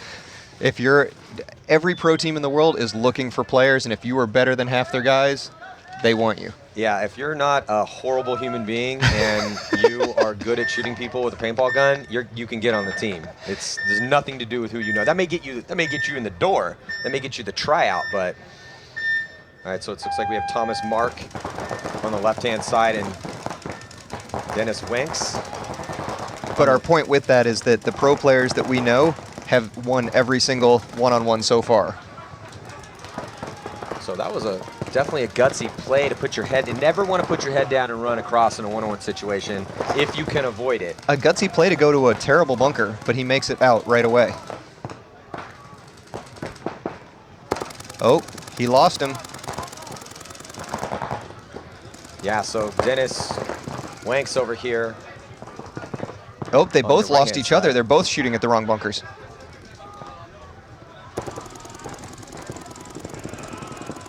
Yeah, but a lot more ground taken by Thomas Mark on the left-hand side of your screen. And again, no, he gets a crossfield shot, so Wanks is going to progress forward. It does not always pay to be the aggressor. You know, that's only if the time expires. And, you know, look at this coming up in a couple rounds. Again, depending on who's here, because as these other games are going on in the different divisions, if you miss your spot within the context of the one-on-one tournament, as long as you can get here by the end of the last one-on-one, you still get to play. You still get your spot. But we got a good match coming up. Yeah, Nick Sloviak and Brandon Rabikoff. But first up, Ulrich Scharf and Natural Wellen. So Wellen on your left and Scharf on your right. And we've seen this now, it looks like, I'd say more than 50% of the time, both players are heading towards that D side of the field. I don't blame them. I don't blame them either. To me, that's a much better side of the field. Getting stuck on the snake side seems scary.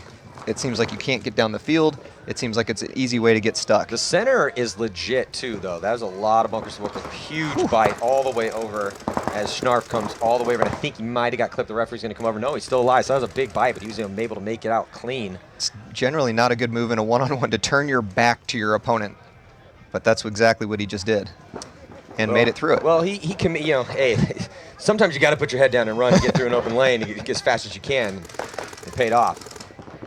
We'll see if it paid off. But but it's also, again, on this snake side, tough to gunfight Oh, out of and he the wins. spots. So it did pay off. So nice job by Ulrich. Risky, though. Risky, to Very say the risky. least. So now next up, Nick Sloviak going to be taking on Brandon Rabikoff. This should be a good one. Brandon Rabikoff, the younger brother of the star from Edmonton Impact, Justin Rabikoff, and the youngest son of Steve Rabikoff, our co-host up here. Brandon's going to be on the right-hand side, and Nick on the left. Nick in the blue mask. Oh, both wearing blue masks? Nick in the blue jersey.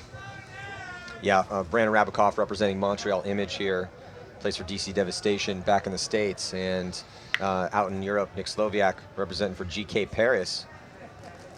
And back in the States playing for 187. Yeah, Nick's been on a lot of top teams. You know, he was a captain on Aftershock and helped get them back into the winner's circle, and then they're Rochambeauing right now.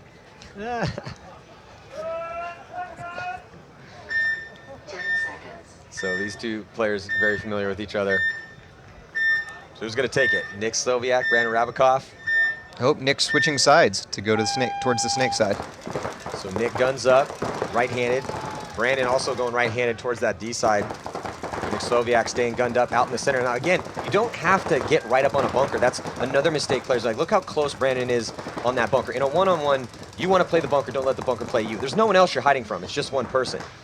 We used to call it tree walking. Yeah, and you can back up off that bunker a little bit. So Brandon, you see he has to bring his gun up and over the top of that, whereas Nick is off of that bunker a little bit.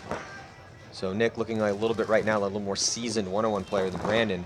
But the disadvantage being if you ever lose the body, then you might be out in the open real fast. So Nick might have lost Brandon. Nick moved up a bunker to try to get that crossfield a little bit better angle. And pretty even as far as ground taken.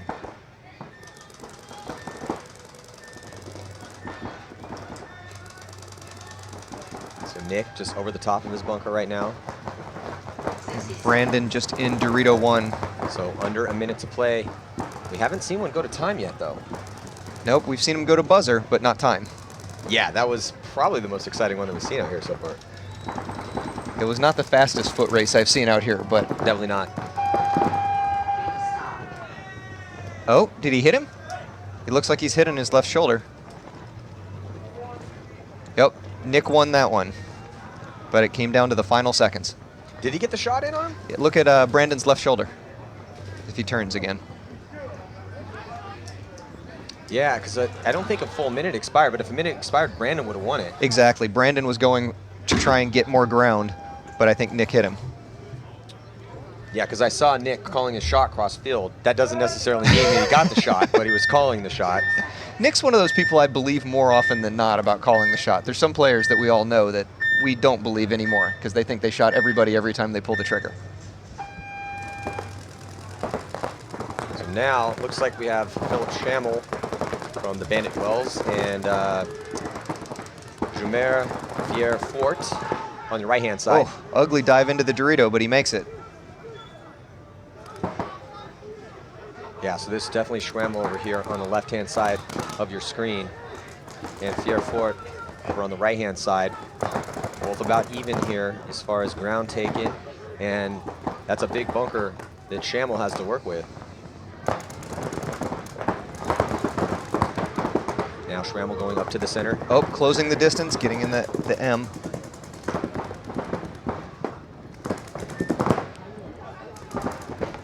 So now past the 50-yard line, Pierre Fort. And now Schammel, both these players now in a situation where they could go for the buzzer. And Schrammel's going to completely commit, and he gets shot in the back, though. Oh. Attempting to run for the buzzers. Got to be careful on that one. Like where his head's at, but you can't. I liked where his head was at getting over there. But he committed too early. Yeah, he should have let the game progress a little bit longer, let the other guy get nervous that he wasn't nearly as close to the buzzer. Mm-hmm. So now next up we have Morello, Edward Morello, and he's going to be taking on Daniel Haas from German U19.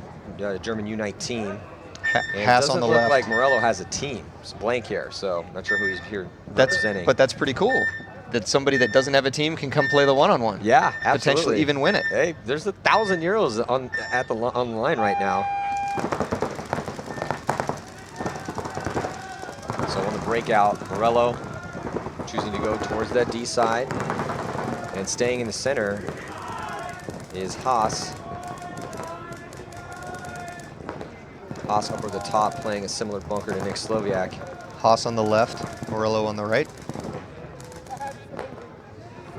So now Haas all the way up to the 50-yard line, going to the center. There's a lot to work with in there. And now going to commit past the 50. But also Morello off of that, and look at that. It looks like Haas was able to get that shot in on Morello. So now it's going to be Neil Phillips and Lucas Ripochet. Now, Lucas Ripochet is one of the best players on Outrage Valence, and they're playing well. So nice. And he's a snake player for them, and definitely impressed us here in the prelim. So I mean, I've never heard of Neil Phillips. He plays on London Tigers too. Yeah, so just knowing how well we saw Lucas represent out here. So Lucas on the right-hand side, number 4, against Neil Phillips. So Neil on the left, Lucas on the right. Oh, looks like Lucas might have blew a ball up right when he turned his gun around, breaking paint one-on-one. It's terrible, but he didn't have the swab yet, so. Now, Neil Phillips launching. Oh, referee down, and he's back up.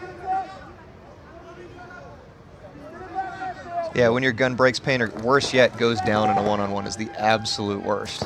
Wait, and then Cena had a problem with that. But he got it back up. Yeah, he did get it back up. And he didn't lose his composure either, so. Nope, he kept watching, kept messing with it without looking at the gun. So Phillips trying to find Lucas right now. Lucas just going Dorito to Dorito, now cuts back towards the center. Phillips has no idea where Lucas is. Lucas gets the drop in on him.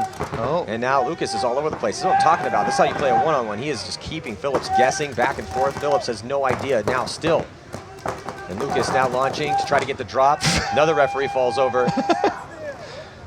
Phillips might have got a shot on him. Did he? Couldn't see who won that. It's the player that started from the left, from the London Tigers 2, took that one. Wow, so even though Lucas had him on his heels, he ended up getting shot out. You could see him shaking his head there a little bit. But I did like how he was playing the one-on-one. He just ended up, not going his way because he did finally get locked in that gunfight. And hey, good job by Phillips, though, to keep his head on his swivel. Hey, we'll see one of my teammates on the left here. I played with Zane, that is starting from the left-hand side. And Alex Gray from Portland Uprising, an up-and-coming player. Definitely seen Alex Gray play some good paintball before. Yep, Zane got a hard draw right away. We'll see if he can win. Alex Gray on the right, coming from the States, from Seattle Uprising, and Zane from, what was the team you played on? Indecence Defro, maybe. They explained the team name to me. They were like, indecent, like sex, drugs, and rock and roll. They were like, we're like Vikings, we drink. I was like, I'm in. Well, Alex Gray pushing Zane in right now. So Zane still close up on that bunker. Oh, I think Zane lost that one. Nice work by Alex Gray pushing up on the D side. Zane lost it with a hopper hit. So now coming out next, Sebastian Motter from Vision PC or PPC Grenoble against Dmitry Ivanov. Again with no team. I think that's awesome. Come out, play a one-on-one, even though you weren't here with a team, see if you can win €1,000. So Dmitry on your left, Sebastian on your right. And conservative for Dmitry, staying, kneeling down in that back center. Again, not a great gunfighting spot. Not a great gunfighting spot and kneeling.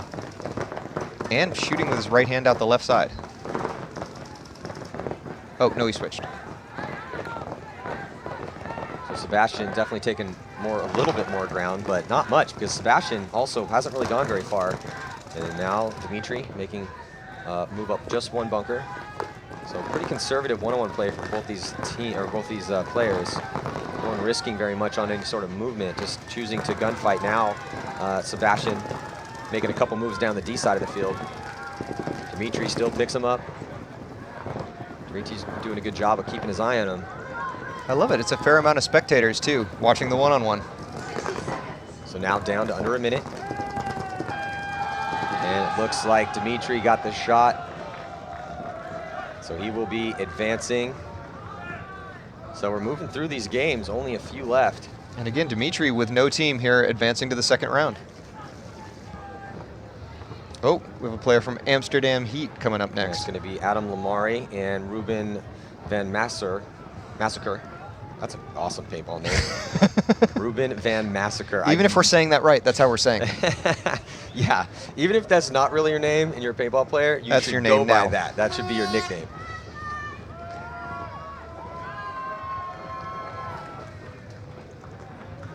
Actually, no, I think we're moving on because looks like we got a bad, well, it says bad girls. It looks like a female out there to me. And sometimes it's hard to tell with these big jerseys. Yeah, you never know in the jerseys, but it does says bad girls. Fair enough. Potentially on her arm. Do we have a player coming up from the bad girls? Nope. Bad boys. But then Marike Hogarden with Overgeen. I think no that team. Yeah, with no team. That might be, oh, took a hit on the leg right there. Nope, still live. We might not figure it out until the next two players come up. Yeah, because Tommy Tucker's in the next round. So if it is Marike, then we'll know if Tommy Tucker's here. We'll recognize Tommy Tucker from Portland Uprising.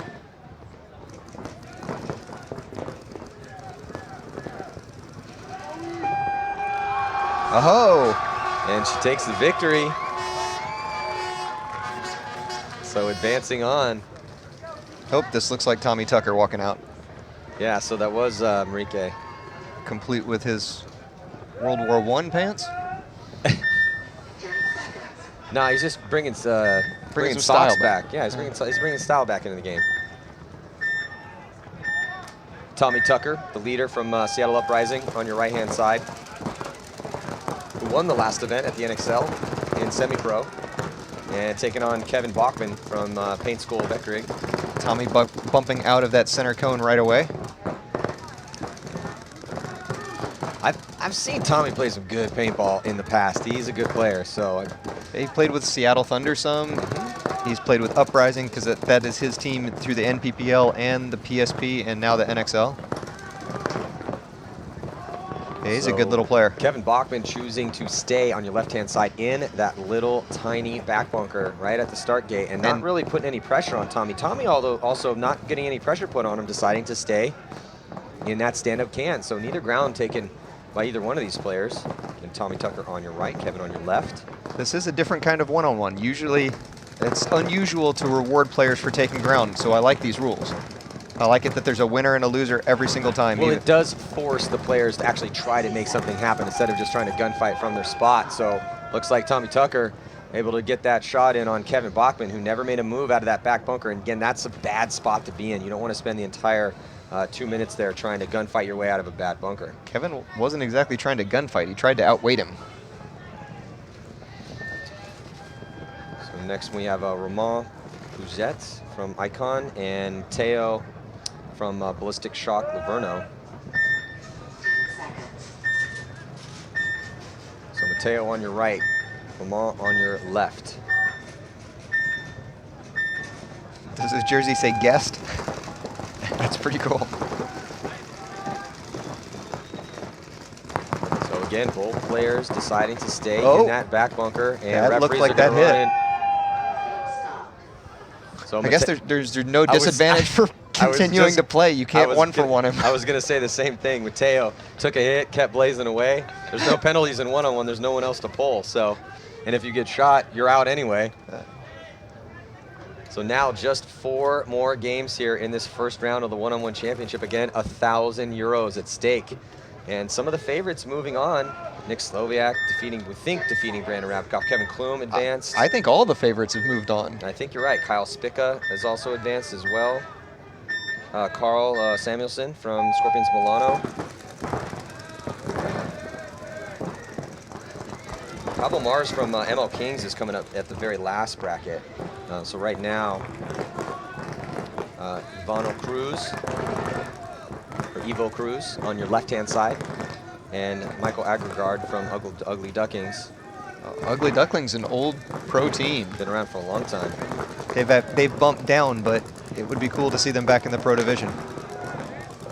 So Michael moves up a little bit, and same on the left-hand side of your screen with Evo Cruz. Evo Cruz now heading all the way to the 50. Evo Cruz taking it. And celebrating. He should. He's that much closer to winning €1,000. Like I said, I like these little side events. I think this is fun. Yeah, absolutely. I wasn't sure how it would go, but it's been fun to watch. It's fun to see that the crowd's there, the sun's come out. Today's turning around. Yeah, absolutely. Other than me butchering everyone's names. Yeah, apologies for that. Yeah, I would definitely apologize. Doing the best we can. So, now David Hackbarth from Rebirth Berlin taking on De Jong.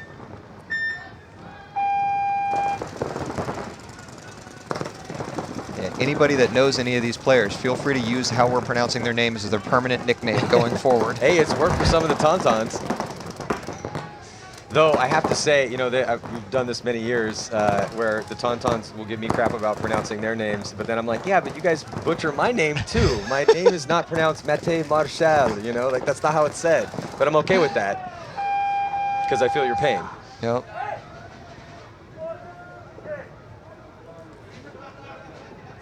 The ref's yelling at him that he already won. Yeah, that was Maximum over here from Gold Coast. Looks like taking that victory here against Sima Brala from Scorpions Milano, plays in the SPL. Scorpions Milano possibly being a pro team next year. They have some awesome players on that team. I mean, I played with some of the guys that the Scandinavian guys that play on that team. It's like 4 Scandinavians and 1 awesome Italian player. So. But isn't it an Italian team? It is an Italian team, but less and less Italians. Yeah, well, you know, if you want to get good players on your team, pick them up from wherever you have to. It's all about winning, right? Well, and having a good time. And having a good time. And it looks like he did a shot in. Oh no, he took the victory. So that was De Jong, who also plays on Bad Boy Os, which is an SPL team. Yeah, the funny part is he didn't see the other player leave. He looked down to reload and looked back up, and he'd already won. So this is the really tall, almost 7-foot player from ML Kings. There are 2 of them. They're brothers that both play on ML Kings. This is Pavel Mars. Yeah. Taking on John Brackmo. Oh, telegraphing that he's going to run out this way. Oh, tricking it up. Give him the head. Faked him out. So Faked me out. So Pavel coming up here in the center on the right-hand side of your screen. Brackmo on your left, John Brackmo. This is the last known one-on-one game, but we might have a couple where players we skipped over. So we'll have to find that out after this match. Oh, Mars taking a lot of ground as he got lost in those Doritos. Yeah, so Pavel took that one. Came down the D side, was able to get a shot in on him. That was sneaky. All right, so that's it for the.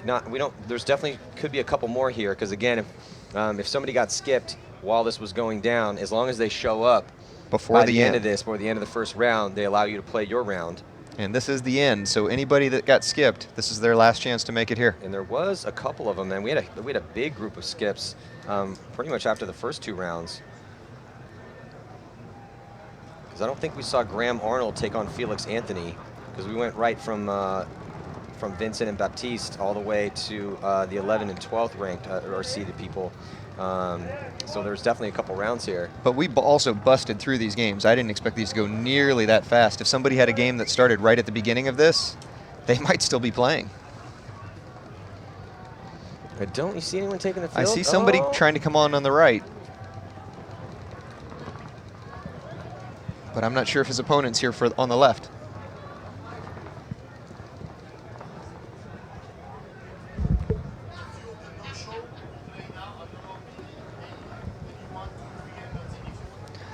So we're getting word that we will have a couple more one-on-one matches. The players are coming now. We will see who comes out.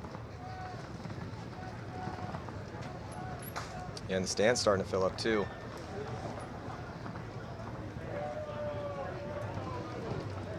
Yeah, and the sun has definitely come out here. Beautiful. You can see the castle and so that the castle's dead center of your screen to the top, not the huge That's castle. that's not the castle. That's the stables. No. That's what I was.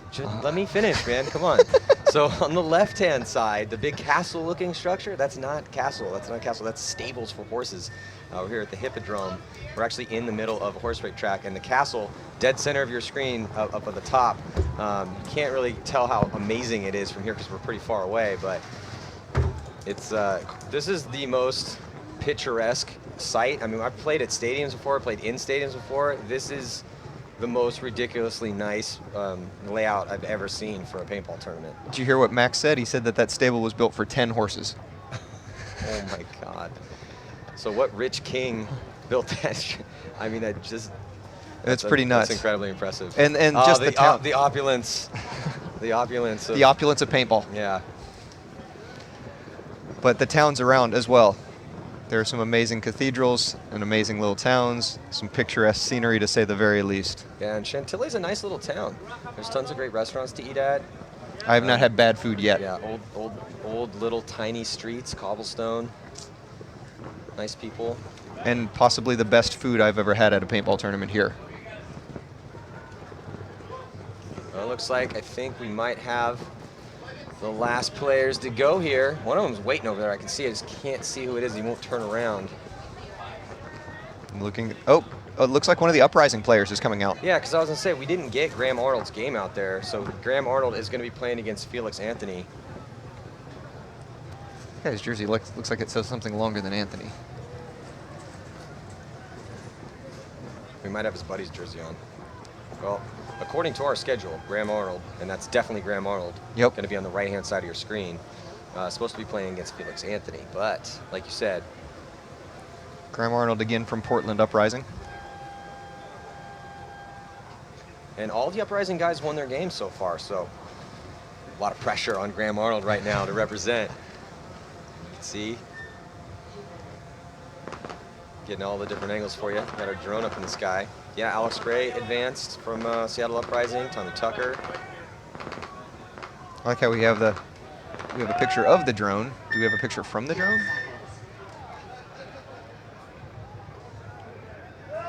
All right, Graham Arnold ready to go. Taking on what we believe, or should at least on our schedule, be Felix Anthony. However, it looks like it says Fernandez on the back of his jersey.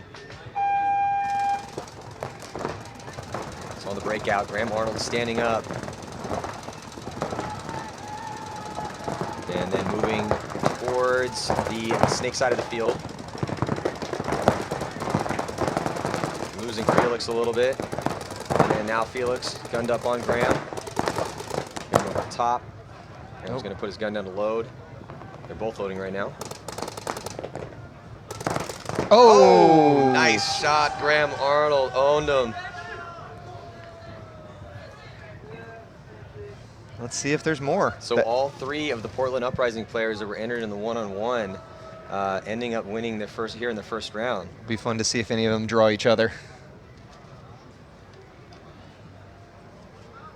ML Kings represented pretty well too. Kyle Spica was in here from the ML Kings and he won his first round matchup, and then Pavel Mars as well from the ML Kings. And so yeah, both of the 2 players from the ML Kings advanced.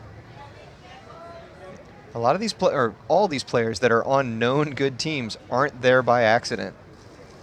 These are excellent players, and a one-on-one skill is one of the basic skills. So, and it's something that teams practice more and more. So then we have our next set, and I think this is Gardier from Renaissance and Thomas Daniel. So Thomas Daniel on your right, Garnier on your left.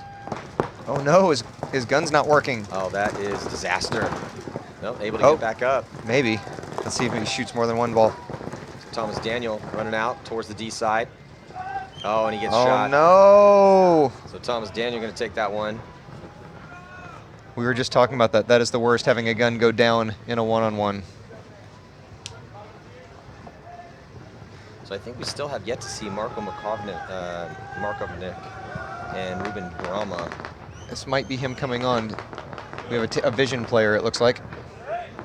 Yeah, this is Marko.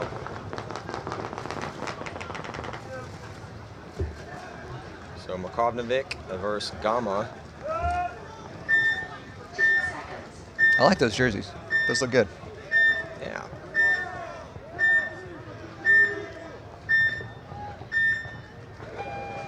So on the breakout, both players choosing to go towards the center, shading to the D side. Oh, and Gamma getting shot pretty much right as soon as he got there. So Marko will be advancing from Vision.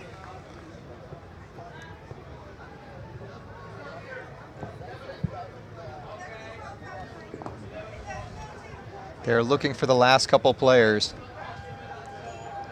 They don't want to skip anybody. They want to get all these games in. Well, yeah, you know, everyone paid their money. I think there's still maybe 2 or 3 more games that we didn't get to here in the first round of the one-on-one championship.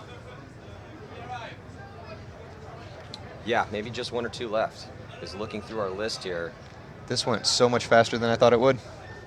Really? I was kind of expecting it to go kind of fast. Really? One-on-one, you only have 2 minutes, and you get paid, and to be aggressive pays off for you. So it's going to be a lot of guys forcing the issue. I don't know, 30 games I thought would take a bit, but it has not taken long at all.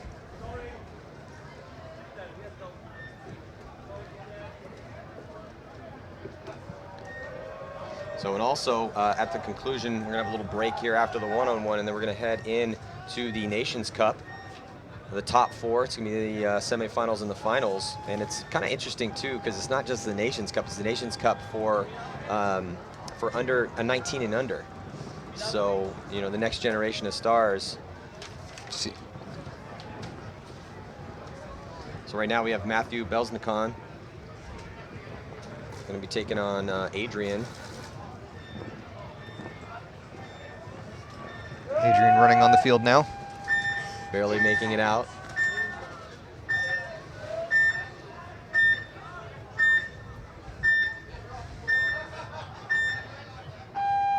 So, pushing up to the D side, Adrian, and pushing fairly aggressively up here on the snake side. Belzicom goes into D1.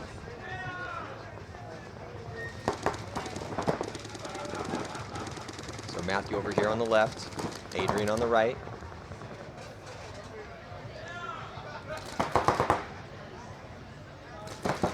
And out in the open, just using that center structure, Matthew, you can see, he's using the center 50 structure, that big M bunker, to block out. It's actually pretty smart. Adrian choosing the more traditional route, going down that D side of the field, which I think, John, we agreed is probably a good choice. Even though I like that center, though. I like the center, but it's kind of the I agree, it's the easy choice. Yeah. Well, you're also closer to the buzzer. I mean, look at how much ground he's taken. And that is a huge, there's tons of stuff to work with in that center. In a one-on-one though, if you're able to put your opponent in and you can get across a couple steps to the next spot, that you normally want to take that move. As we've seen Matthew put him in a couple times here, he could have come across. I've explained paintball to people many times and just told them it's so much easier to shoot someone when they're not fighting you. So much easier to shoot them in the side. Anytime you get lost, it's a big advantage, especially in a one-on-one. Matthew continuing to just put not. pressure Oh, on Adrian. did he start breaking some paint there? Adrian finally able to establish. Matthew I think he's breaking paint. Matthew or Adrian? Matthew.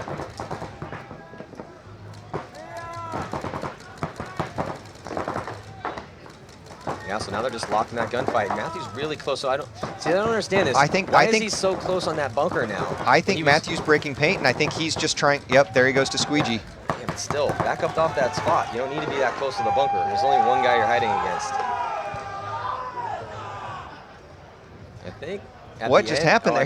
He walked out and got shot, but were they calling the end of the game first? I heard the buzzer go off, and then he yelled, but I couldn't tell if that was a yell of excitement and that he just won or yell in frustration. Very tough to tell. Or a yell of, "Why'd you shoot me?" after the buzzer. Yeah, or that. We have an unknown winner apparently on that game.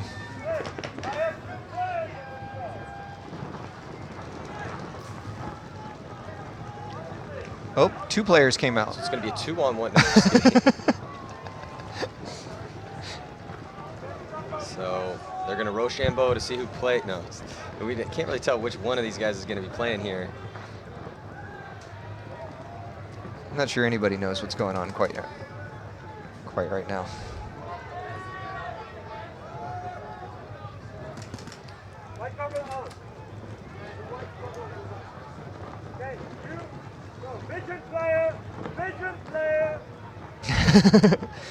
Head down like he already lost. Yes, they asked the vision player to come off the field, so I'm trying to see who this is going to be in this one. As we're now officially completely off our schedule here.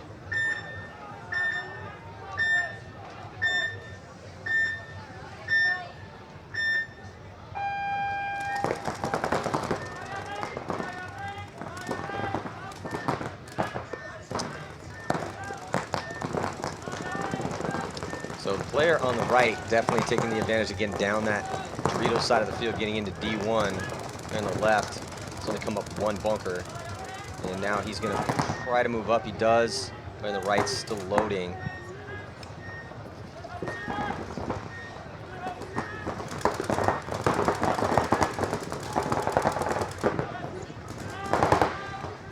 Playing it real similar to how Matthew did the previous game. Yeah, it's not a bad play. Just back up off that spot a little bit. Oh. And the player on the left gets shot. We'll see if we can figure out who that was.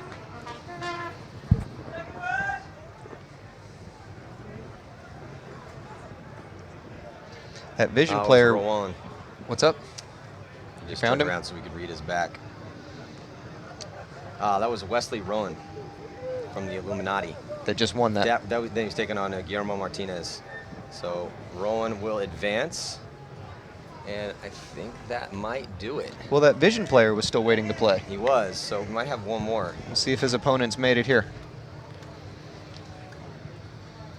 Well, I don't think we saw Scott Graham from Montreal Image, but he wasn't supposed to play anybody from Vision. Was that the Image player that we thought Cena might have played for? That's who we thought it was. Because when Cena came out, we were kind of getting to that spot, and we didn't see a guy from Montreal Image come out. Oh, here's someone coming out on the left. Nope. Looks like he's just going to retrieve something.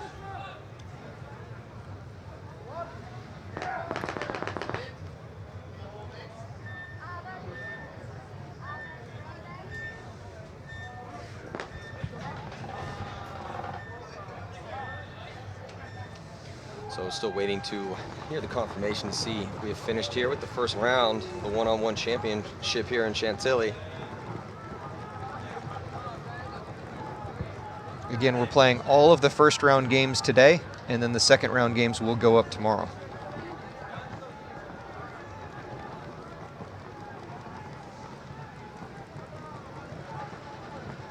We're just waiting for confirmation that there are no more players ready to play today. Yeah, the player from Vision still wants to get his match in. I can see him over here talking to the organizers. Doesn't want to advance by default.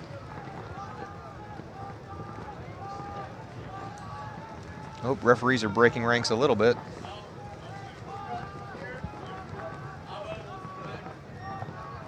That's Milovanic. From Vision? Yeah, from Vision. So he's waiting to play, actually, his teammate. So you'd think would know where his teammate is. Yeah, Abel Teradek was trying to play Davrin Milovanic. They're both on the same team. So that'll make for interesting bar conversation later on tonight, depending on who wins. If he shows up. I see two Vision players down here.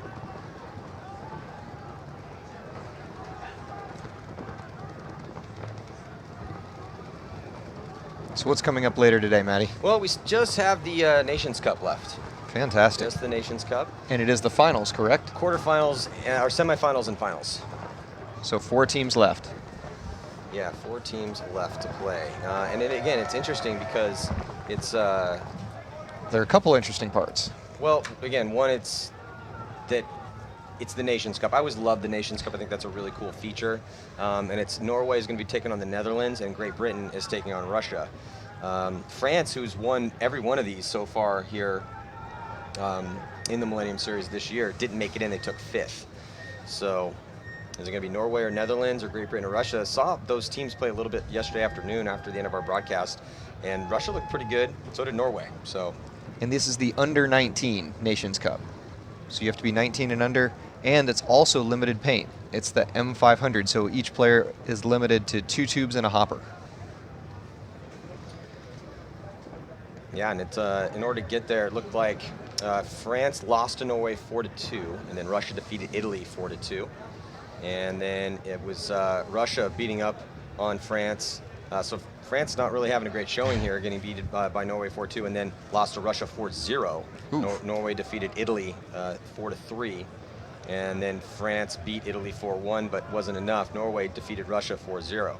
So it's Russia, Netherlands, and then so in the other bracket, Netherlands lost to Great Britain 4-3. Germany beat up on the Swiss 4-0. Netherlands beat up on Germany 4-0. Great Britain is, wow, this is a blowout division. Great Britain beat up on the Swiss 4-0. Netherlands also defeated the Swiss 4-0, and then Great Britain beat up on Germany 4-0. So it was a bunch of, this is a crazy set of games right there.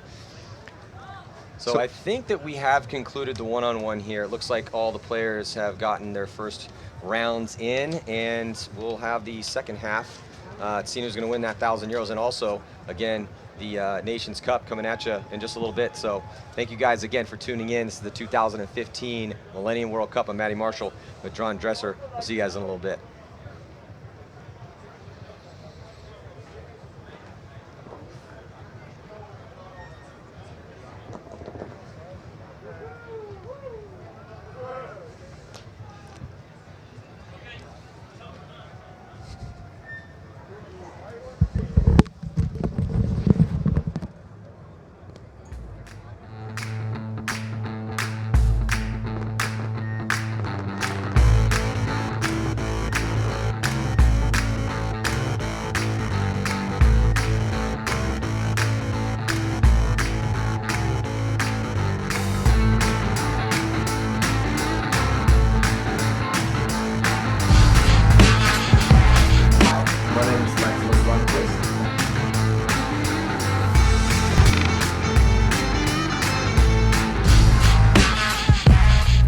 My name is Maximus Lundqvist, and I would like to introduce to you the all-new Bunker King Supreme Pack, patent-pending part-holding technology, which allows you to use all different part types from the smallest to the biggest, no adjustments needed. One-handed, one-step loading and unloading functionality, which is 100% strap-free.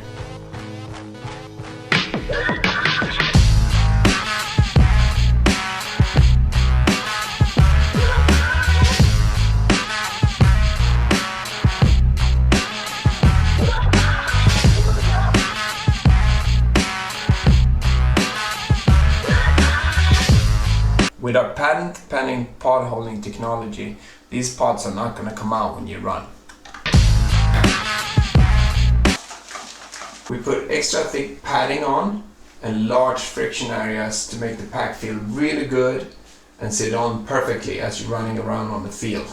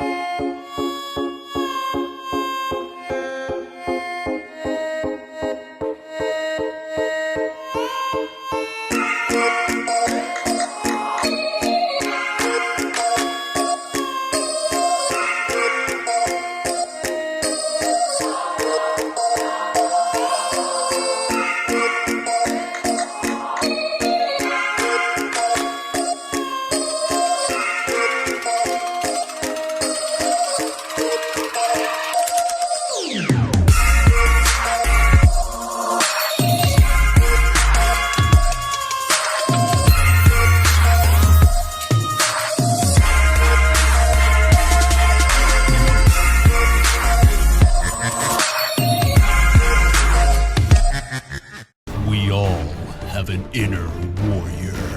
Feel your heart pumping. Savor the adrenaline rush as you face the unexpected. Will you rise a victor or fall to defeat? Paintball promos can help you get there. The rest is up to you. Unleash your inner warrior. Feel the rush. Get your passes and head to a field near you. Check out paintballpromos.com.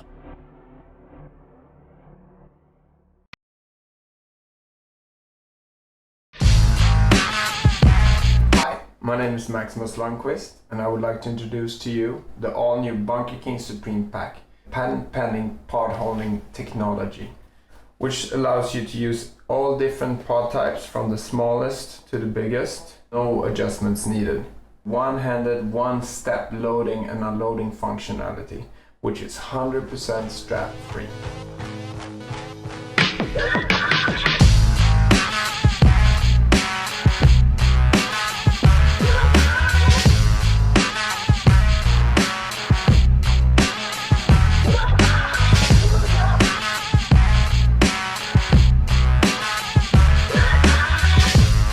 With our patent-pending pod holding technology, these pods are not going to come out when you run. We put extra thick padding on and large friction areas to make the pack feel really good and sit on perfectly as you're running around on the field.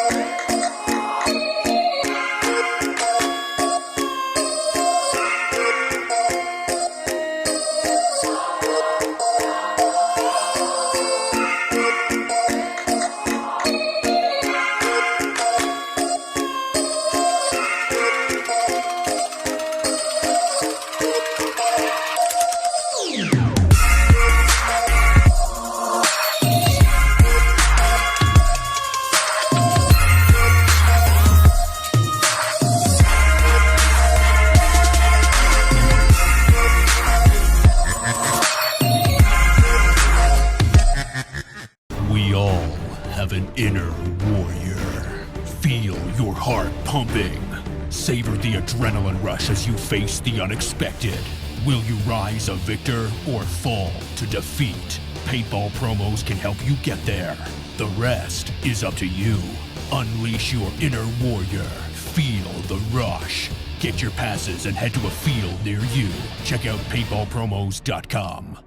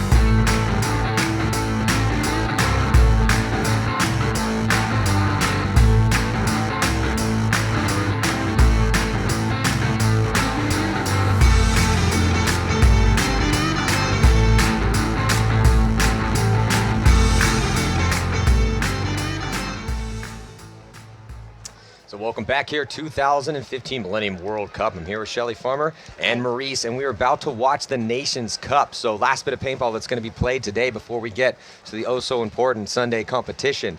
So 2 games coming at you here to start it out. It's going to be Norway taking on Netherlands and Great Britain taking on Russia. And it's also kind of cool as we're looking at the rosters for these teams. And this, it's the Nations Cup, but it's just the younger players. So I think that's actually a really cool concept. And again, getting to see some of the younger players out here that could be stars, as they progress in their careers. That's correct, Matty. I mean, obviously I'll be a little bit biased up here, being from Great Britain. You should be biased at this point. It's a Nations Cup, right? And congratulations to them for being in the top 4. So this is the semi-finals here for the under-19s Nations Cup. And they have to be 19 or below to be a part of this event. So they all have to check their passports for their, their birthday, etc., and stuff like that. So GB, essentially we've got a mixture of players here that you have to do tryouts. So Lucky 15s, Disruption, Tigers are all a bit of a mixture, and they're out in the field right now. And then they'll be up against Russia. Now, Russia, Tatiana, she's the Polar Bears manager. They have a strong backbone, and they have some players that have very similar surnames. I was looking at the roster, and I was like, I think one of those guys plays for Masquerade Legion, and potentially 2 of them, and then also Malloy's younger brother. Yes. So, the blood runs strong in that family. Hey, so this will be a good matchup between Great Britain and Russia. And then also on this bracket, we have Norway versus Netherlands. Norway are the current champions, so they have players from Blast, which are SPL team, and Netherlands, the Dutch team, have players from Bad Boys Oz. So again, Are you sure? I thought Blast. No, last year the French won it. No. Of course, yes. No, so Norway won the year before. Yeah, they won the year before. And France has been doing very well in this event until they got, or very well in this event this year, but ended up getting 5th. So just narrowly not able to make it in. So we're getting right here into this match. Great Britain on your left and Russia on your screen right now. So yeah, it looks like Great Britain lost a player already. And Russia also lost a player.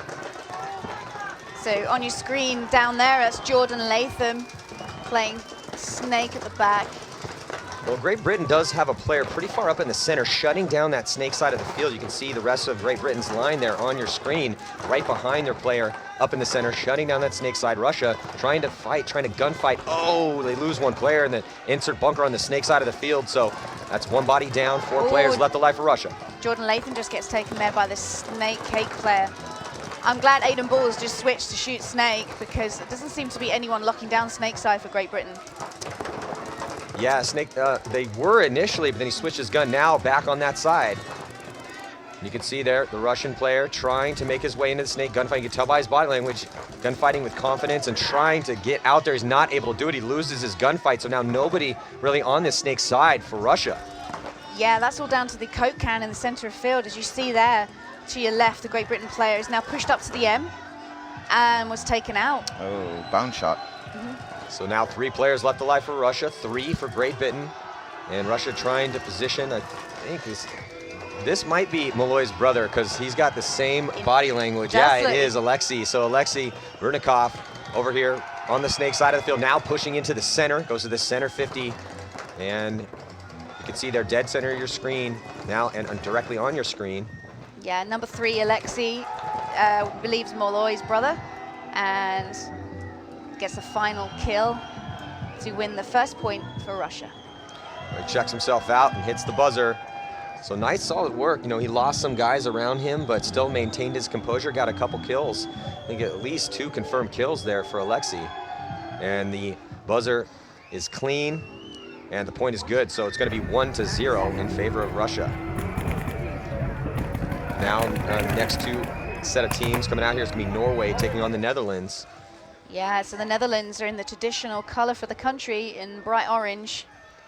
And pretty much a couple of those lads are Bad Boys Oz 2, who play SPL 2 here in the Millennium. And some of our favorites, Ruben the Massacre, which we always love when he plays one-on-ones. Yeah, Ruben's playing Dorito side. Ruben, yes, made a name for himself for beating Ollie Lang in a one-on-one a couple of years ago.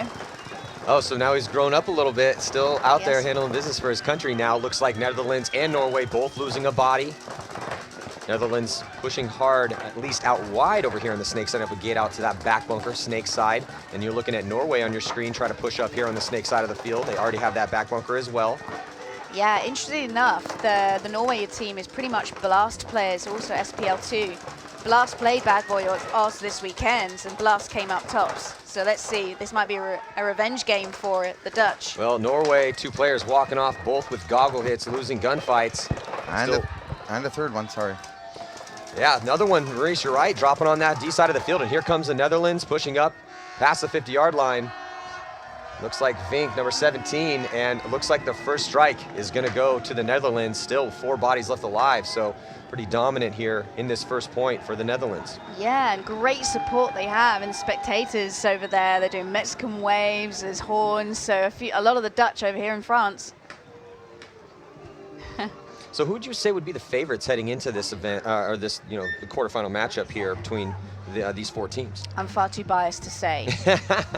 Okay, so Shelley, other than Great Britain, let's just take Great Britain right out of the equation, the 3 other remaining teams. Who do you think stronger here? I mean, looking at the names on the Russian squad, just not knowing some of these other teams as well as you guys do. I mean, I've seen some of these guys play before, unless it's their younger brothers. And even then, it's the legacies there. I might have to give the advantage to Russia. What do you guys think?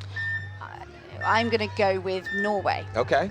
Yeah. And then I'll be the most reverted one, because last year the second country who had the second place was the Netherlands. Well, it all comes down to what you do on that given day. And right now, Russia up by 1 over Great Britain. And here comes Russia. Referee was in there to check one of their players in the center. He's clean. So 5 players alive for Russia, 5 for Great Britain. Great Britain again, Shelley with that good field position. That's 2 games in a row, 2 points in a row. They send that player up to shut down that Snake side of the field, and Russia losing 2 bodies. Yeah, that's right. And if you stay confident there and the composure's strong, you can keep that lane going, and you can cut down Snake side. You just got to stay alive.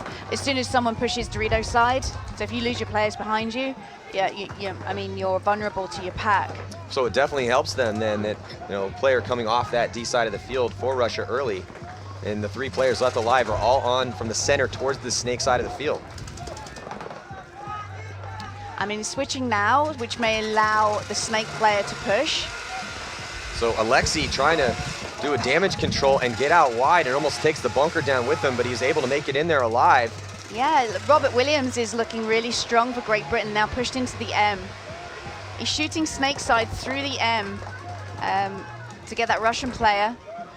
And that now will allow Great Britain to push Snake side, which they have done. They haven't hit the Snake, but they've got 2 players, and the Russians lose a body, but so does Great Britain. Yes, looks like Williams coming off, and as well as Bertnikov for the Russians. So now just 2 players left alive for the Russians over here on the Snake side of the field. This is definitely Great Britain's chance if they can push down that D side. Just 1 gun that way, now both guns switching that way. No one looking Snake side. Oh, it looks like a 1-for-1 is going to be called here on Russia. So we apologize for the sounds right now, but yeah, it looked like pretty much that Leonid Smotrov was under a bit of pressure there. And you can see Tom Feehan hitting the buzzer for Great Britain. Tom Feehan plays for London Tigers 2 in SPL 2. He's one of these young guys in the UK that has the potential of stepping up in the long term. In fact, all of these guys are, because they got the commitment now and they're young and they've been playing since they're like 15. So. And they have some good coaches behind them. Well, as we see the Dutch coming back onto the field in their traditional Massacre orange. And of course their coach is also a Massacre, so I probably think that's the coach of Bad Boys Us 2. That is on. So on your screens is Norway. They're choosing to use the back center on the breakout and push Snake corner. yeah, so good breakout for both teams. Ooh, Norway though losing a body on that D side. Initially 5 players alive for them, and then they're trying to switch it up a little bit. On that position, they lose another body as well, so not looking good right now for Norway. Netherlands on the attack here, getting into Snake 1, also in D1 as well. Not looking good for Norway here in this point again. Yeah, Norway trying to go defensive, trying to make something happen. They only have their Snake corner player remaining, and looks like the Dutch are really hungry for this. They want to win this point. It looks like they want to win it more than Norway. But they've calmed it down. They were all aggressive and they've stopped. Well, that's a smart play right now. Up a ton of bodies. No need to push recklessly forward when you have a massive body advantage and also position on the field.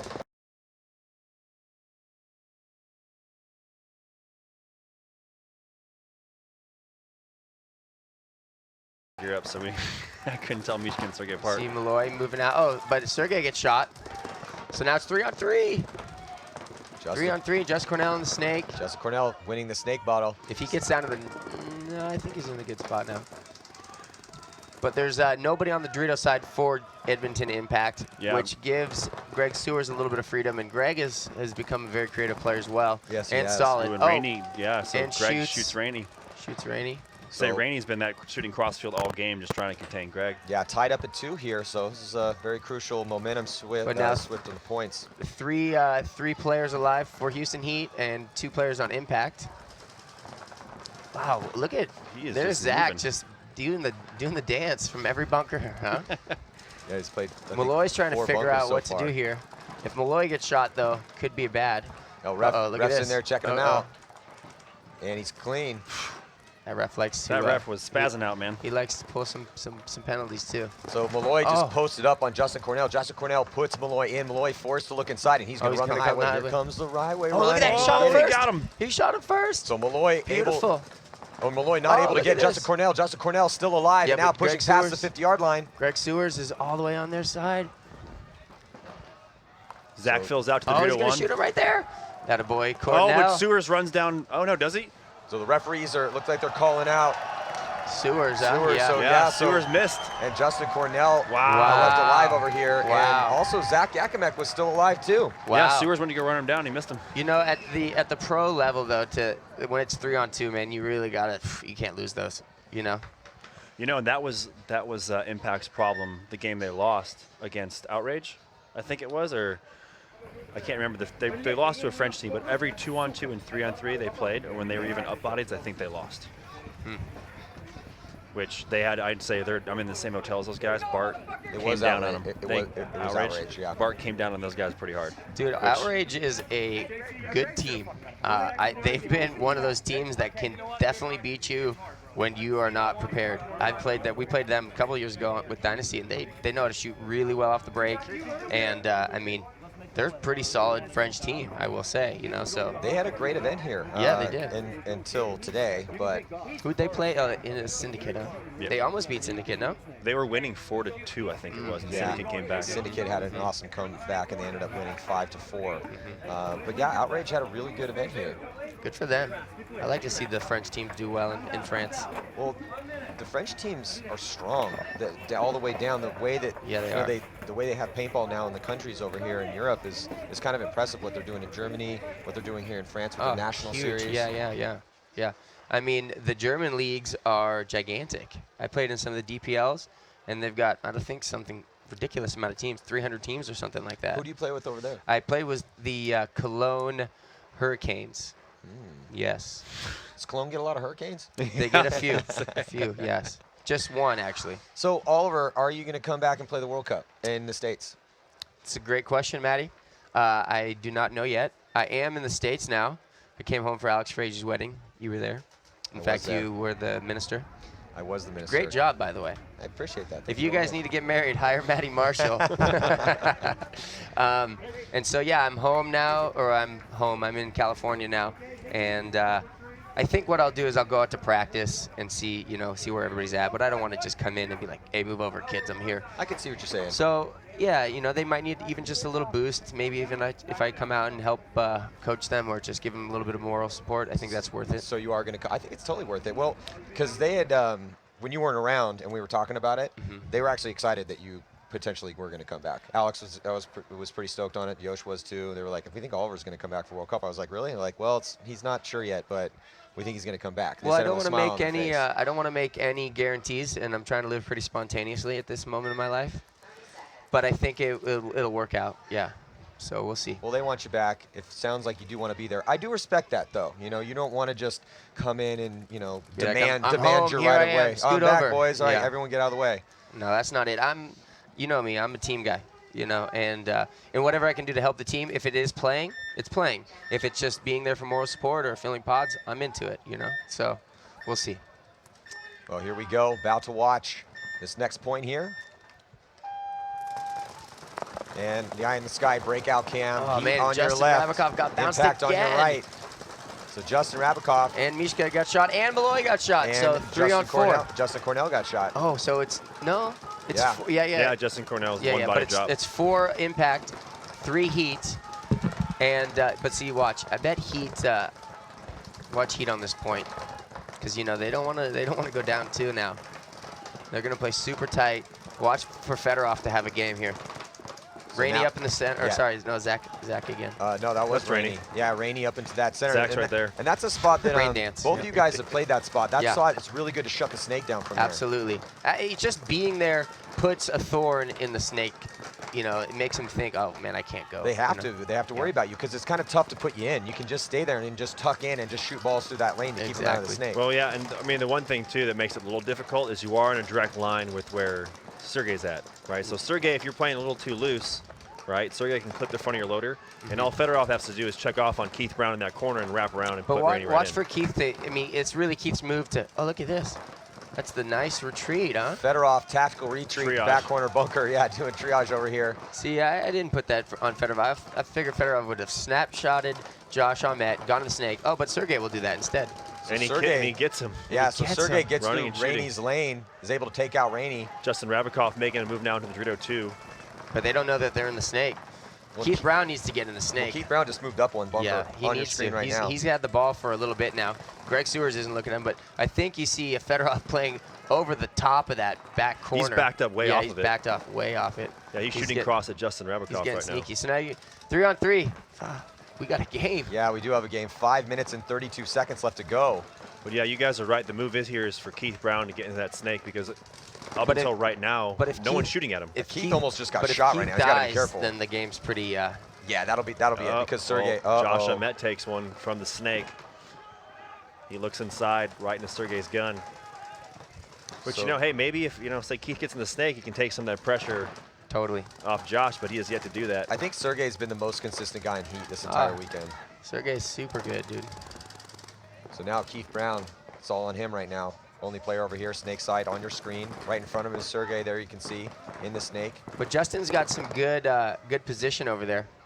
But here, Sergey's going to move up and get an angle on him. A little bit better angle from there. Yeah, he's going to have to cross move field. at least to the next one to get a clear shot Greg Sewers across. is playing in this nice blind over there. But Fedorov's still alive behind Sergey, which is huge because Yeah. that's going to let Sergey have to worry less about Keith potentially running him down. Yeah, and Justin might have moved. I don't see him anymore than But 302. Fedorov's looking cross field. Right. Fedorov's not looking in front of Sergey right now. Right.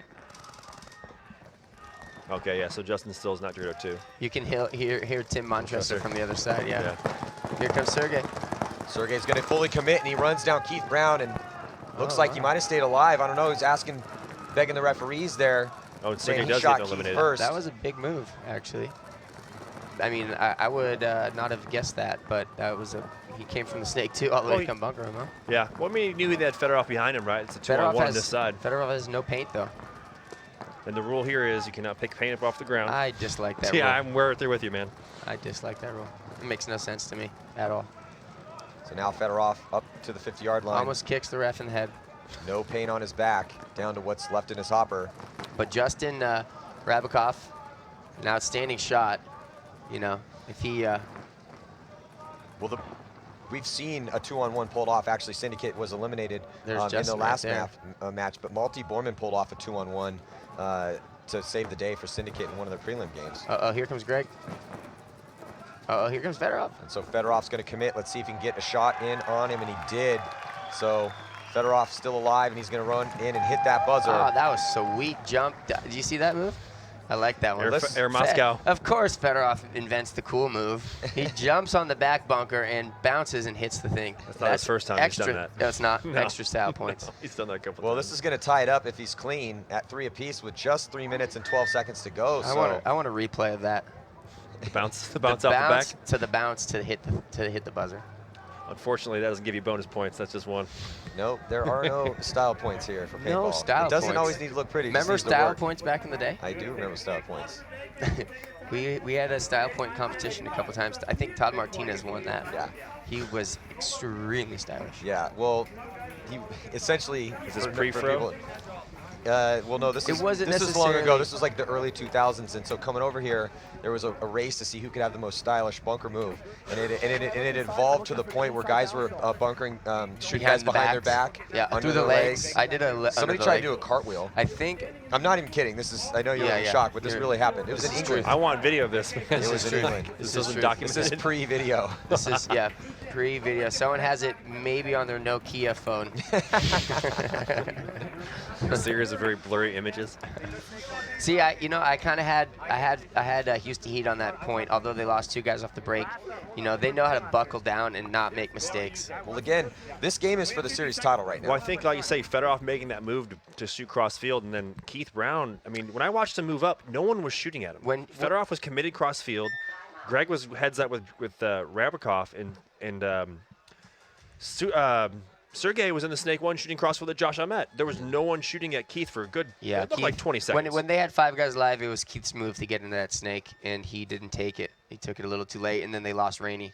And Sergey, see, he did that amazing shot and went right into the snake. I think Sergey making those moves is really what sealed the That's deal what it did. and put Heat in the best chance to let them close the game out.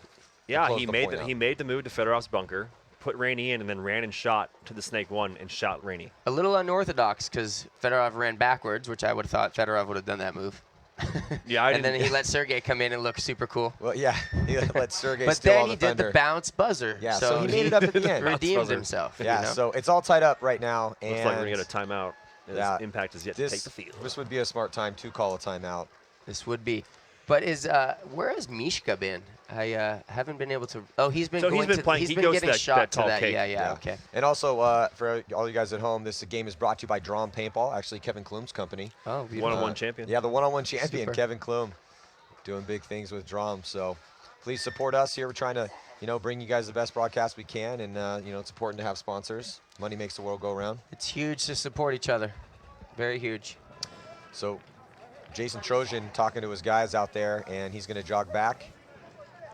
This is, again, for the series title. This is much more of a much bigger game than what people are watching and thinking of. This is a whole year, actually, right now. It's riding on the line right now. And it's 3-3.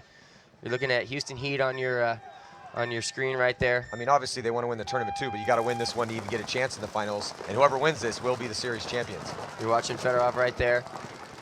Josh Ahmet tries to stay in the back center and shoot. So gets picked off, playing out. 1 dead on impact. 5 on 4. You're looking at impact on your screen right now. Down a body. 2 bodies for Heat in that temple again. Yep, Sergey. They're roommates. Fedorov, yeah, duo. Yeah, They're roommating. And Sergey was a roommate of Fedorov and didn't even play paintball. That's sweet. And then he brought him out and just started dominating on people and was like, hey, you should play in the Russian Legion. Right. Dude, you've got a great Yeah, Russian you have a accent. great Russian Having accent. those guys as teammates for 3 years You kind of taught me a lot. Can you commentate the next couple points in just your Russian Legion accent? All right, Justin Cornell moves up to the snake side tower. He's shooting inside. Let me light your This cigarette. is great. Yeah. Yeah, cigarette spasiba, right now. Oliver Lake. So right now, Heat with a 1 body advantage over Impact. It's all tied up at 3 and only 2 minutes and 15 seconds to go. So time starting to tick off this clock with the series title at stake here. Yeah. In this semifinal matchup. Greg Sewers though, dies. first to walk off for Houston Heat. And you're going to see a Sergey's big gonna, fill. Yeah, Sergey takes a big bite. Wow. He's He able made to it. make it. But Justin Rabikov made it out to that Dorito side. Corner. So you're seeing 4 on 4. Rainey coming back. Looks like he might have got a bounce. Oh, man, he's asking for a check. No ref's checking him out. Yeah, Rainey's asking, and then he's he's going to playing. keep going. Hey. Josh Ahmet breaking a little bit of paint. Oh, Justin Rabikov gets dinked out of that corner. That's definitely not a kill. It's not the kill you want. That's not the kill you want. Ooh. Yeah, this is not shaping up for Impact. And quite frankly, if Heat does it right and they play it right now really well, they could win this match in this point. Yeah, Sergey, good Yeah, fill they really out. could.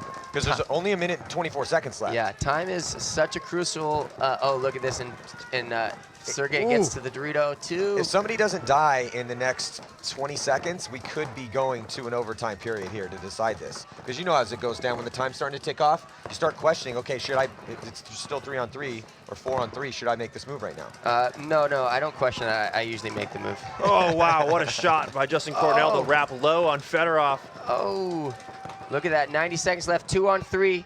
2-on-3. Yeah, can they close this game out? No, it's 3-on-3. It's 3-on-3. Sergey's in the Dorito 2. Mishka's in the corner. Yeah, but there's only 2 impact. No, there's 3. No, he's dead. Oh, he died. Yes. Oh, 2-on-3. Not a lot of time left. 40 seconds. 40 seconds. The thing is I will put my money that Fedorov will come down. Fedorov's dead. Fedorov will not come down. Sergey will come down to win this. Well, now it's Justin Cornell trying to make the move, but he gets shot cross field, and here comes Sergey again, who's been the stud for Houston Heat. See Chad George trying to get in there. See, that's a bad move on Justin Cornell's part, 100%.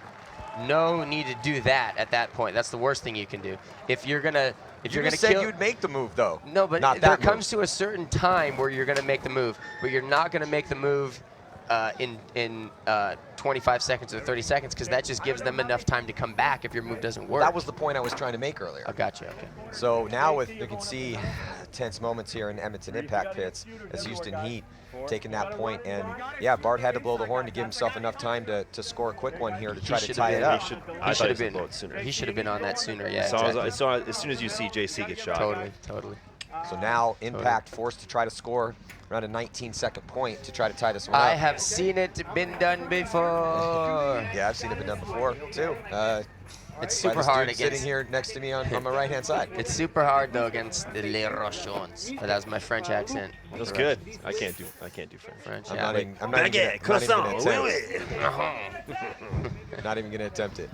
You got to get a couple accents under your belt, Matty, because you're up here quite a bit, and then you could throw people off on who's commentating. I got the American accent down pat. You have the Californian accent down pat. Was that Texas? That sounded more Texas to me. Texas. No, I don't know Texas. Y'all. I guess Texan, yeah. So there's Bart Yakimek, and looking in the pits with his younger son, Zane. So I don't know, what play do you think they're going to run? Keith Brown of the Snake? Yeah, I mean, it's going to be a play that the Russians are going to shoot them all. And then, you know what happened early on, right? The first 2-3 points, people were getting shot in the break left and right. You're right. You know, we've seen now, you say Justin Rabikov's been digging out to that can. Greg Sewer's the same way. These have been gunfights people are dropping now. It's not getting lane. So, if they can concentrate their guns, impact, and get some good kills, they can shoot. If Greg Sewers is out there, they can shoot him from the can and go up the middle and lock up the middle into the M and lock off that side and push. So this is what I was saying. That's what I meant before. Is when you're 3, yeah, you chill. When you're 4, there's a time where you got to go. I agree with that. I do agree with that. Let's see what happens. 19 here we go. Seconds left. Down to the nitty-gritty here. And on the breakout, it is Keith Brown all the way to the Snake. Zach Yakimek right behind him. Here comes Justin Cornell at the center. Nobody comes off the field for Houston Heat, though. Two bodies are dying. Yeah, so Keith Brown, he gets shot. Rainey Stanzik gets shot as well, too. And here comes the push. They got to go. It doesn't matter that they're down bodies. And here comes Zach Yakimek and Justin Cornell past the 50-yard line, but they both get smoked, and that is going to do it. Houston Heat going to win the overall series title and advance to the final. And they will be playing the ML Kings to see who's going to win the 2015 Millennium That's going to be World Cup. A game, huh? Yeah. ML Kings kind of in their head. Yeah, because they beat them in they beat them in the last tournament. Oh, they did beat them in the last tournament. So, yeah, I mean, whoa. If anybody can beat Heat, it's going to be the ML Kings. They've already proved it here at this event. They have. And, Dalton turns it up, Kyle turns it up, and the rest of those guys turn it up. Yeah, well, and Kyle Spica is playing some awesome paintball as the second attacker, playing the back player extraordinaire all of a sudden. Yeah. He's just he's starting to think for himself. He's starting to make moves, and you saw him up in the center against us, and he was really impressive, I will say. Yeah, so we'll see if Dalton and Kyle Spica can continue to be the dynamic duo for the ML Kings, and Slava's played pretty good for him too. Absolutely. Slava's very consistent, so that the stage is set. But before we get to that final match, we're going to also have the other divisions final matches out here as well too. The RMG Symphony taking on Uprising, and then before we get to a quick break. And also during the break, we're going to have an interview that we recorded on Thursday with the leaders of the 3 teams talking about this event. But let's go down with Maurice in the pits. And I'm down here with the pits with a happy 2015 Millennium Series champion, Yaya Chad. Yes, we started this journey 3 years ago, and that was one of our set goals, to win the series. And that was a big thing when you come to Europe. Was winning a tournament over here or a few, and then winning the series title. And yeah, we just closed it right there, but we're still not done yet. So, if we can sum it up, as far as the game here. Oh, that was a nail biter. Impact's a great team. We expect it to be like that, and I think that hats off to them. They played a great game. We just ended up being able to play as a team and pull it together. Okay, well, thanks a lot. Congratulations. Go and have fun with the team, and we'll see you at the finals. And I'll back to you, Maddie.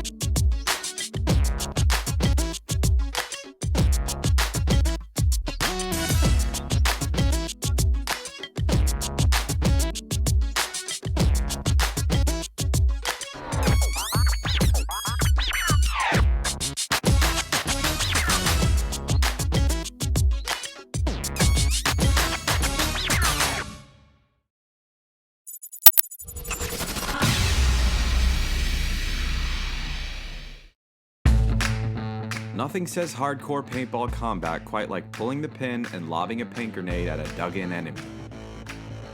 Safe, simple to use, and made in the USA. Timin paint grenades add an element of fun and excitement to any game or operation for recreational, scenario, and tactical paintball players.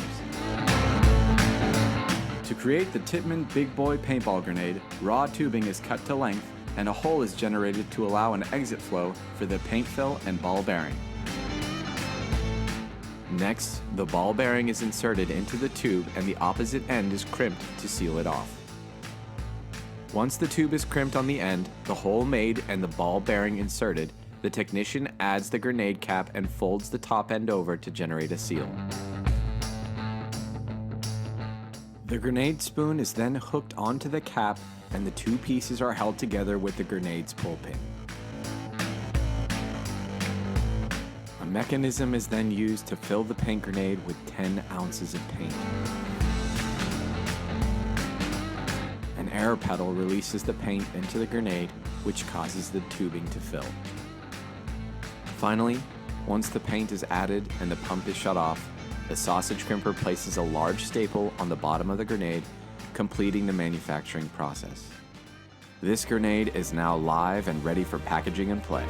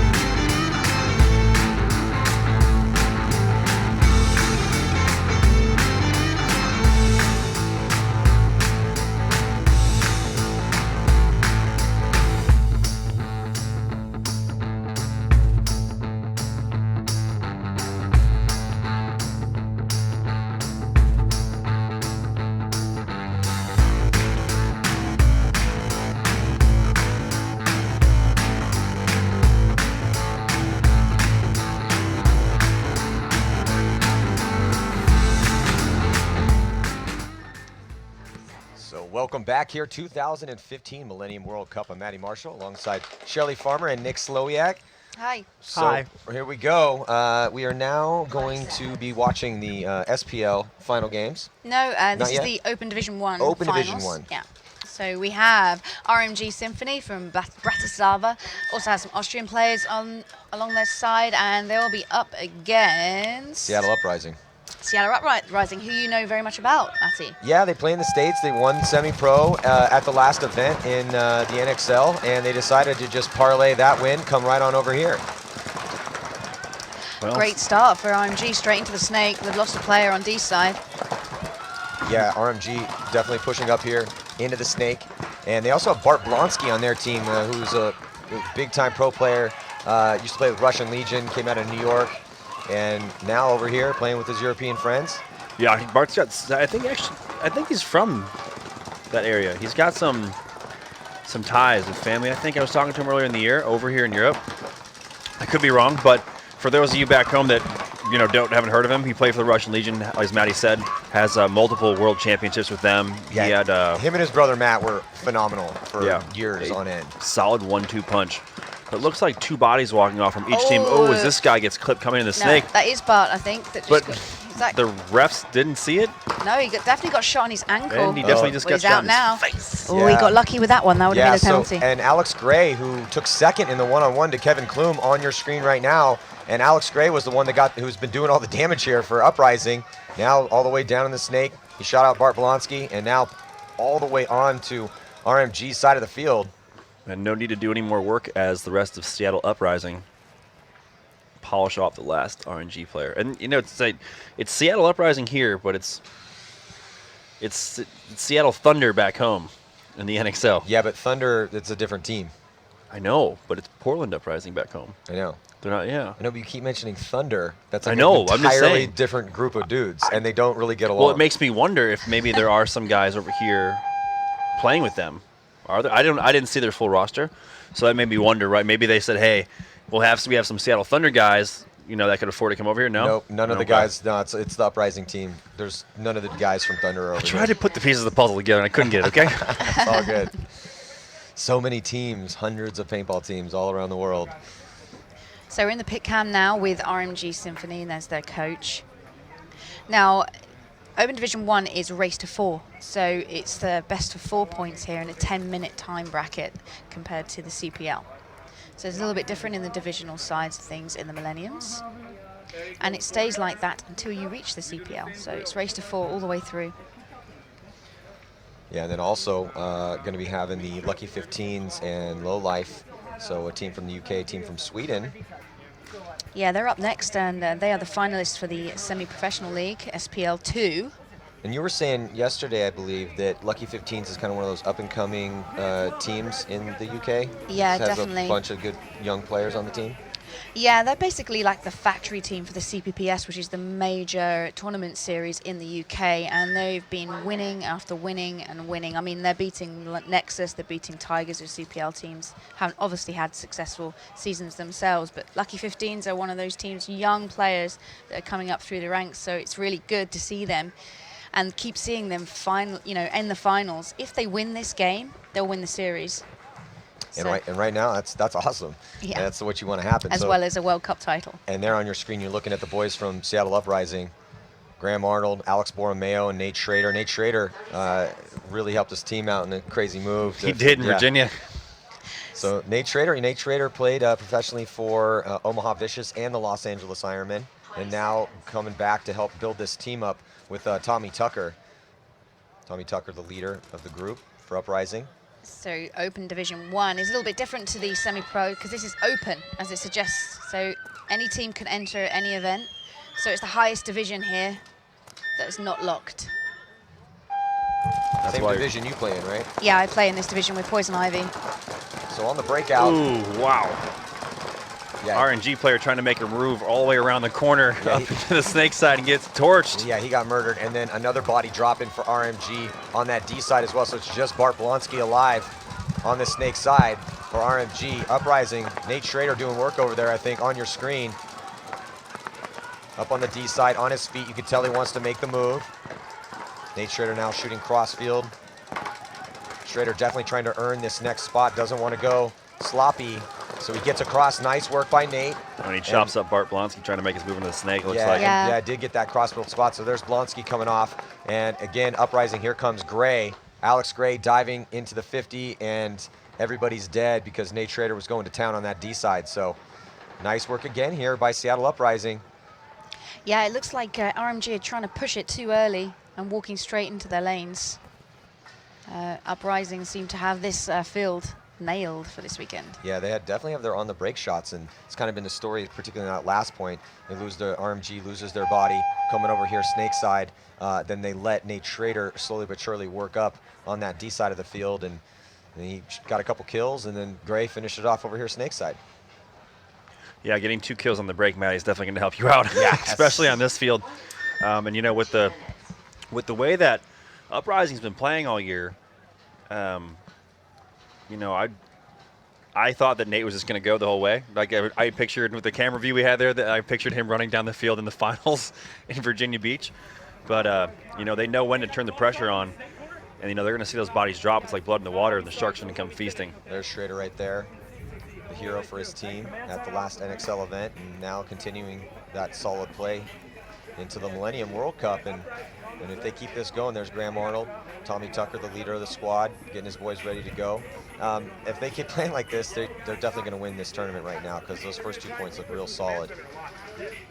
Yeah, It's really nice to see some American teams over here and entering the Open Division 1. And at this 2 points in the lead, they could be walking away with a World Cup championship coming over to Europe, so that's nice. Yeah, that's what I was going to jump into. I wonder, I didn't have a chance to talk to them to see, like, hey, they just said, screw it, let's just go over to Paris and play. You know, let's head over here. Pretty much. Pretty much? Is that what you heard? That is pretty much what they said. I mean, essentially they were like, look. Because that's far. I mean, they're on the west coast of the U.S., right? Yeah. That's a trip. It's definitely a trip. Now I got a chance to talk to them earlier about it, and they wanted a life adventure. You know, they really like the squad they got. They think that, you know, they eventually want to take that team pro. They're kind of wondering when they should do that. There's actually some talk amongst the team of whether they should go pro next year or not. So we may see them as a pro team next year in the States. We may not see them. It's still uncertain for them as their future as far as that's concerned. But as far as this trip was, I mean, they literally just said, look, we won the last event. We just took the money and we decided to come over here. So, nice. That's what Perfect. they said, yeah. And they're like, let's just do it. You know, well earned. A lot of them have never been over here before, so. That's really cool. I wonder if they'll be out in Paris tonight. I guarantee you they will. Yeah, they might. Especially if they win. Hopefully they, So on the breakout, RMG losing a body, or slipping and falling him as he's trying to run out, but he makes it in clean, so. They do lose a body headed out to the Drito side, Maddie, so good again off the break shooting by Uprising. Oh, the ref, Jabba, missed there. There's a headshot there on the snake player for RMG, right on the middle of his beanie, and he said, play on, clean. Really? Yeah, that's... Bart getting away with one? Yeah. Oh, the ref's seeing it now. Yeah, here comes the penalty. He's It's a little bit unfair because the ref did call him clean. Yeah, that is frustrating as a player when you're in there. I mean, even if you are shot, if you're shot, you're shot. Yeah. But it's tough to be called clean and then be like, okay, I'm good. Because that's why you're going to continue to play, because you were called clean. Exactly. That's harsh. But there we go. There's paintball. There's Nate Schrader on that, trying to make his move up the D side again, doing so well over there for his team that last point. And now RMG really struggling here to keep bodies alive. They lose another one, back corner bunker, snake side. And Alex Grace is making his way up. And there goes, looks like Arnold up the center. So again, another flawless point here for Seattle Uprising. Now 1 point away from taking this World Cup victory. Yeah, and they're pumped. They're pumped as they go strutting off the field. Yeah, they were all here during the one-on-ones watching Alex Gray because he made it all the way to the finals. Yes. And, you know, they were pretty pumped that he made it there, but he did lose to Kevin Klum. But yeah, man, it's a great story. Yeah, great story, great backdrop. I still can't get over checking out the horse stables. That is Chantilly. Still just can't believe that they built that huge, gigantic monolith of a building for 12 horses. Yeah. That's apparently the real story behind it. It is. It was, I think it's 1834 or something like that. They built the thing for horses. Last year we went to go tour this. We thought that was the castle. We walked in like, no, this is for the horses. And we're like, okay, well, we're not checking horses out. Yeah, the castle's just around the corner. Do you see it when you drive in? It's beautiful. Yeah. Yeah. I'll have to get you over there, Maddie, if you haven't seen it. No, I've been locked up here the entire time we've been at this event. But yeah, it's a gorgeous view up here. It's been an awesome event and seen some really good competition here at the 2015 Millennium World Cup. There's Bart Blonsky, legendary player from the States, and there's Nate Schrader who's feeling it right now. Yeah. He's definitely feeling it. Very excitable young man. He's got a rhythm going in there. A lot of energy. Yeah, looks like he's gonna be floating.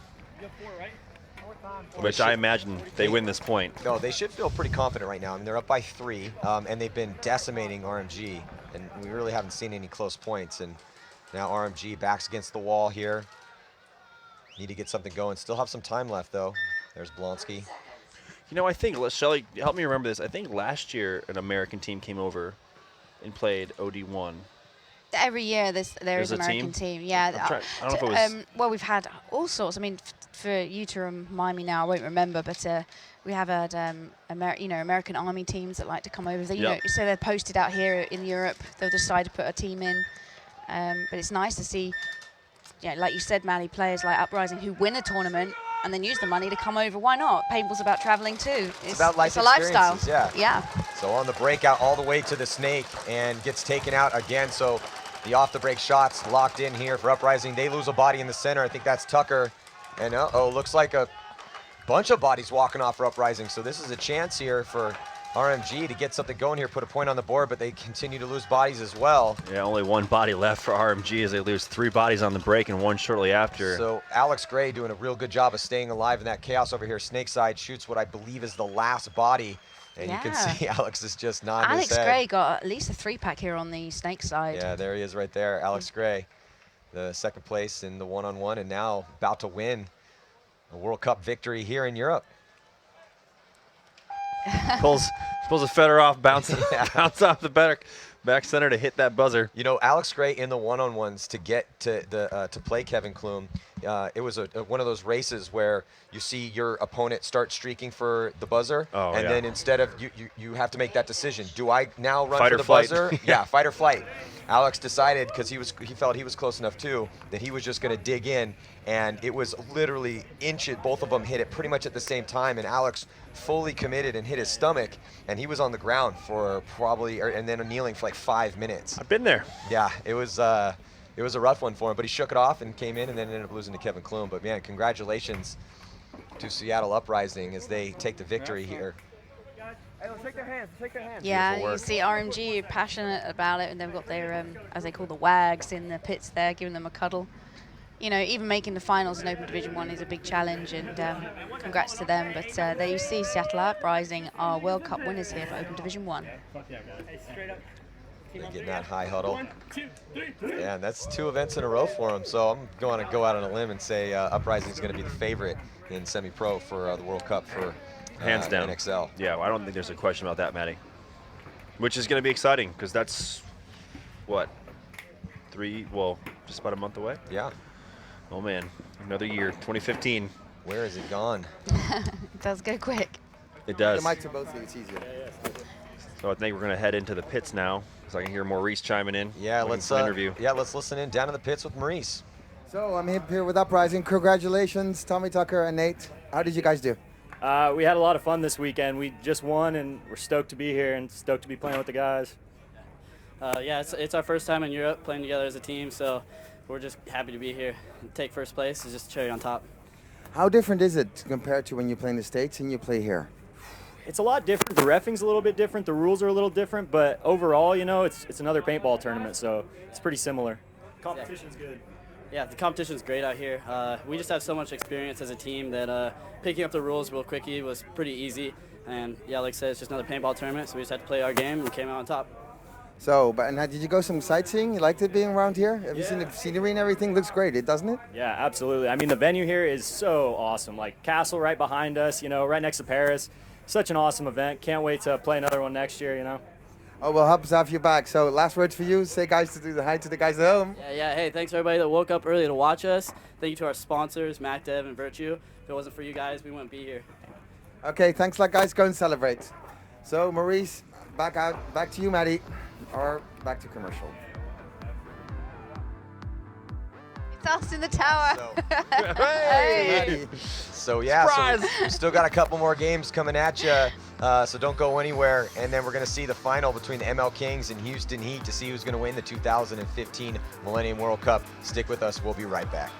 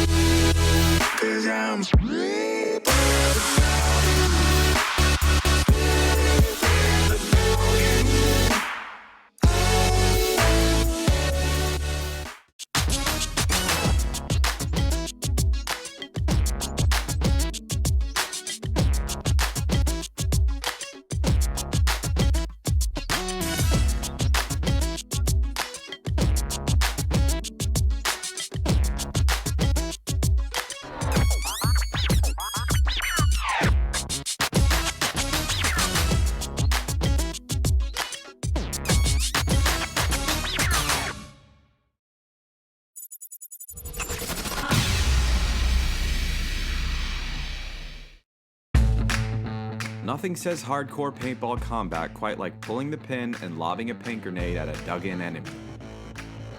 Safe, simple to use, and made in the USA. Timin paint grenades add an element of fun and excitement to any game or operation for recreational, scenario, and tactical paintball players. To create the Tippmann Big Boy paintball grenade, raw tubing is cut to length and a hole is generated to allow an exit flow for the paint fill and ball bearing. Next, the ball bearing is inserted into the tube and the opposite end is crimped to seal it off. Once the tube is crimped on the end, the hole made, and the ball bearing inserted, the technician adds the grenade cap and folds the top end over to generate a seal. The grenade spoon is then hooked onto the cap and the two pieces are held together with the grenade's pull pin. A mechanism is then used to fill the paint grenade.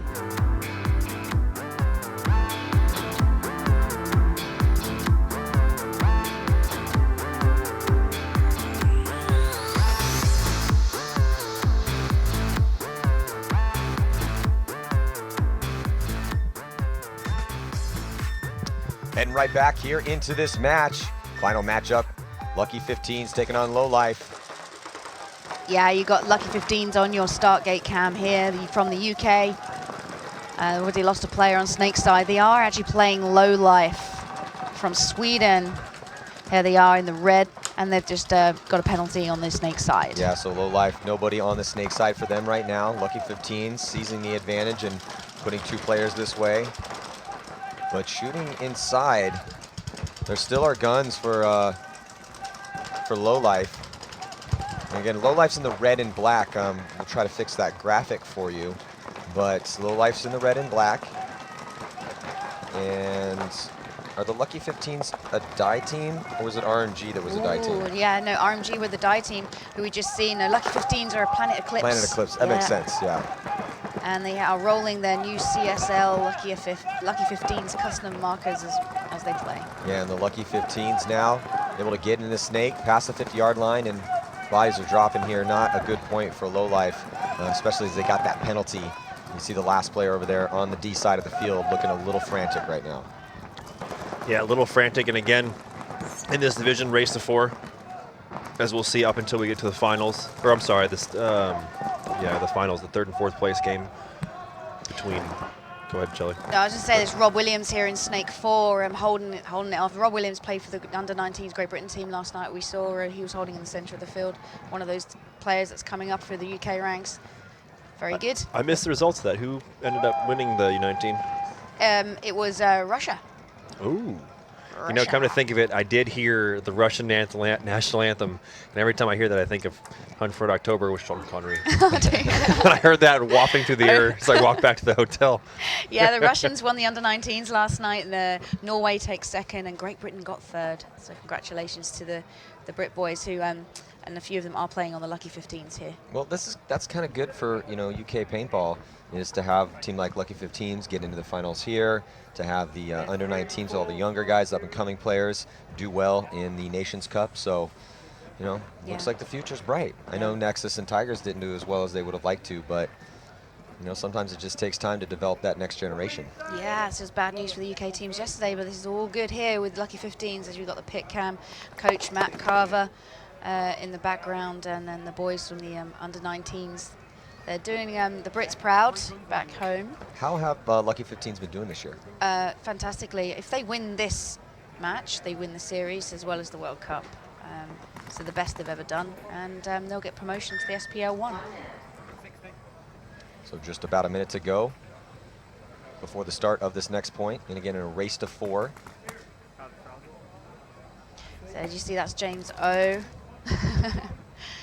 Going to shout out back home as we go to the other pit here, the Swedish side, Low Life. And they've been a team that's been around for a long time. Yeah, they've always been out here for the Millenniums. They've been up and down in the divisions, so they're obviously working their way back up. Did they have a finals appearance here this year, Shelley? Because I know we've talked about them before. Not this year, last year. Last year? Okay.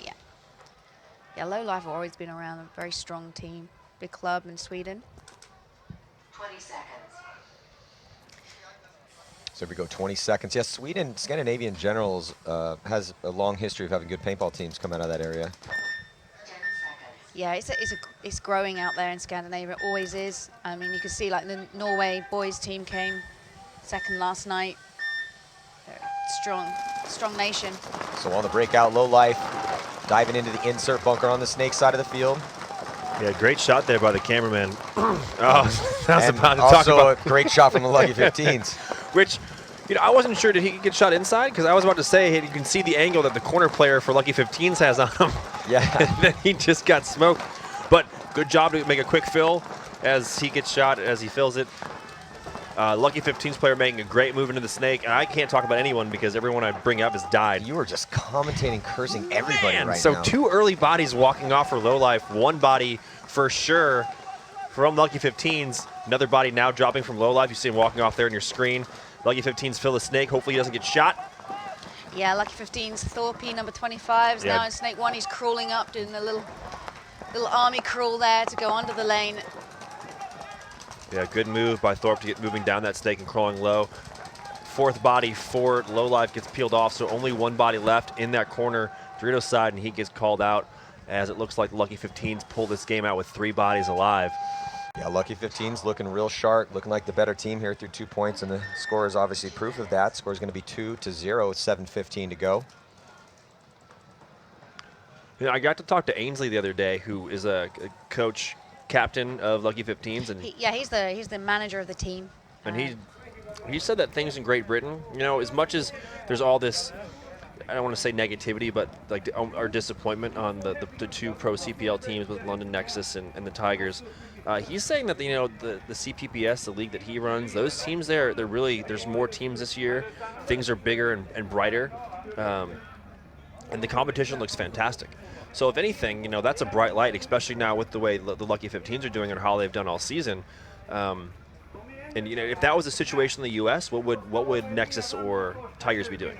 They'd be trying to poach players from the Lucky 15. So I could wonder, you know, going into next year, depending on this, you know, how Nexus and Tigers pan out with the CPL promotion relegation thing. I'm not sure how that all pans out, but you know, will we see some Lucky 15 guys jump camp, you know, try and play for a CPL team? Will they all stick together and try and work it up to the next division? That's one of the things we have back in England is everyone's very loyal to their team, to their club. So I think it's, so if Nexus wanted to poach someone of Lucky 15s, I think Lucky 15s would go, no, I'm Lucky 15s through and through. At this stage, you know, but I agree with you in some respects, Nick, because the CPPS is spawning a hell of a lot of good players, and Tigers and Nexus will throw tryouts. And if you're back home listening and you feel you've got what it takes to be out here on the CPL, then you should go for these tryouts and play for these teams, because we both know that both those teams are going to remain in the CPL next year, and they will definitely need to refill their rosters. Right, like what's the lure of playing pro in the Millennium, right? The biggest stage you have in Europe to play professional paintball. You know, what are you going to do? Exactly right. Now, one of the Nexus players this year is Jermaine Hole, and he was a divisional player in Open Division 2 only 3 years ago, and he's already a CPL player. So that's the heights you can get quickly if you have the talent and the commitment. Well, these teams have switched sides now. See if Low Life has better luck on the left-hand side of your screen now, as Lucky 15s, though, shoot another one of them off, pretty much off the break. He didn't get shot on the break, but struggling up. Lucky 15s lose a body in that center. Yeah, so good shooting. Well, secondary shooting there by Lucky 15s, get that early kill, and then Low Life to take advantage of a little lack of control there, lack of focus by the Lucky 15s player to pick up that shot. You've got the shot now, Lucky 15s on the field. There goes Low Life getting into the snake, but it looks like he got shot in the left side of the head. Yeah, you got to tuck in there. I mean, even if you think you got shot, you still need to take cover. But unfortunately, Low Life just not able to get any sort of aggression going on. They can't stay alive long enough to make it happen. Yeah, and here's a good push by. There you have the Lucky 15 players on your screen doing a little double whammy work. One guy's in the crawl. Steele's going to shoot cross field. Looks like he might have got a shot in the fill out by the Low Life player. Thorpe here is going to punish this back center guy, who, I'll tell you what, and we've said it time and time again on this field, the smallest bunker with those cones is in the back center, you do not want to be there and be unaware of the fact that you've lost a whole side because you're going to get torched. You don't want to be there very long, period. I mean, that thing seems to get, I mean, Nick, you could speak to this, it seems to get real small real fast. It gets really small really fast, especially if, say, you're playing a good team. Right? I was stuck in there playing against the Polar Bears, and Oliver and Ryan knew I was back there, and the pressure's there. It was relentless. And I happened to get out once. And I'll tell you what, it was scary. And Oliver bounced me like 3 times on my legs, and that's the only way I made it out. But, you know, if anything, you know, hopefully these teams, in this case, Low Life, maybe if they've watched Houston Heat would be a good example. Sergei Solnishnikov was getting great kills out of the back center, but as soon as he shot that lane, as soon as he saw Justin Rabikoff or whoever it was going out, he immediately got out of that bunker. Yeah, you got to get out of it. Yeah. He took off, he doubled up with Fedorov on the first Aztec on the snake side. I think maybe one point he went out there with Mishka. You can definitely do that, but you just have to be disciplined enough to know that, you know, if you walk the field, you see how some games are going, you shoot your shot and realize, hey, after those first 2 seconds where the body's making it out wide, if you hit him or not, you got to go. Sergei is playing awesome for Houston Heat. I mean, he always plays very consistent, but at this particular event, Sergei has really been their most consistent player. And you know what? Most of the time, he usually is, right? It's just. Well, you played with him for years. You know, when Houston Heat, the last. That was the last tournament they won in the U.S. in 2013, the Chicago event. I mean, Fedorov, everyone was Fedorov, Snake, because Chad, George, and Ryan Design were hurt. But it was Sergei who got behind Fedorov and shot people and kept people in so Fedorov could do what he does best, which is just look awesome.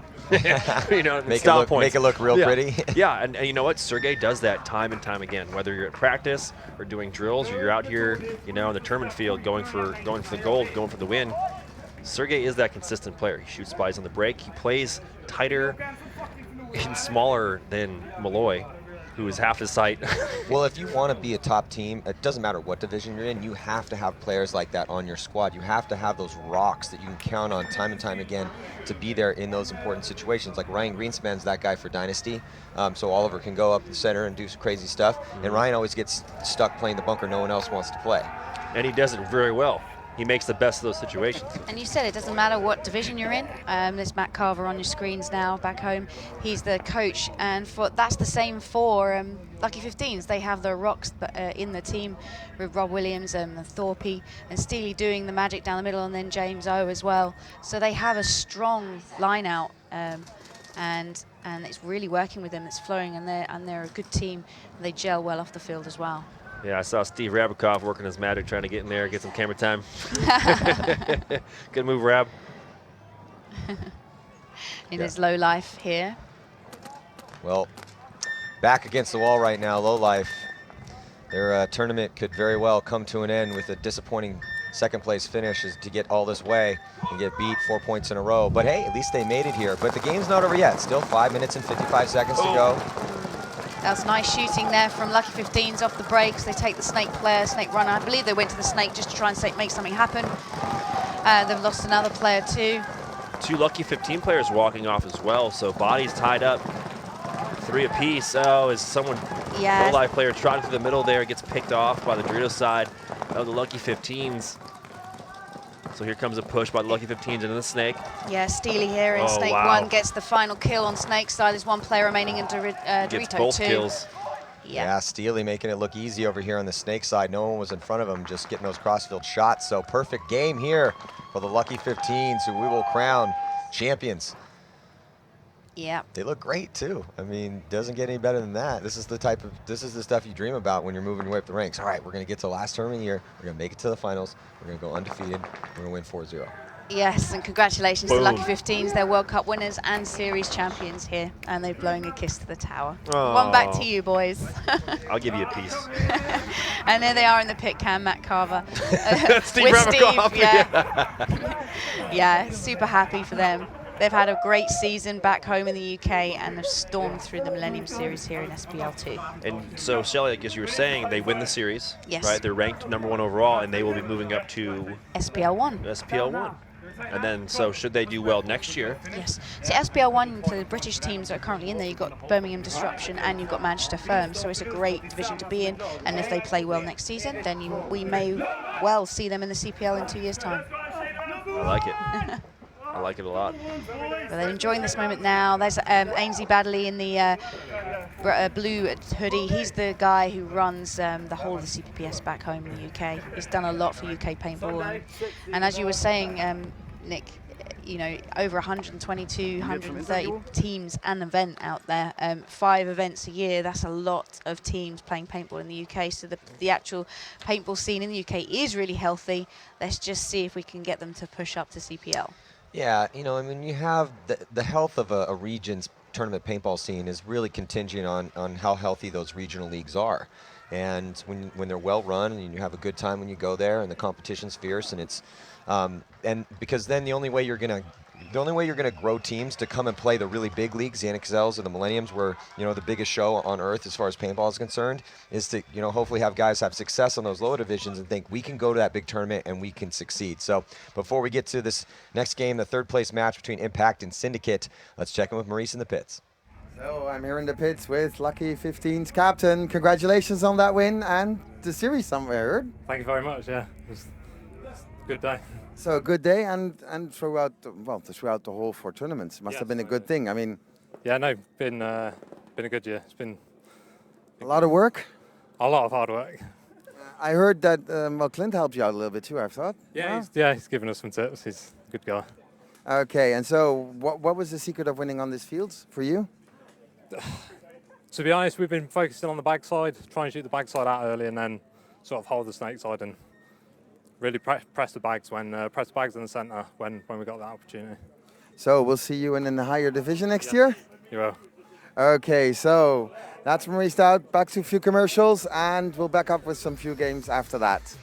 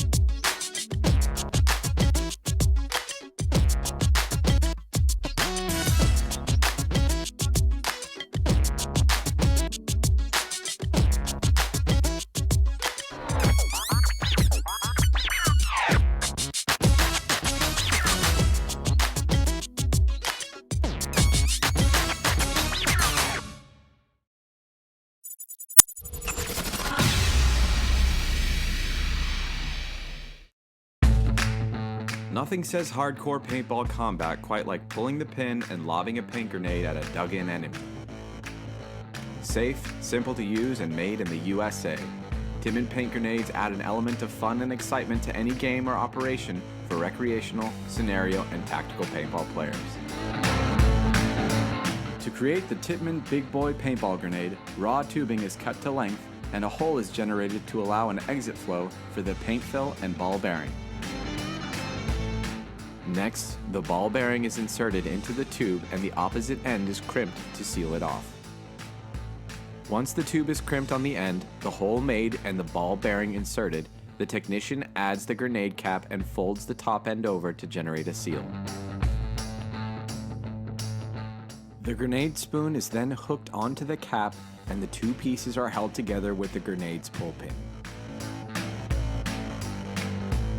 A mechanism is then used to fill the paint grenade with 10 ounces of paint. An air pedal releases the paint into the grenade, which causes the tubing to fill. Finally, once the paint is added and the pump is shut off, the sausage crimper places a large staple on the bottom of the grenade, completing the manufacturing process. This grenade is now live and ready for packaging and play.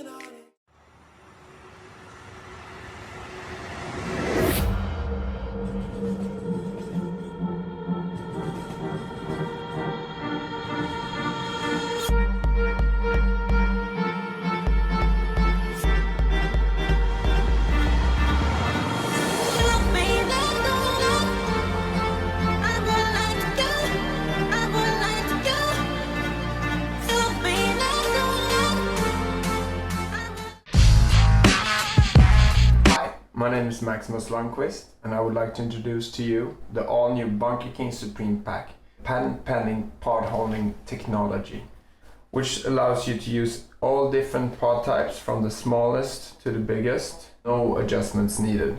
One-handed, one-step loading and unloading functionality, which is 100% strap-free.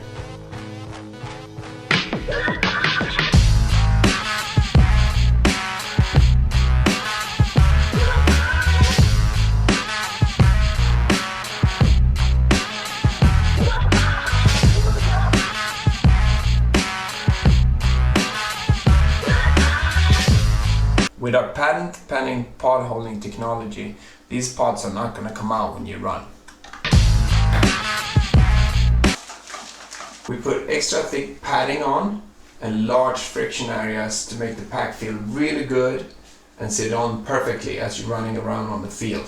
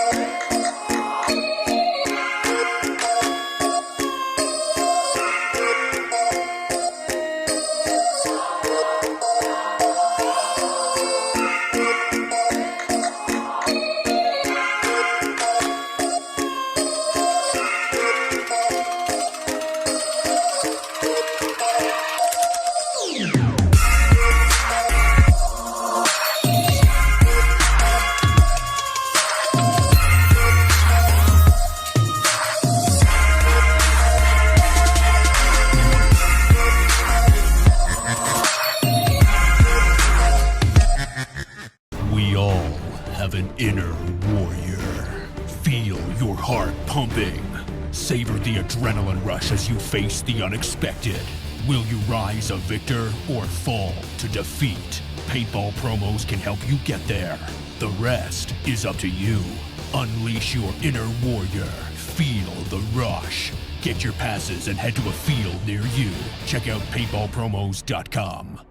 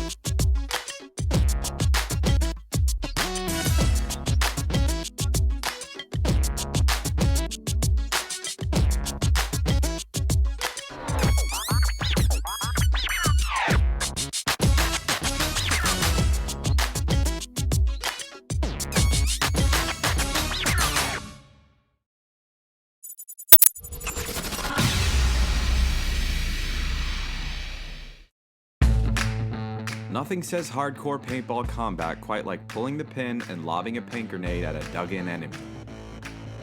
Safe, simple to use, and made in the USA. Timin paint grenades add an element of fun and excitement to any game or operation for recreational, scenario, and tactical paintball players. To create the Tittman Big Boy paintball grenade, raw tubing is cut to length and a hole is generated to allow an exit flow for the paint fill and ball bearing. Next, the ball bearing is inserted into the tube and the opposite end is crimped to seal it off. Once the tube is crimped on the end, the hole made and the ball bearing inserted, the technician adds the grenade cap and folds the top end over to generate a seal. The grenade spoon is then hooked onto the cap and the two pieces are held together with the grenade's pull pin. A mechanism is then used to fill the paint grenade with 10 ounces of paint. An air pedal releases the paint into the grenade, which causes the tubing to fill. Finally, once the paint is added and the pump is shut off, the sausage crimper places a large staple on the bottom of the grenade, completing the manufacturing process. This grenade is now live and ready for packaging and play.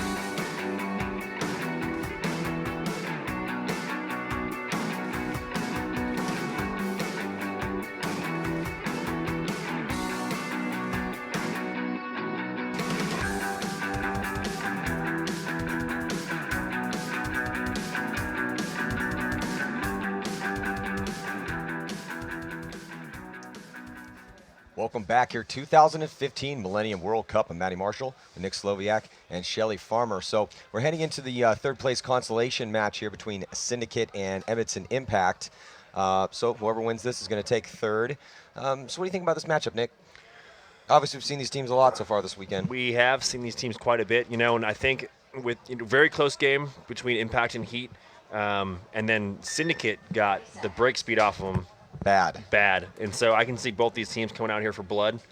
I think this might, it's hard to tell because you didn't see much of it. Syndicate played really well this weekend, and it was hard to tell because they couldn't get anything going for them in the earlier game. It's just so weird because they had 2 really bad games. Their very first game of the tournament, which was terrible, and they lost, they didn't score a point. And then the last game, the most important game, when they had a chance to make it to the finals, didn't do it. Didn't do it at all.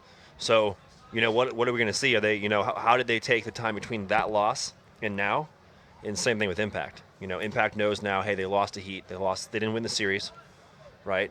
So the best they can do in the standings is, depending on how the Tontons points spread out, is maybe second.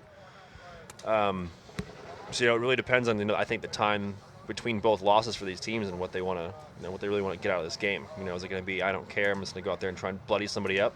Just play the one for pride, the fun game where it doesn't matter, like, I'll go snake off the break, no problem. Yeah, because, Syndicate's going home to Germany, and where they're with the countries that their teammates are respectively from, and then, Impact, they're heading back to Canada. Some of them are leaving tonight, and, the rest of the guys are going back to the States tomorrow. So, how do you want to leave?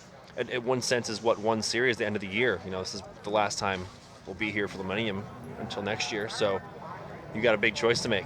Yeah, Impact have lost out on the double here, but if they win this point, then they're going to be third in CPL. So they'll be on the podium for the World Cup. I know third is not first, but that will help them in the series, and they'll end up with some trophies anyways. They'll want to win this match, whereas Syndicate haven't got a chance really to be up there in the top 4 for the series rankings, but for them it's pride. Well put. Yeah, and it's paintball. It's still fun. It may suck to have to play for third place after you were so close, but it's still, any day out here shooting paintballs at each other is better than most days you're going to live. And we can, you don't get to do this back home for us, right? We don't have play for third and fourth place. It just goes straight to points. So yeah, it's a, how do you want to end this year over here in the Millennium? Like you said it perfectly. For it's a big step for Syndicate, who haven't been in the top 4 all year. So maybe that third place, that means more to them, especially with a few other guys not being around next year. And it'll be really special for Pat Roble too, who retires after this event. I'd like to see him get out there. Yeah. He's geared up while he's strapped up, man. Geared up this whole time. So right away, it looks like 2 bodies coming off for Syndicate. Looked right around into paint pretty much. Yeah, Justin Cornell feels the snake. Yeah, so great off the break shooting there for Edmonton Impact, who have 5 bodies alive. Justin Cornell getting that snake one. Looks like Zane Yakimak moving up the center. Another body now, the third body dropping out of the back center for Syndicate. They have 2 bodies left, and they're going to go ahead and concede that point. Yeah, it's a quick one here for Impact. Yeah, you hear Dave Baines down there screaming at his players as soon as that horn went off, screaming words of encouragement and madness until Dave Baines is fired up. There's Bart Yakimak, deep in thought. Oh, he's yelling some words too. That was he on the phone? I don't know if he's... I don't think he's on the phone, but he kind of did look like he's on the phone. Yeah. Maybe he's checking on his businesses back home. Bart's been very reserved. No, he's not. We've seen some good shots of him in the pit, rubbing his beard, looking very stoic. Very introspective. You don't know what's going on in that mind of his. Very somber. Yeah, that's all the word.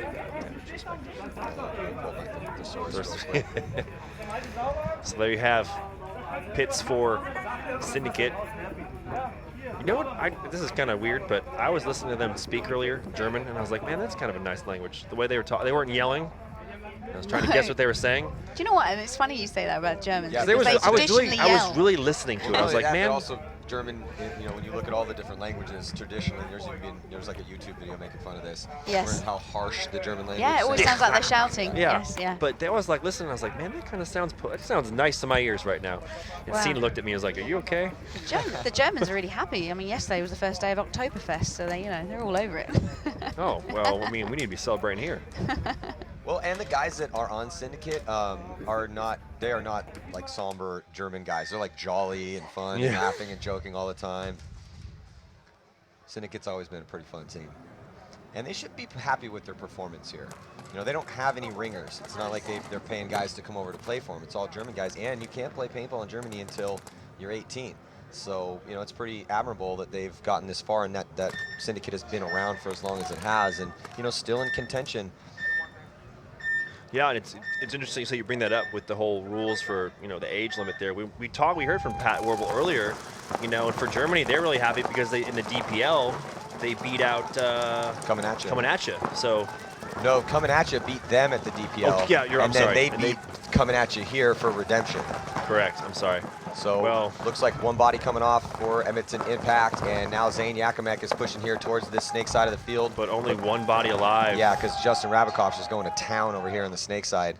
Yeah, Justin Rabikoff saw that 2 bodies. I'm not sure if it was a penalty, but 2 bodies were dead almost on the break for Instinct on that snake side. And Justin Rabikoff ran guns up from pretty much the back center all the way to the snake 50, and then got himself a couple more kills.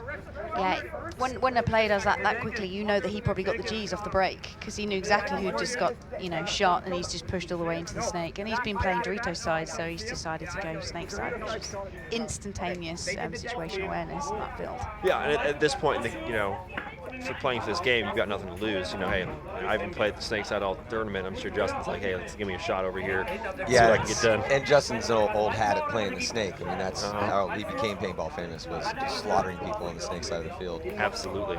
But, you know, unfortunately for Syndicate, we're seeing a repeat of their last game where they just can't seem to get anything together. Yes, they have shot some impact players on the break, but it's one. But they've lost 2 bodies consistently, and then a third very shortly after. And I think they just need to try and get in their bunkers and they say, hey, let's count to 15, roll our guns, and try and stay alive. Yeah, again, it goes back to when you're having a disastrous game, go back to step 1. You know, I don't know if you guys still say this, but it used to be like, look, just get out to your spots, everyone stay alive for 30 seconds. Exactly. That's the way I cut it to 15. Yeah. Just get there. I mean, on this field, you can get to your spots, and you save for the back center, right? But you can get to the 4, the can, the tall cake, and the 2 Aztecs, and even say the snake corner or the Dorito corner. And you can sit in your bunker and just shoot a lane to prevent the other team from moving, and you can't get shot. You can do that. You can sit there and just hold your lanes and not get shot. And if they do that for 30 seconds, you know, they have a shot at beating Impact. I mean, anyone can beat anyone out here. As we've seen, we've had some great games today on Sunday, final day of competition. But and some upsets, too, throughout the total event. Correct. And you know, in Syndicate's case here, hey, they made it to the top 4, but let's go out swinging, man. Like, let's play some smart, consistent paintball. Well, we'll see if Syndicate can pick it back up here. Still lots of time. Well, you know, it's pretty quick points scored by Impact. So looking over the shoulders of Edmonton Impact at the start of this game. But Syndicate still having problems keeping bodies alive, even though they were able to shoot 3 bodies for Impact. So it looks like it's 2-on-2 right now. Yeah, it was Cornell and Zane looks like Rabikoff is walking off field, and Zane Yakimek. No, Zane's still alive, so he's over on the D side. Yeah, 3 yes, bodies Rainey. from Yep. 3 bodies from Syndicate walking off, and I think 3 bodies now for Impact. Yep. Walked, so it's a 2-on-2. 2-on-2 Craziness situation. right there, man. That was a crazy breakout. 6 bodies in like 10 seconds. And better field position right now for Impact, moving up on the D side. But now Syndicate also makes his move up on the D side as well. Oh, okay. I see where Zach's at. I couldn't see him. Sitting there in that center can. You can see the Syndicate player there in that Snake Aztec, shooting straight up at Zach Yakimek. Now makes his move into the M. You can't see him. He gets picked off. Yeah, that's yeah. I died there a couple of times this weekend as well. When you stand in that gap, when there's someone in Dorito 1, you get chopped up. Yeah, and they pick off. Looks like maybe Justin Cornell walking off that Dorito side. So Syndicate gonna put a point on the board. Overall, they outlasted the chaos. Yeah, showing a little signs of life, and the last 2 players left alive for Syndicate. Zane Yakimek. You know, one of them, and I think that was an issue where Zach didn't know where that body was on the D side, exactly where he was. He knew there was a body over there, but made that move up into the center. And Shelly, just like you said, you got to be careful, because if the guy's in that spot, you're going to get shot. Yeah, and Oliver brought that up, right? We were talking. You were asking him questions about that, and I've walked up there, and I've been up there once to close a game against the Tigers, and I was like, no. Yeah, there's too many. That. There are too many balls, like Oliver said, that can just come out of nowhere, right? Yeah. And that's the one thing that, in the times I have played the M here in the Millennium, is that people do know that you just shoot into that. You shoot into it, and you shoot into it, and you shoot into it. And it sounds like, I don't know, a freight train, but that's the one thing that's gotten in my head. I've been in there, and I'm like, man, it's coming. It's the most fun place to play in the field. Well, yeah, not for me. That's not fun for me. Like it's frightening in there. It's too many things that can happen. It is, and this is probably one of the more basic setups of the M. There's not a lot of stuff that's super close to it. I mean, there's that can there up on the snake side, but beyond that, I mean, we've had some M's that have had stuff all around it. It's like a jungle. It's wild. There's definitely a lot of options, and it must take a while to walk all the different angles in there that you possibly can get. Yeah, you know, it goes back to, it makes me think of the Keebler field at Badlands, where, you know, we'd call it by, say, when I played with Heat, we'd use bases, right? First base, second base, third base, home. For any of you that, you know the sport of baseball. But yeah, there are a lot of angles because you can go through and you can play the back side, the front side, the all-around side, the upside-down side, the underneath side. And the shots are ridiculous. And to say Oliver, I think, having watched all the games on the CPL, probably played it the best. I think he did. He did, yeah. He was the most aggressive, stayed alive the most, and had the most amount of run-throughs that paid off from that center of the field. And second to that, I'd say Slava, ML Kings. Yeah, has got Slava from ML Kings has been, you know, fearless up in there, pushing forward. A little hit or miss. Sometimes you get a pretty bad penalty at one point, but, you know, when you look at all the games he's played, Slava's been a great asset to the ML Kings. Yeah, so there you have Edmonton Impact on your screen. We have a great shot here by our Steadicam man, who's in the move and scoot. What looks like Justin Rabikoff, who's been playing the snake side this whole match. I don't know if I've seen him over there on the Dorito side. Looks like head checked away from that one, dodged one. Yeah, both teams losing a body. Looks like Josh Ahmet getting shot off the Dorito side, and Syndicate losing a snake player. Now another player coming off the Dorito side. So 4-on-3 in favor of Impact. As one more Syndicate player walks off. 4-on-2. Justin Rabikoff there on the bottom right hand of your side of your screen, going to make his way. I thought he was going to make his way into the snake, but he pulled up short. Now we got an M move. Yeah, Yakimak in the M. Yeah, things are getting real tight right now for Syndicate in that center of the field. As soon as Justin Rabikoff can push up into the snake, it's going to be even worse. And he does get taken out. So just one player, I think it's Borman again, Borman in the back corner bunker for Syndicate. And he ends up getting shot out of there. So another point is going to go to Edmonton Impact here, trying to win third place here at the Millennium World Cup. Yeah, I like the way he did that. He did something a little bit different than he did the first time round, because he came more closer to us on the M, but this time he went to the top of the M. And as you're saying about the base, he went first base into third rather than third. He went the right way. Yeah, he went the right way. He didn't go counterclockwise. Yeah. Or wait. Never mind. You know what I mean. Yeah, I know. I don't know what I mean. So yeah, Yakimak then, after playing a poor point the first time, with getting chopped up by the Dorito one, he's now decided to come the other way around. So he didn't get. That's me trying to explain what I meant there. So you know, a master of paintball, the rock god today he is. Just came straight down the middle and took a 2-pack and hit the buzzer. Yeah, I mean, and we've been singing his praises all tournament long with how steady, or consistently steady, he's been in playing in any series, really. We've been singing Zach Yakimek's praises for the past 2 seasons pretty solidly because he's just so consistent. He doesn't make a lot of mistakes. Did he get VIP or VIP? He's a Oh, very he's important always a person. VIP. Big, woo! He got an MVP. He did. Sorry. He was an MVP of a tournament, which is it's a hard award to win. Yeah. Lots of good players out here. There you have is Papa. Papa Smurf. Yeah. Papa Yak. Papa Yak. And Bart Yakimek should be, and I've talked to him about the sport, very proud of the journey that his kids have been on, and you know, lots of people want to try to get to the top of the paintball world, but there's hundreds of teams out there, but there's no other Edmonton Impacts. No, absolutely not. It's a great story. I mean, you know, it's some young talented kids from the far north of Canada decided they want to play paintball, and slowly but surely over time became one of the best paintball teams in the world. Justin Cornell, another one of those Canadians. Obviously over time they had the ability to bring some imports in and some stars from other squads, but you know, the core of the team is Canadian. Joshua Met, Justin Cornell, the Yakimeks. Yeah, they've put Canada on the map for paintball, for sure. Absolutely. No, that's no doubt. And you know what? A few other players, the Yakimeks, have had a chance to even go play with Dynasty, right? And back in the 7-man days, you know, they were like Dynasty's kryptonite. They beat Dynasty a few times to take away the titles in some tournaments. Well, not titles, excuse me, but tournaments. They may have won a title, I'm not sure. But Yeah, I don't think so. Yeah, I didn't think so. But they won a few tournaments in 7-man, and that's what really put them on the map too. And they had almost a full Canadian crew. You know, Anthony Faeza, Josh Davey. Great Canadian team. Used to love watching Josh Davey play. So here we go. Syndicate losing 2 bodies again. Body on the Snake side and on the D side. So the 3 players left alive stuck in the center of the field.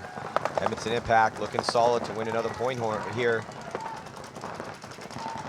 No, Borman walks off again. It's not looking good for Syndicate. Yeah, Syndicate really having a rough time surviving just the first, like, 6 seconds of the break. They're going to go ahead and concede the point here. They're just getting chopped up off of the break, and they have no answers for it right now. But is that Patrick Rober walking off the field? No. No. No. Wait. Here? No. Right. Nope. No. Had a similar. No, it is. It is. It is. Yeah, I was saying had a similar walking gait, and I thought that's him. That's him. Yeah. So he did have a spin. This is his final time playing here. So we'll see him coming to the pits shortly. And Syndicate, it's not like they're going to the same spots every time. They have changed their game plan up a little bit. They It's just definitely no have. matter where they go, they just have magnets on them because every paintball Impact's been shooting off the break seems to find a home. Yeah, absolutely. And, you know, goes to say it was a really close game between Edmonton Impact and Heat. And now those first couple points between both teams, buys were dropping consistently off both sides. You know, that seemed to slack off a little bit towards the end of that match, but Impact definitely keeping it consistent here and getting those kills, the eliminations. You know, the one point that Syndicate did win, 3 bodies from each team died in the first 10 seconds. So I haven't seen that all tournament with that many bodies walk off. I mean, what, 60% of the teams gone. Yeah. That was pretty wild. Looking in the pit right there for Syndicate, there's Malty Borman, who, if we're thinking about moves of the tournament, I think that 2-on-1, because actually in that point that he had, he shot 3 guys. One of them played on, so basically he was responsible for 4 deaths, and then he pulled off the 2-on-1.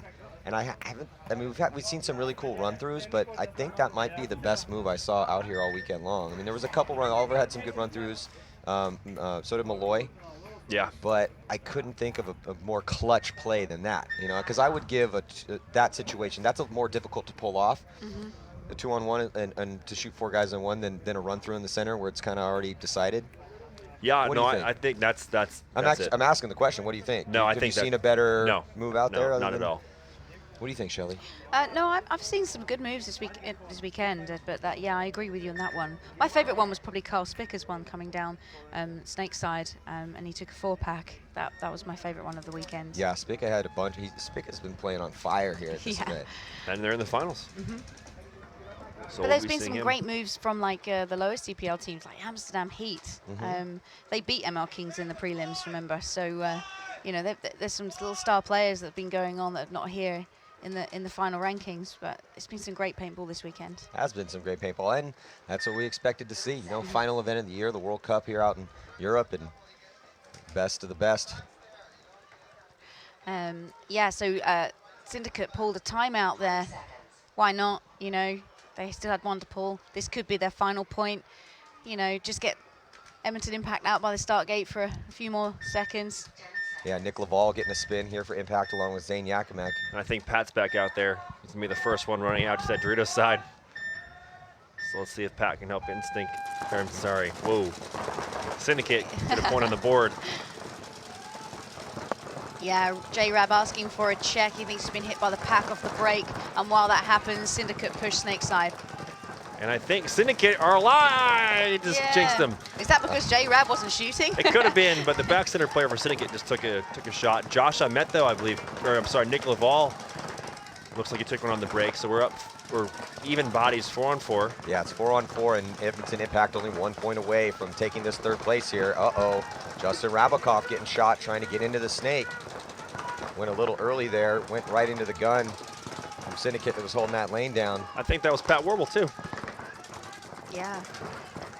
And say there are some deadly cross shots that I didn't see used quite a bit. The bunker that Pat Warble's in, you can see on the top left-hand of your screen. Boom, there he is. Nice work. If he shoots cross field, the best shot that he has is a lane directly in front of the Snake. And where Justin Rabikoff was, you can see that lane being shot, but you can't see Pat.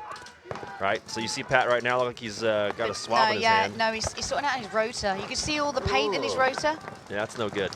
I'll say rotor, the loader. So Yeah, Yeah, full of paint. And you know what, folks? Sometimes you make that dive. These paintballs are super fragile. I mean, you want these things to break on anything except for your equipment, well, shooting out of your equipment. And you make a dive, you know, and you don't have a full loader, you're going to break paint inside there, and that is, yeah, Well, Syndicate losing a body out of the snake. I think that was Ripple again. Yeah, it was. So he's walking off early. Borman filled the spot immediately, though. Borman shooting crossfield. Only one in the snake for either team. And here comes Zach Yekimek, the consistent killer. Moving up here on the snake side. Gets a crossfield shot, I think, finally on Patrick Warble, who's doing surgery on his loader. So now we'll see if Zach can try to finish this off over here. If he's able to shoot out Malty Bormer, is Malty going to step up here and save Syndicate again? 9 minutes and 15 seconds to go. And here comes the highway one from Zach Yakimek, and Malty doesn't pick him up. Nice work by Zach Yakimek here on the snake side. Just calmly, slowly, surely comes and takes out player here in the snake, Malty Borman. So that's going to do it. Congratulations to Edmonton Impact. Going to be taking 3rd place here as long as Zach Yakimek is clean. Getting that thorough check through by the referee. Yeah, and if the point is good, that means Impact become 3rd here in the World Cup. Yeah, that ref covering every inch of Zach, making sure there's nothing there, looking suspicious. Sure. Yeah. So pit cam here for Syndicate. Frustrating afternoon for them. They may have had 2 very rough last games, but they did make it to the Final Four. And to do that and say that whatever goals they may have had for the year, I mean, you can say just winning event, to make it to the Final Four here against some of these top-level teams, man, you know, they made it.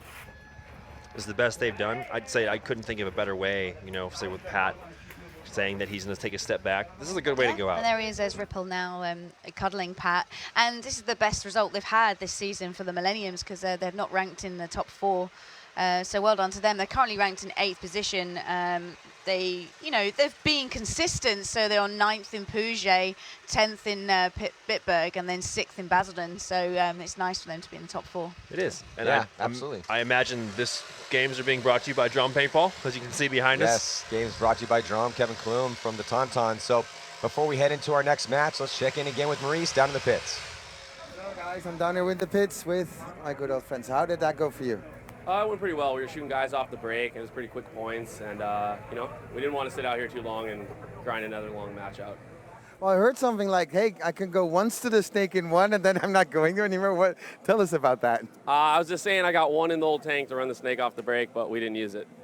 You didn't use it, so no secret weapon today. No. Save that for another day. Save it for a rainy day.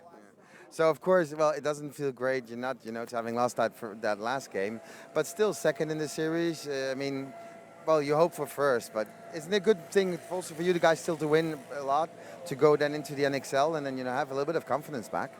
Yeah, you know, we started off bad, and we didn't put ourselves in a good situation in the beginning of the year, but we were able to bounce back and hopefully put ourselves in a spot where we could win the series, and that's what we had, and we were unable to capitalize on it, but we still got World Cup at the last American event of the year.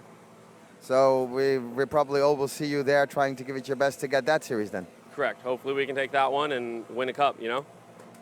Okay, so thanks a lot. Go and celebrate with the guys. Thanks. Have a great trip home and see you guys next year. You guys back next year? Oh, we'll be back. Okay, great to hear that. So this is Maurice out from the pits, and we'll go to an interview.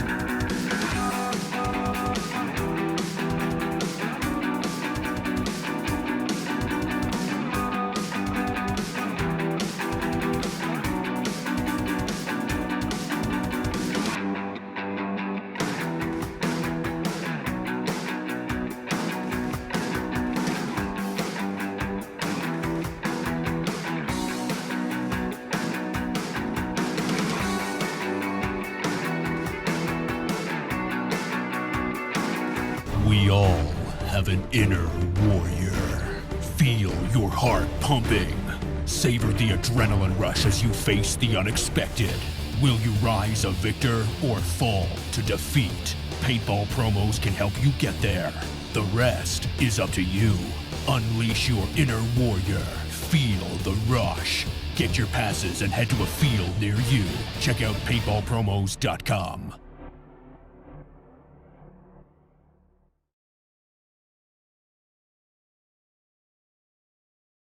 The protection gear from Drum, your choice. I'm over with my good friend, Suhail.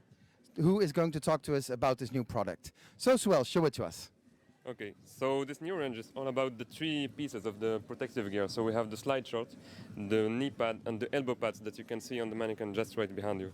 The 3 of them were really made and built to be very light and very like a second skin for the paintball players. So our purpose was to have something that like second skin that you can't feel, and your only worry during the game is to focus on your game and your points.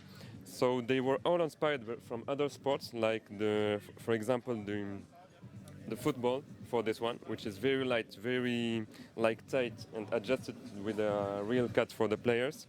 And we have for all our range we have like pads which have like mini pads, and which allow that you can see here. And it's not bulky at all, so you can put it in every player shape, every morphology, and you can just put it, and you don't have those plates that you have on some protective gears that exist. So it's the same for all the range, and we have like mesh spot for the breathability of that you can see here and underneath. And we have like to make these pads stay like at their place there in the game, we have put like silicone strips on the bottom that you can see here. So which are inspired from like bikes, like motocross and stuff, and which avoid your pads from going down during the game. Which is a bitch when you're playing and your pads are there and your knee pads are all down in your ankles. That looks really great. So people can actually buy this already? Is it already out, or is it already in pre-order? The full range was released like 2 months ago, so we were out of stock like directly after the release of the full protective gear, but people can pre-order it in our shop. And they will be available like in 1 month. So at the beginning of November, you can have your own drum protective gear at home directly. Okay, well, thanks a lot for that. And well, I would say in French, I would almost say "Allez les tontons," which probably you would be saying at the same time, right? Thank you. So and allez drum. Allez drum, and we are coming with new products, and some of them are coming next. So we are always working to bring for paintball players innovative gear, and we stay tuned. We are coming with new products for the next month. So for people at home, your choice, drum.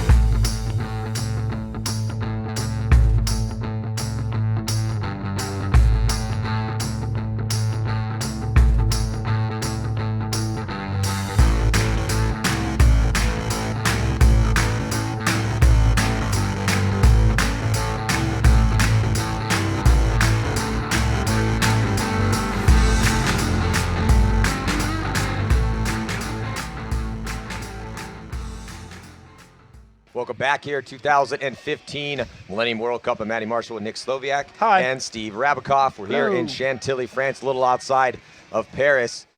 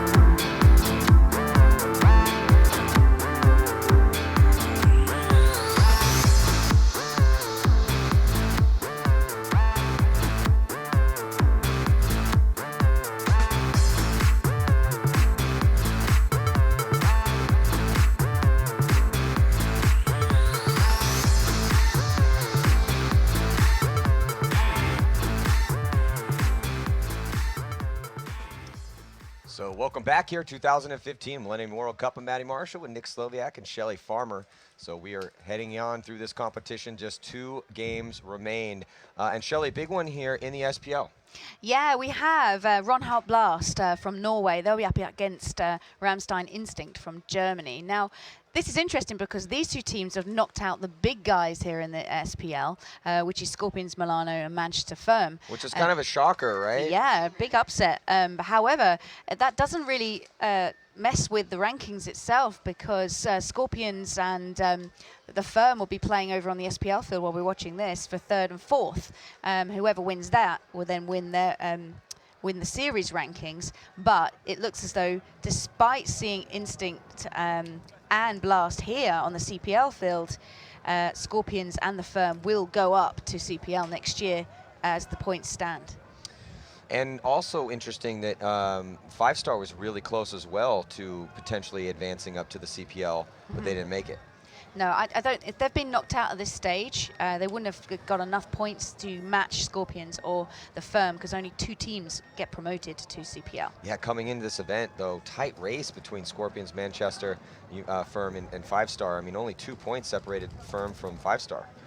Yeah, and you know what? A lot of big names in some of these 3 teams. Scorpions Milano has Maximus and Carl. Yeah, and a couple of the old, a couple of the old Joy Division players. Manchester Firm has Damian Ryan and Brad McCurley from Infamous. 5-Star has Tim Montresor and Sam Monville from Houston Heat. And Instinct has Grayson Goff and Jacob Tilkeimen. Grayson Goff from X Factor and Jacob Tilkeimen, who's played with Chicago Aftershock. Yeah, as they turn around and let us know all about it. We love Grayson Goff. There he Everybody is. loves Grayson Goff. So there's Rammstein Instinct on your screens, and they'll be up against Ron Holt Blast. Now, Blast have had this awesome season, a DIE-sponsored team over there, as you can see on your screens.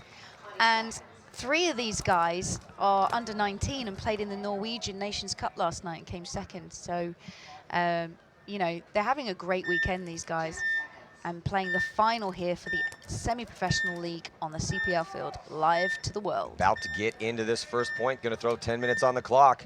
Will it be Blast or Instinct? We're about to find out. Looking at Blast on your screen right now. One body there in the center, and then heavy guns, but quickly moving up. So I like that breakout, except they did lose a body. Uh-oh, and it looks like a penalty is gonna be assessed. 2 penalty, so a 2-for-1 assessed on the player for Blast, and this is gonna make it easy here for Instinct. Yeah, it'll be interesting to see what the penalty was there. I weren't too sure, I didn't see it, but the refs see everything. And the last 2 players there for Blast get smoked by Instinct. Yeah, Grayson Goff running down one of the last players there and then getting shot by the last player, but just so many Instinct players left alive. So they will go up 1-0 here against Blast. Yeah, quite a few 2-for-1s thus far. I've seen at least, well, 5 that I can think of. There's quite a few. Yeah? Well, yeah. I think you're right. I mean, today. Right around there. I'd say, yeah, close to 5, Close to half 5? dozen maybe. Did you say, Maddie, I heard you say there was a 3-for-1 you saw? Well, Slava got a 3-for-1? Okay. Yeah.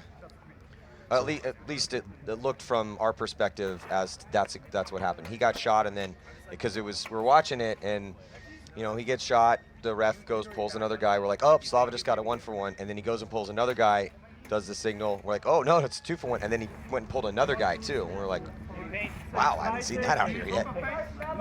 Yeah. So hopefully, we're talking to Slava from ML Kings, who is up next versus GI Houston Heat. So hopefully Slava. He shook it off though. yeah. He shook came it off, back man. and played really well. Yeah, he's been on fire here, and that's one of the reasons that ML Kings are playing for the championship here. I mean, Kyle Spick, obviously, the story I feel for ML Kings, just the way he's been able to diversify, you know, his skill set is very impressive, because it's kind of rare to have that missile of a front guy and I was talking to Kyle about it, I'm like, hey man, you're playing pretty well this event. You're really like stepping your game up as far as playing the 2 is concerned, because, you know, a couple tournaments ago when you were trying to play the back, you're absolutely terrible. And he laughed, and he's like, yeah, you're right, I was absolutely terrible, and I've been trying to work on that. So, but that's pretty quick. I mean, it wasn't very long we're talking about here. Yeah, you know, and they did decently well in London, but they did switch up. They'd say now they have Kyle and Dalton playing together.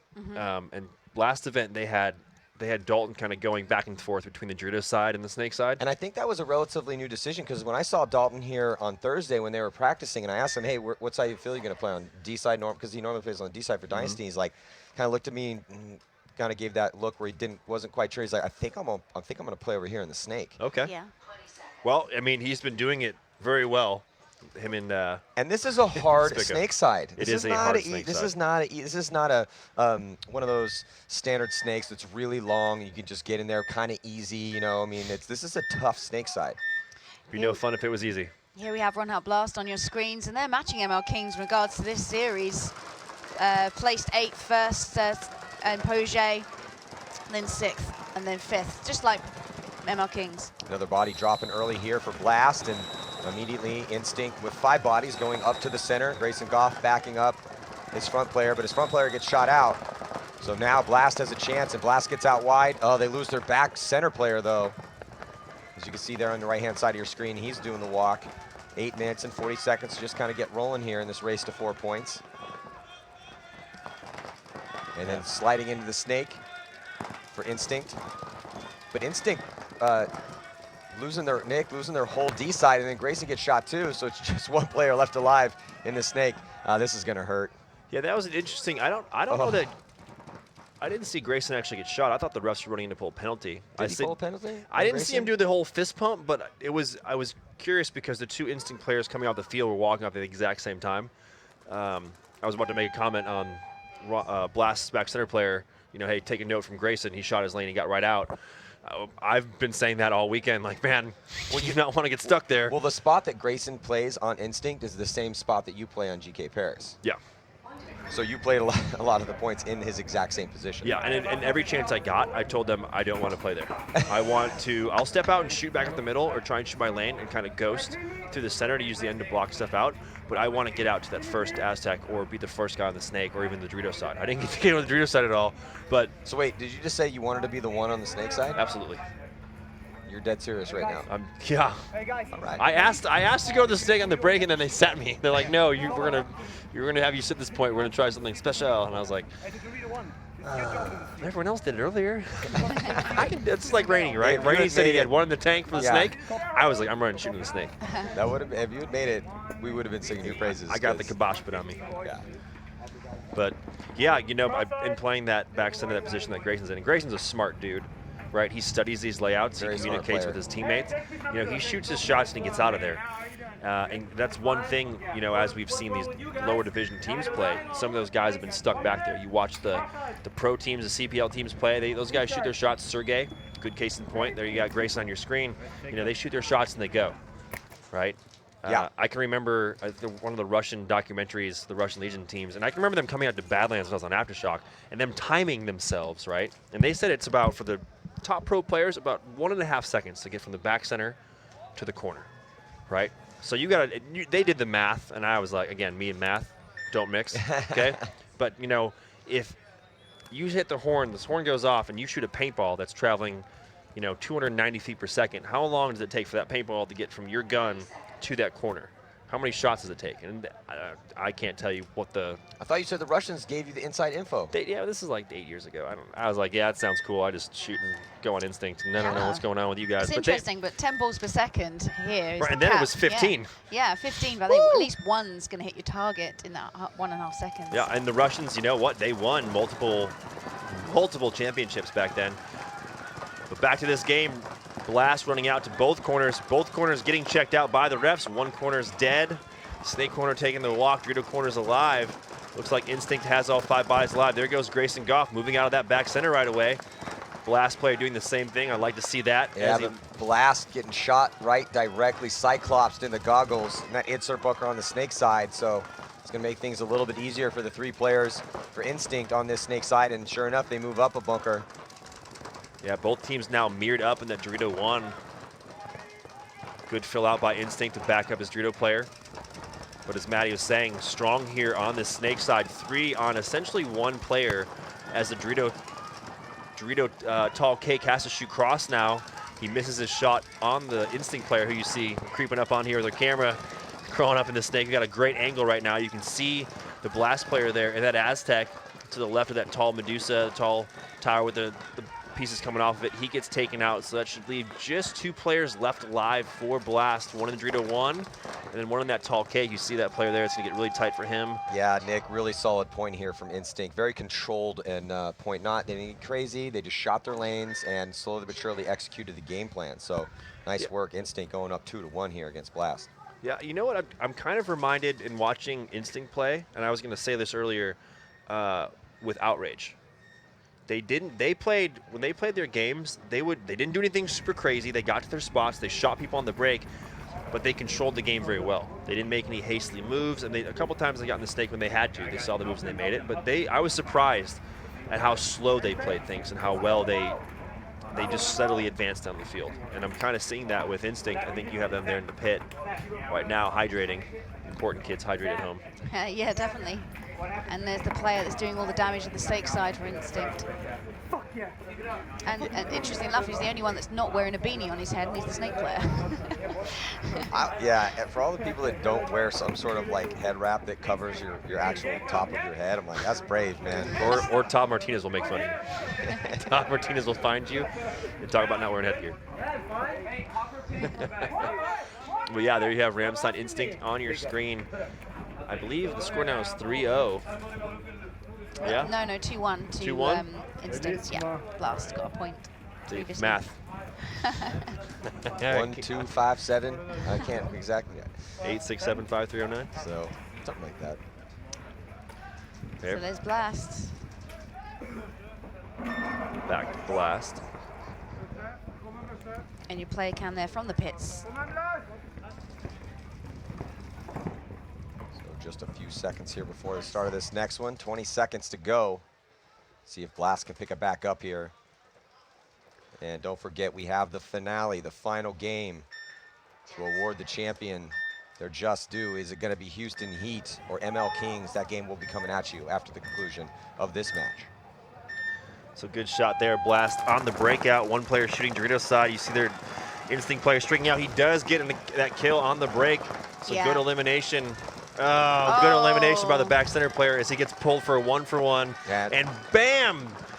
Instinct player number 100 streaking down the Snake side. Trades out with the last Blast player. That was a quick point. That was a Really real quick. quick point. That's one of the quickest points we've seen today. Yeah, and it's forced Blast to throw the towel.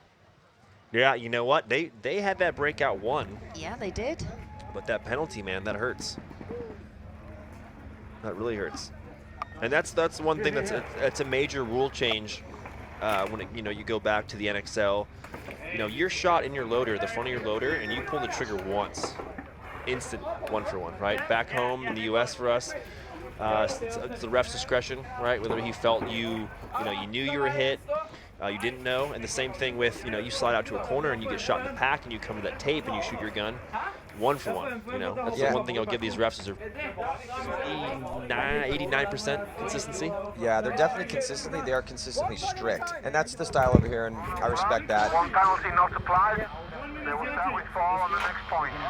Yeah, it looks like they're starting with 4. But to be honest, I'm glad the NXL and over in the States slowly did go up, I'm going to say the word lenient, but I'm a fan of letting the players dictate the game. I've always been Tell us how you really feel. I've always been a big proponent of that. I hate, there shouldn't be a sideline. You shouldn't have to get pulled for going out of bounds. Not a fan of 1-for-1s on, pack hits that potentially legitimately you couldn't feel. Yep. Sometimes you can feel them, but I just don't like penalties in a situation where the player actually did not impactfully change the game because when they were hit. So, but just the different styles. I mean, it is what it is. Yeah, but that's my opinion on that. Yeah, I'd say we heard that from Uprising. Maurice asked them what they thought of the differences between that, and both Tommy Tucker and Nate Schroeder said, hey, yeah, the reffing, the rules are a little bit different, but they picked it up, and obviously everything worked out for them. They played, I think it was penalty-free that finals match, and won, a perfect game. So 4-0 for Uprising. So 20 more seconds until. Yeah, and then you see Blast that's walking out to the start gate with only 4 players because of the previous points penalty. And it's not looking good for them right now because this is a race to 4. So and now they're down 20% of their firepower. Yeah, and I do wonder where that penalty came from because they did pull the back center player from Blast. So unless there was another penalty. There was another penalty. There was one player left that must have played on. We didn't see. Okay. So Blast continuing to struggle here, losing one of their players. They're trying what they can do with only 4 players. They've lost another. There's only 2 remaining. It's looking like this might be Instinct's tournament right here. 1 point away from taking this victory. Still with a ton of bodies left alive and they're putting the pressure here on Blast's last 2 players. Yeah, Instinct do drop a body now, Maddie, from that Dorito side of the field. Instinct Snake player trudging his way into the Snake. Yeah, gets into the He's Snake. Looking a little tired. And I think either Grayson or the other Instinct player got the shot on the corner guy out here for Blast. Yeah, so now only 1 Blast player remaining. It's a 4-on-1. Grayson Goff. Hearing people yell, look for him to go ahead and close this game out. You're going to see this player on Blast probably get bunkered out by Grayson. Here comes that move. As Grayson trades out with the last blast player, giving Rammstein Instinct the match. The match. And the championship. Congratulations As they to say, Rammstein Instinct. points game Yeah. match and World Cup champions Rammstein Instinct here for Chantilly. Wasn't really ever close, Shelly, to be honest. I mean, Instinct pretty much dominated from the opening horn. We've seen a few of those games now. Yes, we have. There's been some close matches today. This morning was pretty close. I mean, other than the Impact Tontons game, but even that game was pretty dramatic. But right now, yeah, I've seen a couple blowouts here. That's really nice for Instinct, because they're currently ranked 7th at the moment, and they came 7th in Puget, 10th in Bitburg, and then 3rd. They got their first podium in Basildon, and now 1st. So they're gradually getting better. Yeah, and wasn't it 2 or 3 years ago they were a CPL Yes, team? that's right. They Instinct were a CPL team, then retired, then we haven't seen them for a season, and then they've come back as an SPL team. Yeah, because they've been around for a decent amount of time. Yeah. Yeah, it was always The older team. the rivalries in Germany was between Syndicate and Instinct. Yes. And looks like they're on their way back. Yeah, so giving each other some congratulatory hugs and some high fives, and when you win, you get to celebrate. So nice work, Instinct. Looking real good. But still, that doesn't change anything as far as who's moving on, though, right? That's totally right, Matty. It's Scorpions Milano and Manchester Firm that get promoted to the CPL from SPL. But we still don't know who's actually the SPL champion yet, because they're playing each other for that actually right now, right? They're playing each other for that now for 3rd and 4th. Right? Yes. Yeah. But the winner of that game will be the overall Series rankings yes. champion. Yeah. Yeah, so hopefully, folks, we'll find that information out for you and let you know if it is, in fact, Scorpions Milano or Manchester Firm who takes the series. So also don't forget the most important game of the entire tournament is coming at you next. ML Kings going to be taking on Houston Heat. Nick, what do you think about that matchup? You know, the story for that matchup is, I think you look back at the past history. You know, the only team to beat Houston Heat this tournament is ML Kings, and last event, ML Kings beat Houston Heat. So will that affect Houston Heat? Is ML Kings in their head? You know, Kyle Spica, Slava, the whole ML Kings crew. Dalton have been playing very well. You know, they've knocked out their counterparts in Oliver Lang and Ryan Greenspan. On the other side of things, you got Houston Heat, who's been in this situation before. There you have them on their screen in the pit going over some game plans, you know, and to get that Chan in. They've been in this situation before, and they have veterans on the team who have won multiple tournaments and championships. So, you know, they've been in this seat before. You know, we'll see what happens. I'm excited. Shelley? Yeah, I'm really excited. And Heat have already got series champions already going into this. So let's see if they can get a World Cup trophy as well. And they've got a lot of fans out there. There's big names on their rosters, as we all know. Oh, some of the most legendary players ever to play the game are on that team. You're seeing one of them right there on the right-hand side of your screen, in Mishka Kiesnev and Sergey. Talk about looking stoic. Don't forget number 2. Yeah. There's Chad Boucher there. Chad Yaya Boucher, mastermind behind the Houston Heat organization. There you got Fedorov, making sure that loader of his is shiny. The man, the myth, Spit the shine. legend himself, Konstantin Fedorov. One of the best players ever to shoot a paintball gun. He's saying right now, I don't need a loader lid. Yeah, so it's going to be a good one. I'm looking forward to that game. And it's with the way the ML Kings have been playing, the snake side particularly, with Dalton and Spica, Heat's got themselves a challenge in front of them, as well as you can see, like you said, the only team that's been able to beat Houston Heat. Not only they beat him here, but they also beat him last time. So, and we actually got a chance to talk to Chad, to Yaya, and Yaya was like totally confident, 100% we're going to win this game. You know, he seemed very confident. When I talked to Kyle Spica during the break, he was, you know, Kyle, he was jolly and happy and smiling, and but he was actually kind of questioning. He was wondering, okay, well, you know, what do we do here? You know, I mean, do we keep doing the same game plans that we've been doing and that have been effective? How are they going to change? And, you know, but then he kind of decided, look, you know what, forget about that. Let's be the people to dictate the pace of the game. That's how we've been beating, and we're going to continue to do that. Yeah, and they've been, I'd say, probably the best 1-2 punch on the snake side. That combination of Kyle and Dalton Vanderbilt. Dalton Vanderbilt. Yeah. You know what? I looked over and I talked to Dalton, and he was wearing a Spica jersey, and it threw me for a loop. Yeah, he's been I was wearing like, a Spica jersey the whole time. "What are you doing, man?" Yeah. But so yeah, so that battle's going down here pretty soon. But before we get into it, we'll have a quick break. But before that, let's check in with Maurice. Oh, I'm here in the pits with Ronald. So you must not be happy with this result. I mean, result itself is good, but losing a final is never fun. but overall satisfied with the weekend. We're the highest ranked team with non-hired guns, so we're all legit Norwegians playing in this league. So we're happy with the overall, happy with how it turned out this weekend. We beat Firm, 5-star on the way here, so I mean, we can't complain about that. But losing a final is never fun. No, it is never, but I have to congratulate you guys. You guys did a real good job. I mean, I see you guys play also, some of the Norwegians played on the U19 team. That went very well from last. I mean, and you guys did really well. I mean, come on, you can be proud of what you guys done here. Yeah, I mean, now half our team got 2 second places this weekend, so two final loss. So, but still, we have a really solid young roster. It's really dedicated. And that's what I wanted to ask. Could you tell me how much because every time we see you guys go up and up every year, you get better and better. I mean, when are we going to see you in CPL? I mean, this is good going. I mean, I don't know, to be honest. Like, even this year, if we could make it to CPL, it's all about the money. It's not cheap to play in CPL. Of course, a sponsor would make that easier. But, so, Dai, are you listening? Yeah, Dai.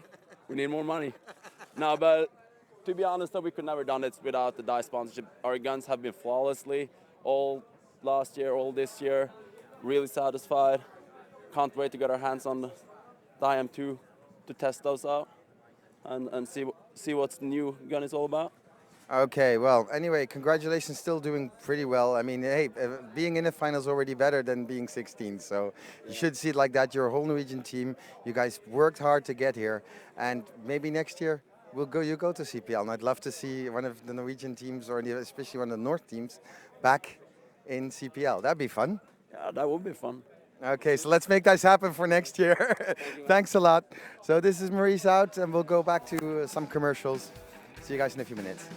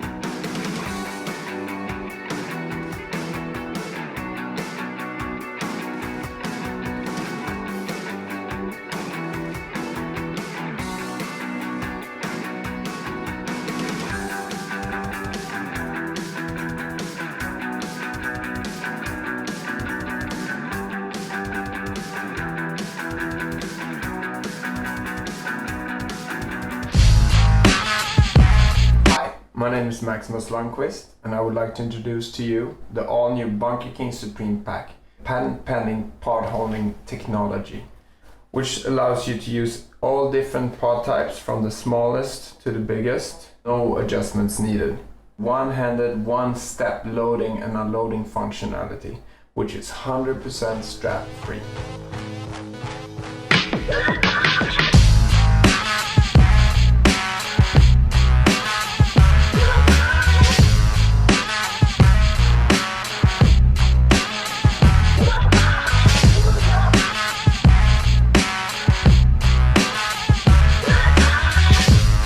With our patent-pending pod-holding technology, these pods are not going to come out when you run. We put extra thick padding on and large friction areas to make the pack feel really good and sit on perfectly as you're running around on the field.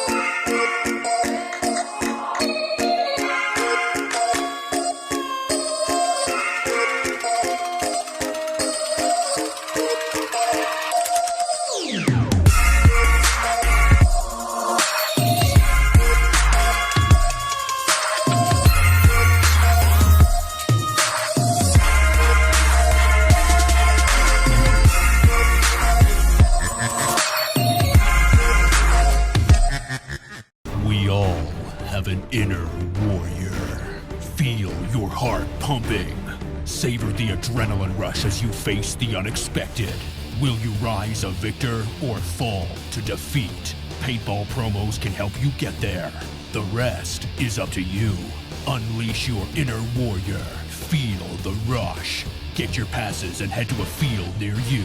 Check out paintballpromos.com.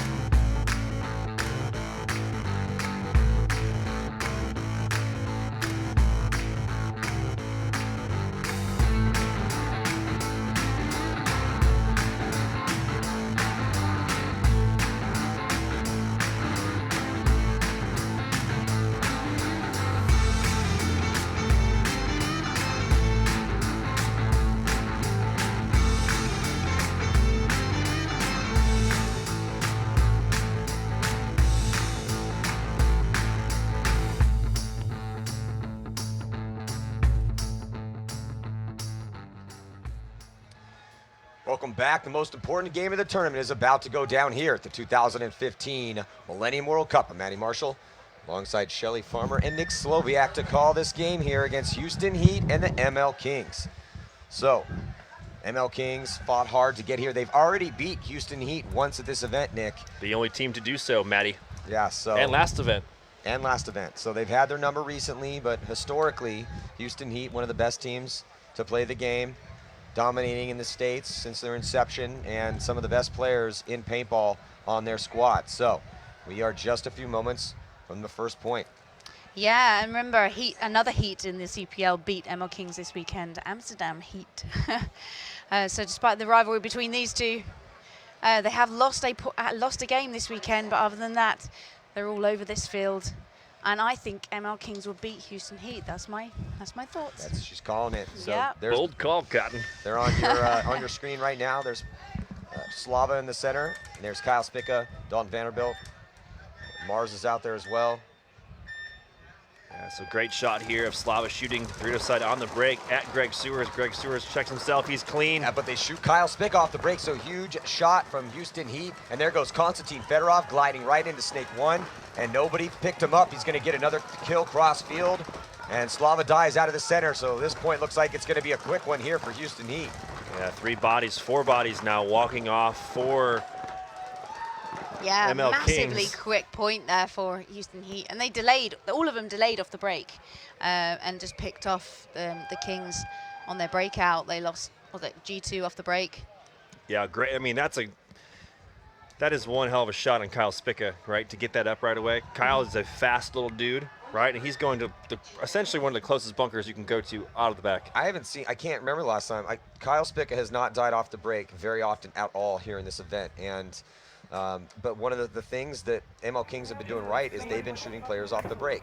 Much more than they've been getting shot, which is the reason they're in this match. So they're going to have to shake this one off here and just survive that break, try to dish out a little bit of punishment of their own.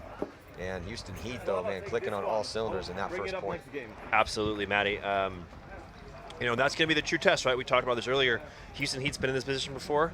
I don't know that ML Kings has ever had a finals position as their team. Maybe last year as they worked their way up into the CPL, or 2 years ago, Shelly? Yeah, it was 2 years ago that they entered the CPL and then brought the star players over from the States.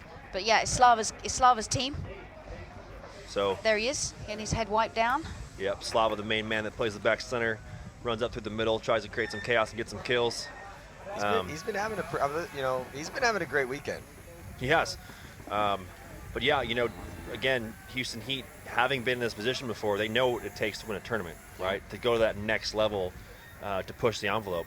So hopefully ML Kings can shake off that first point, come out here, avoid getting shot on the break, which isn't the easiest thing to do on this field at all, especially when you're trying to get out wide, where the risk versus reward is definitely there. Yeah, there's the line right now for Houston Heat that they've been rolling with. The 4 Russians, Birtnikov, Sergey, Malloy, and Mishka, and then with the addition of Greg Sewers, who's been playing on that D side for him. Yeah, Mishka finally taking off his beanie to show off his old school head wrap. His old school leopard head wrap. It's good to see that thing make an appearance. It's like a shark fin popping up in the water, man.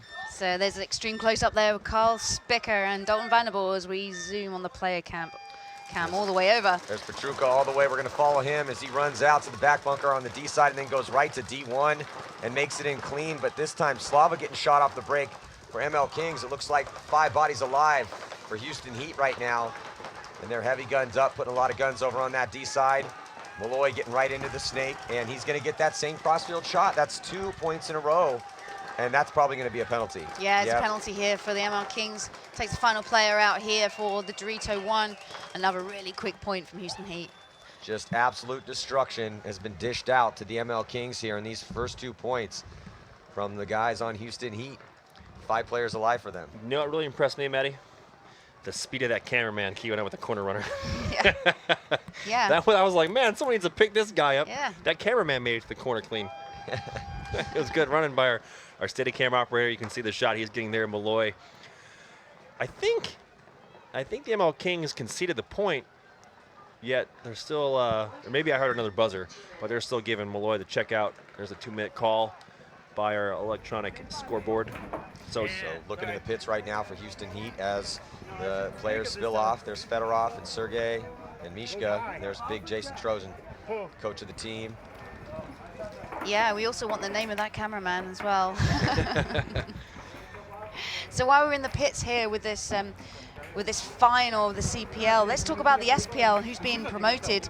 We know for sure that Scorpions Milano is the champions here, at series rankings champions, and will be going up along with Manchester Firm, who are joining them in the CPL next year. Really exciting stuff.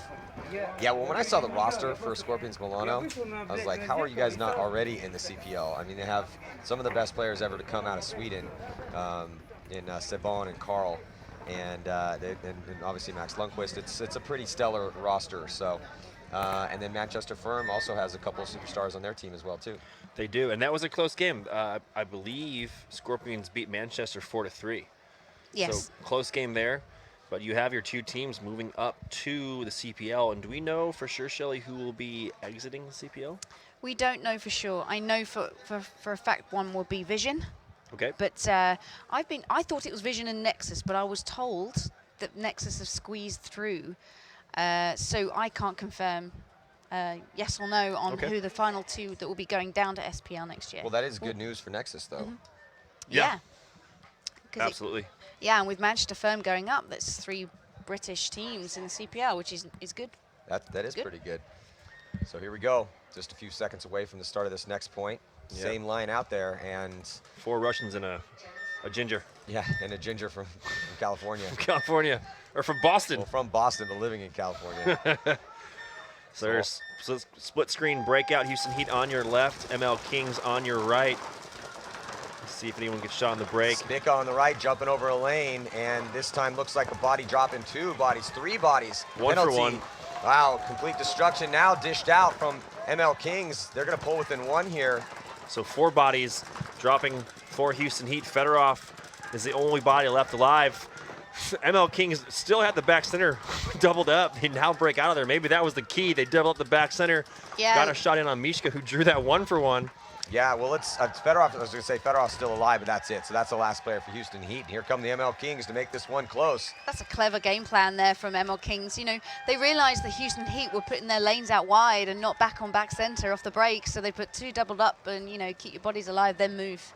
Yeah, I'd say very, very risky move because Slava was the first one to die the point before out of the back center. Yeah. So, but hey, it worked off. You know, hey, they got their first kill. Well, I think Sergey was the first one to die, but the shot they got on Mishka, that is one hell of a shot to shoot Mishka going to that tall cake. I mean, the only way you're really going to do that is from the back center, your absolute first ball, or you have to step off the back center on the snake side and shoot cross field to the M. That's a hard shot to hit.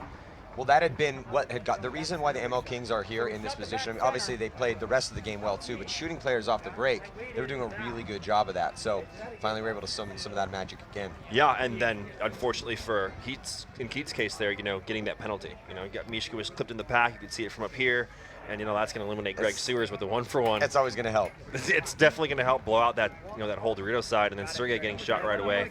I didn't see how Malloy caught one, but that leaving Fedorov. Fedorov's magical. He can pull some stuff out, but I would not want to be in that snake corner playing against 4 ML Kings players at all. That would be not fun. That's a bad position to be in. So let's see if they send the same lineup out. Quick turnaround by Heat. Yeah, it looks like Heat's going to be just running the same line of the Russians with the addition of Greg Sewers. We haven't seen Chad George out here in a while.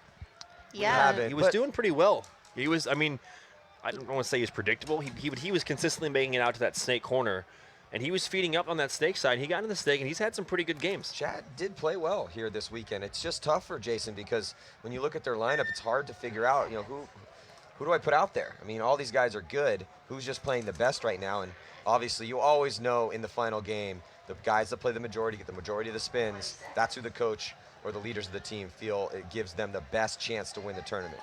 Yeah, it's like winning 5, really. And Jason's making a choice, and Chad's sitting for now, but he's itching to go, Chad. I can see him in the pits now. Well, another reason that the ML Kings were able to beat Houston Heat the first time they played him here at this event in the prelims was they shut Fedorov down.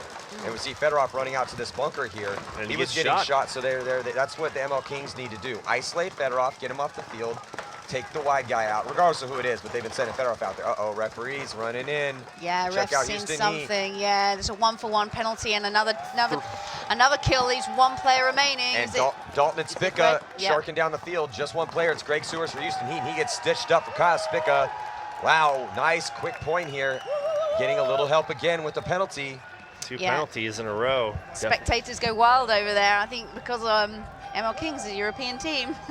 You know, I can see the ref signaling saying that it looks like they're saying that Malloy was hit on his knee, but it definitely looked like he was bounced in the wrist. So again, yeah, as you said, Maddie, penalties definitely, and then Mishka dying simultaneously on that Dorito side twice in a row now. 2 early deaths from Mishka, 2 1 for 1 penalties. not going to help Houston Heat out as ML Kings tied this game up at 2 apiece. Well, two quick points for Heat to start the match out, and then now 2 points in a row getting penalties, and so 2 quick points for ML Kings. Yeah, 2 dominating points by Heat, those first 2. They just, I mean, I thought this almost every game we've had, save for the Impact Heat game, had been almost blowouts, right? So now we've got ourselves a back and forth game. Yeah, like I was saying yesterday, it's almost pointless to even have the clock. I mean, I know it's important. That was the saying, wasn't it? Yeah, tons of time left. Tons of time left. You know, there have not been very many games in which the clock has played a factor. Just a few games we've seen out here. And Shelly, I know you had a game that went to time, went into overtime as well, and when you guys made it to the quarterfinals. Yeah, it's a killer when you get to when you know that you can beat the other team, and it all comes down to that 1 point. It's like that golden point, isn't it? And yeah, we threw it away. Shelly, let it go. It's going to be okay. It's going to be all right. It's always hey, we've had a great season. It's all always good. Next year. It's next year. Well, it's admirable, you guys. I mean, you guys are playing in the highest division that's not locked. Yeah, and you guys made it to the quarterfinals, and right. you were up 3-1. Yeah, the division that Seattle Uprising are playing. So for everyone back home in the States, we play a high division here for an all-female team. Yeah, that's awesome. Thank the gun is the great equalizer. Anybody can play this game. Don't let anybody tell you different. Well, you know, I mean, you guys should come over to the States and give it a whirl. Hey, if anyone wants to fund that, we're right here. I already got a ticket for the lotto for next week. So we should be good. You should be good. You've got a decent chance. My chances are way up there because, you know, yeah, my chances are good. 1 in a million. So you're saying there's a chance. Yeah. So here we go. Tied up at 2, 12 minutes and 19 seconds to go. Looking at Houston Heat. Looking over the shoulder of Sergei Sonaiskov. And yeah, Chad George gets a spin now. So Jason Trojan switches it up a little bit. But another penalty assessed this time. Oh, no. Carl Spicker throwing his head up in the hands up in the air about why. Another penalty. I think Spica got the penalty. He did. He absolutely did. Kyle Spica got the penalty. I didn't see where he got shot.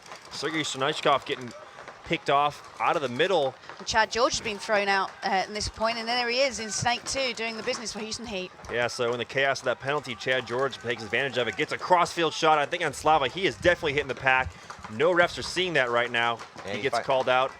He's got away with that one. Yeah, so 3 bodies now down for ML Kings. They have 1 body in the Dorito 1 and in the Snake corner. I think that's Dalton Vanderbilt over there. You can see him on the bottom of your screen. He is wearing a Spica jersey to throw everybody off. Yeah, and you know, Chad George making the most of his opportunity here, getting into the Snake, definitely did get some help with that penalty on Kyle Spica. 11 minutes and 20 seconds to go, still tied at 2. A 2-body advantage for Houston Heat. Yeah, and here comes Greg Sewers now, all the way from the Dorito corner into that Dorito 2, Teabag 2. You got Chad George there on your screen, locked in a gun battle down the wire with Dalton Vanderbilt. There's the second remaining player on ML Kings in the Dorito 1, just shooting crossfield at Chad George. Chad George right now does have the freedom to go as he does, makes that move into the Snake 50, which is going to open up his shots now. Or maybe actually take away his shot crossfield on that Dorito 1 because there's that center can in the way. You can see Chad George is just focusing primarily on that shot down the tape. He wants to get Dalton Vanderbilt out of there. Well, tense moments here. It's tied. No one has a lead, so you can't just let the time expire still, and so much time left to go. We're definitely going to see a bunch of more points here. But right now, Dalton doing a good job of not dying out of that spot and staying with the player for the ML Kings in D1, just keeping Chad George honest over here in the Snake, keeping him from progressing forward. And Chad George now at the 50-yard line, though, still at the 50-yard line. Yeah, and Greg Sewers now makes a move into the 50 Dorito, and looks like he immediately, or someone immediately gets a kill. Oh, there's the kill there for ML Kings. On both players. Yeah, Dalton. But what I was about to say is, you know, you get into a 4-on-2 or even a 3-on-2, you want to have the 2 bodies that are on the 1, you want to trade, right? You want there to be a trade, you want something to happen. So I was actually waiting for that move from Greg Sewers and Mishka on that Dorito side, because the ML Kings player was farther down the tape, he was in the Dorito 1, to try and lure out that kill, right? To blow that whole side open. Now it's a 3-on-1. And as we've seen, if you're the last body left in that Snake corner, man, it's not easy tough. to pull out. We haven't seen, there's only been one guy that's pulled off a low body situation, and it was Multi-Borman from Syndicate.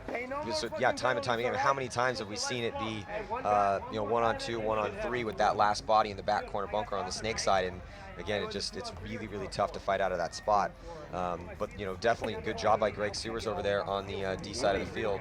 I'm not sure if he was able to win that gunfight, but somebody shot that player at D1, and that was it after that. Yeah, it was interesting too to say Fedorov consistently has gone to that. We talked about that in the Impact game. He did that triage, that tactical retreat to the snake corner, but he shot crossfield the whole time. I was kind of expecting him to give Chad George a little more help, a little more assistance in putting in his mirror in the snake corner, but Fedorov was looking crossfield. I think trying to protect Greg Sewers' front, which if I know it's a 4-on-2. That's Mishka's job to do that. I'm not worried about that guy trying to come. I wouldn't be worried about that guy trying to come down and make a move all the way from the snake corner on Greg Sewers. Yeah, a very unlikely move to happen. Yeah, but hey, you never know. We've seen crazier things happen here in paintball. It looks like whatever that was, Fedorov won the argument there with Jason Troser, and he's back out on the field about what to do next. Yeah, I saw that down there in the pit. They were, it didn't look like a very happy discussion, but we'll see what Fedorov does. Is Chad George? Yes, Chad George is running back out there. You see him coming up on Fedorov, so let's see if Chad George can have another game like he did. Taking penalties 3 points in a row have helped, been a curse and a blessing for teams. Yeah, so Chad George now taking Malloy's spot again over here is the one on the snake side on your screen right now. And ML Kings, just Kyle Spica struggling right now, getting shot off the break. And still 4 bodies alive, and ML Kings were able to get Dalton out wide, mirroring up with Fedorov, who's on your screen. There's Chad George again.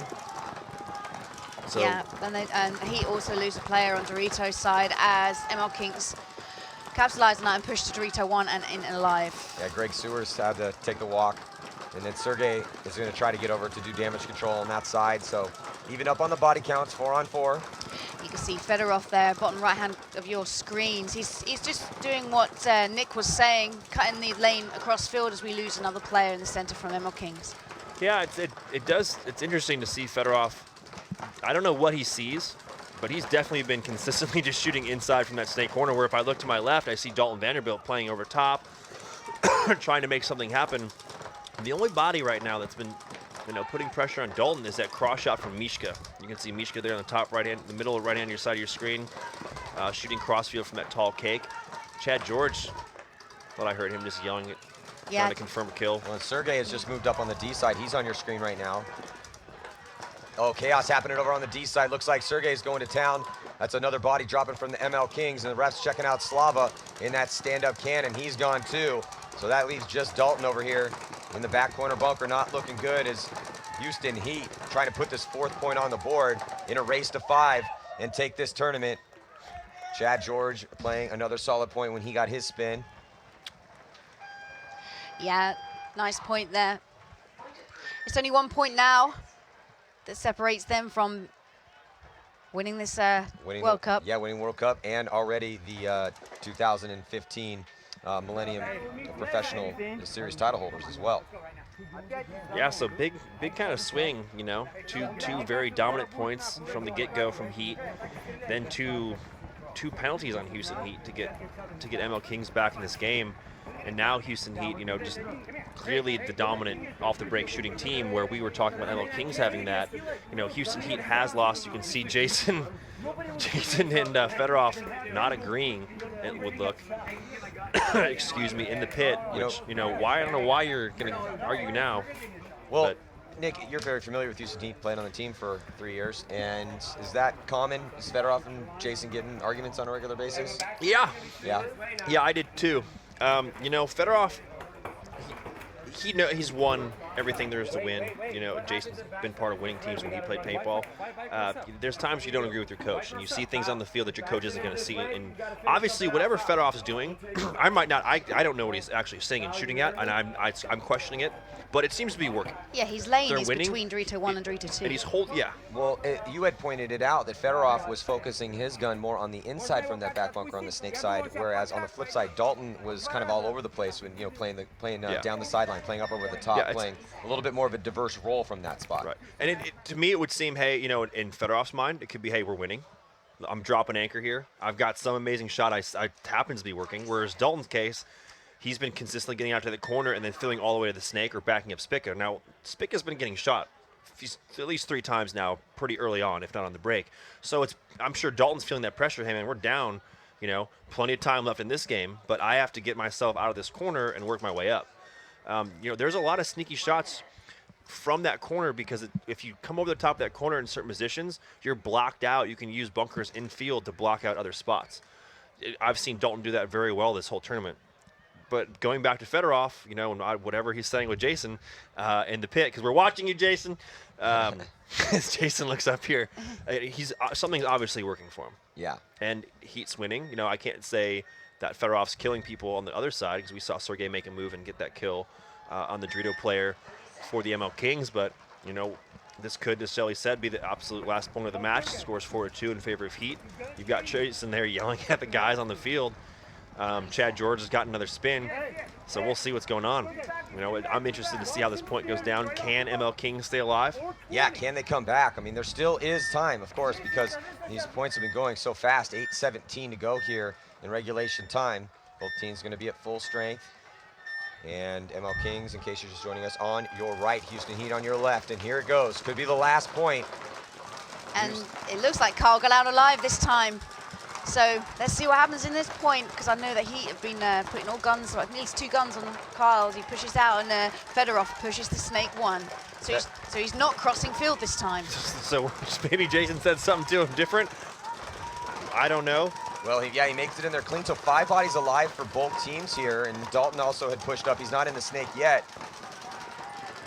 You can see there on your screen, there's Dalton looking for an angle, trying to figure out a way to attack into the Snake. Kyle Spica alive finally right next to him, and there goes Konstantin Fedorov crawling up one more notch of the Snake, and he's going to try to look cross field and see if anybody can pick him up. No one's put him in yet, and he has that shot.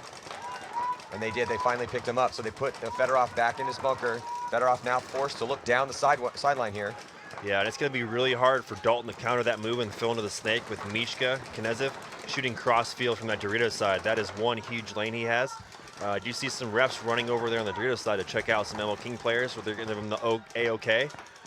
Good move. Oh, Greg Sewers takes the walk off the field as the ML Kings player gets to the Dorito 2. Inopportune death there for Greg Sewers to give ML Kings a 1-body advantage. Though Konstantin Fedorov, the thorn in the side right now, right on the 50-yard line here in the Snake, and really putting the pinch on Dalton. Yeah, absolutely, Maddie. You got that shot there, right there on your screen of Fedorov. Yeah, what you can't see on your screen is to your left of Fedorov. Basically above his backside is a Dorito 3 player shooting across field for ML Kings. So he's keeping nice and tight and keeping the line there on Dalton. Yeah, the body advantage going to the ML Kings and field position at this point as the 3 Houston Heat players, Mishka, Sergey, and Chad George are still kind of back. While the ML King, well, I guess they're kind of all the same, just with the 1-body advantage. Well, and also Fedorov does, as he looks like he's pretty posted right now, but he did look like for a second he might want to go up a notch. If he gets any closer, he only has 1 more spot he can go. Ooh. Oh, body dropping, and that might be a penalty, and it is. So that might be the nail in the coffin here.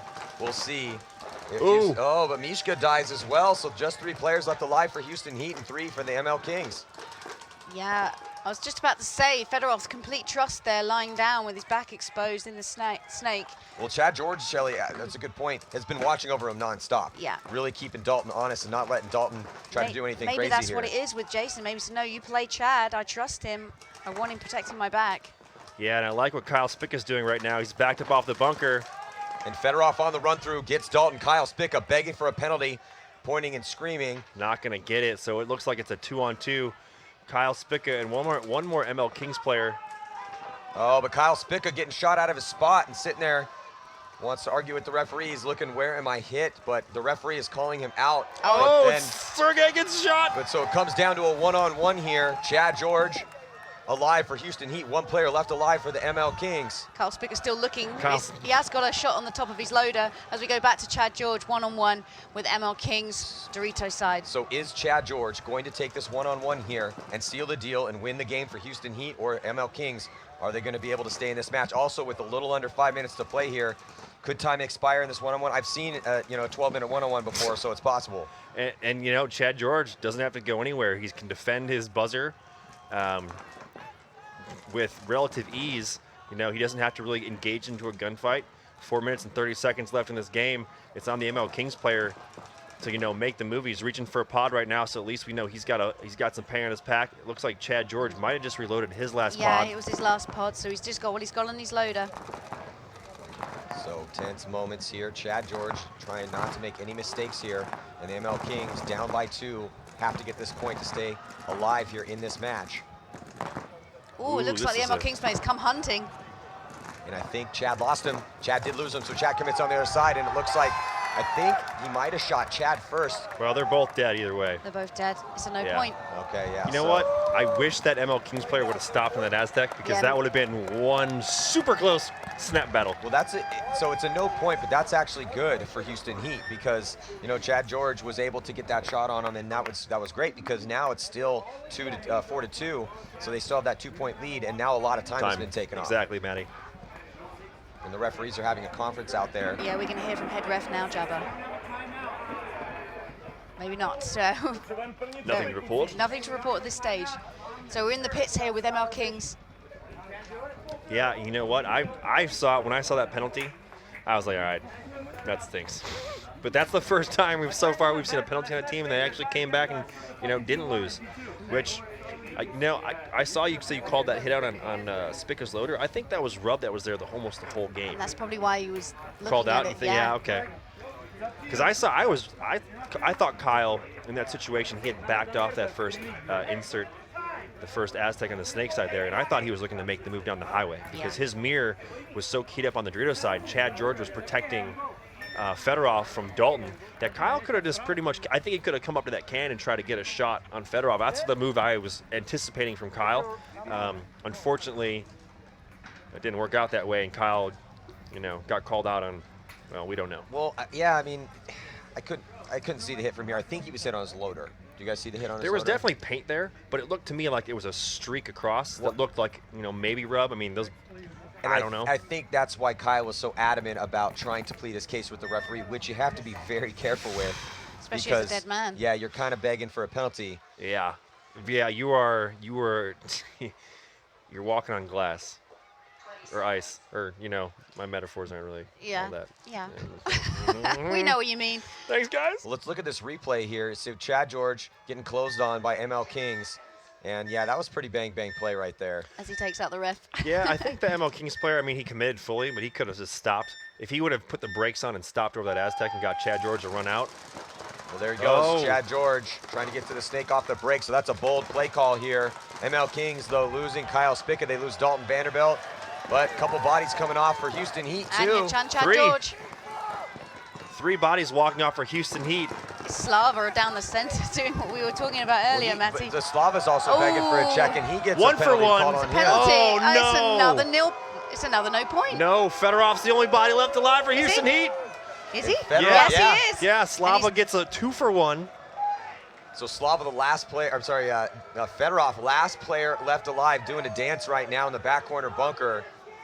You can hear the pits erupting for ML Kings. What a chaotic point. Looks like penalties on both sides. Yeah, Slava pleading his case to the refs.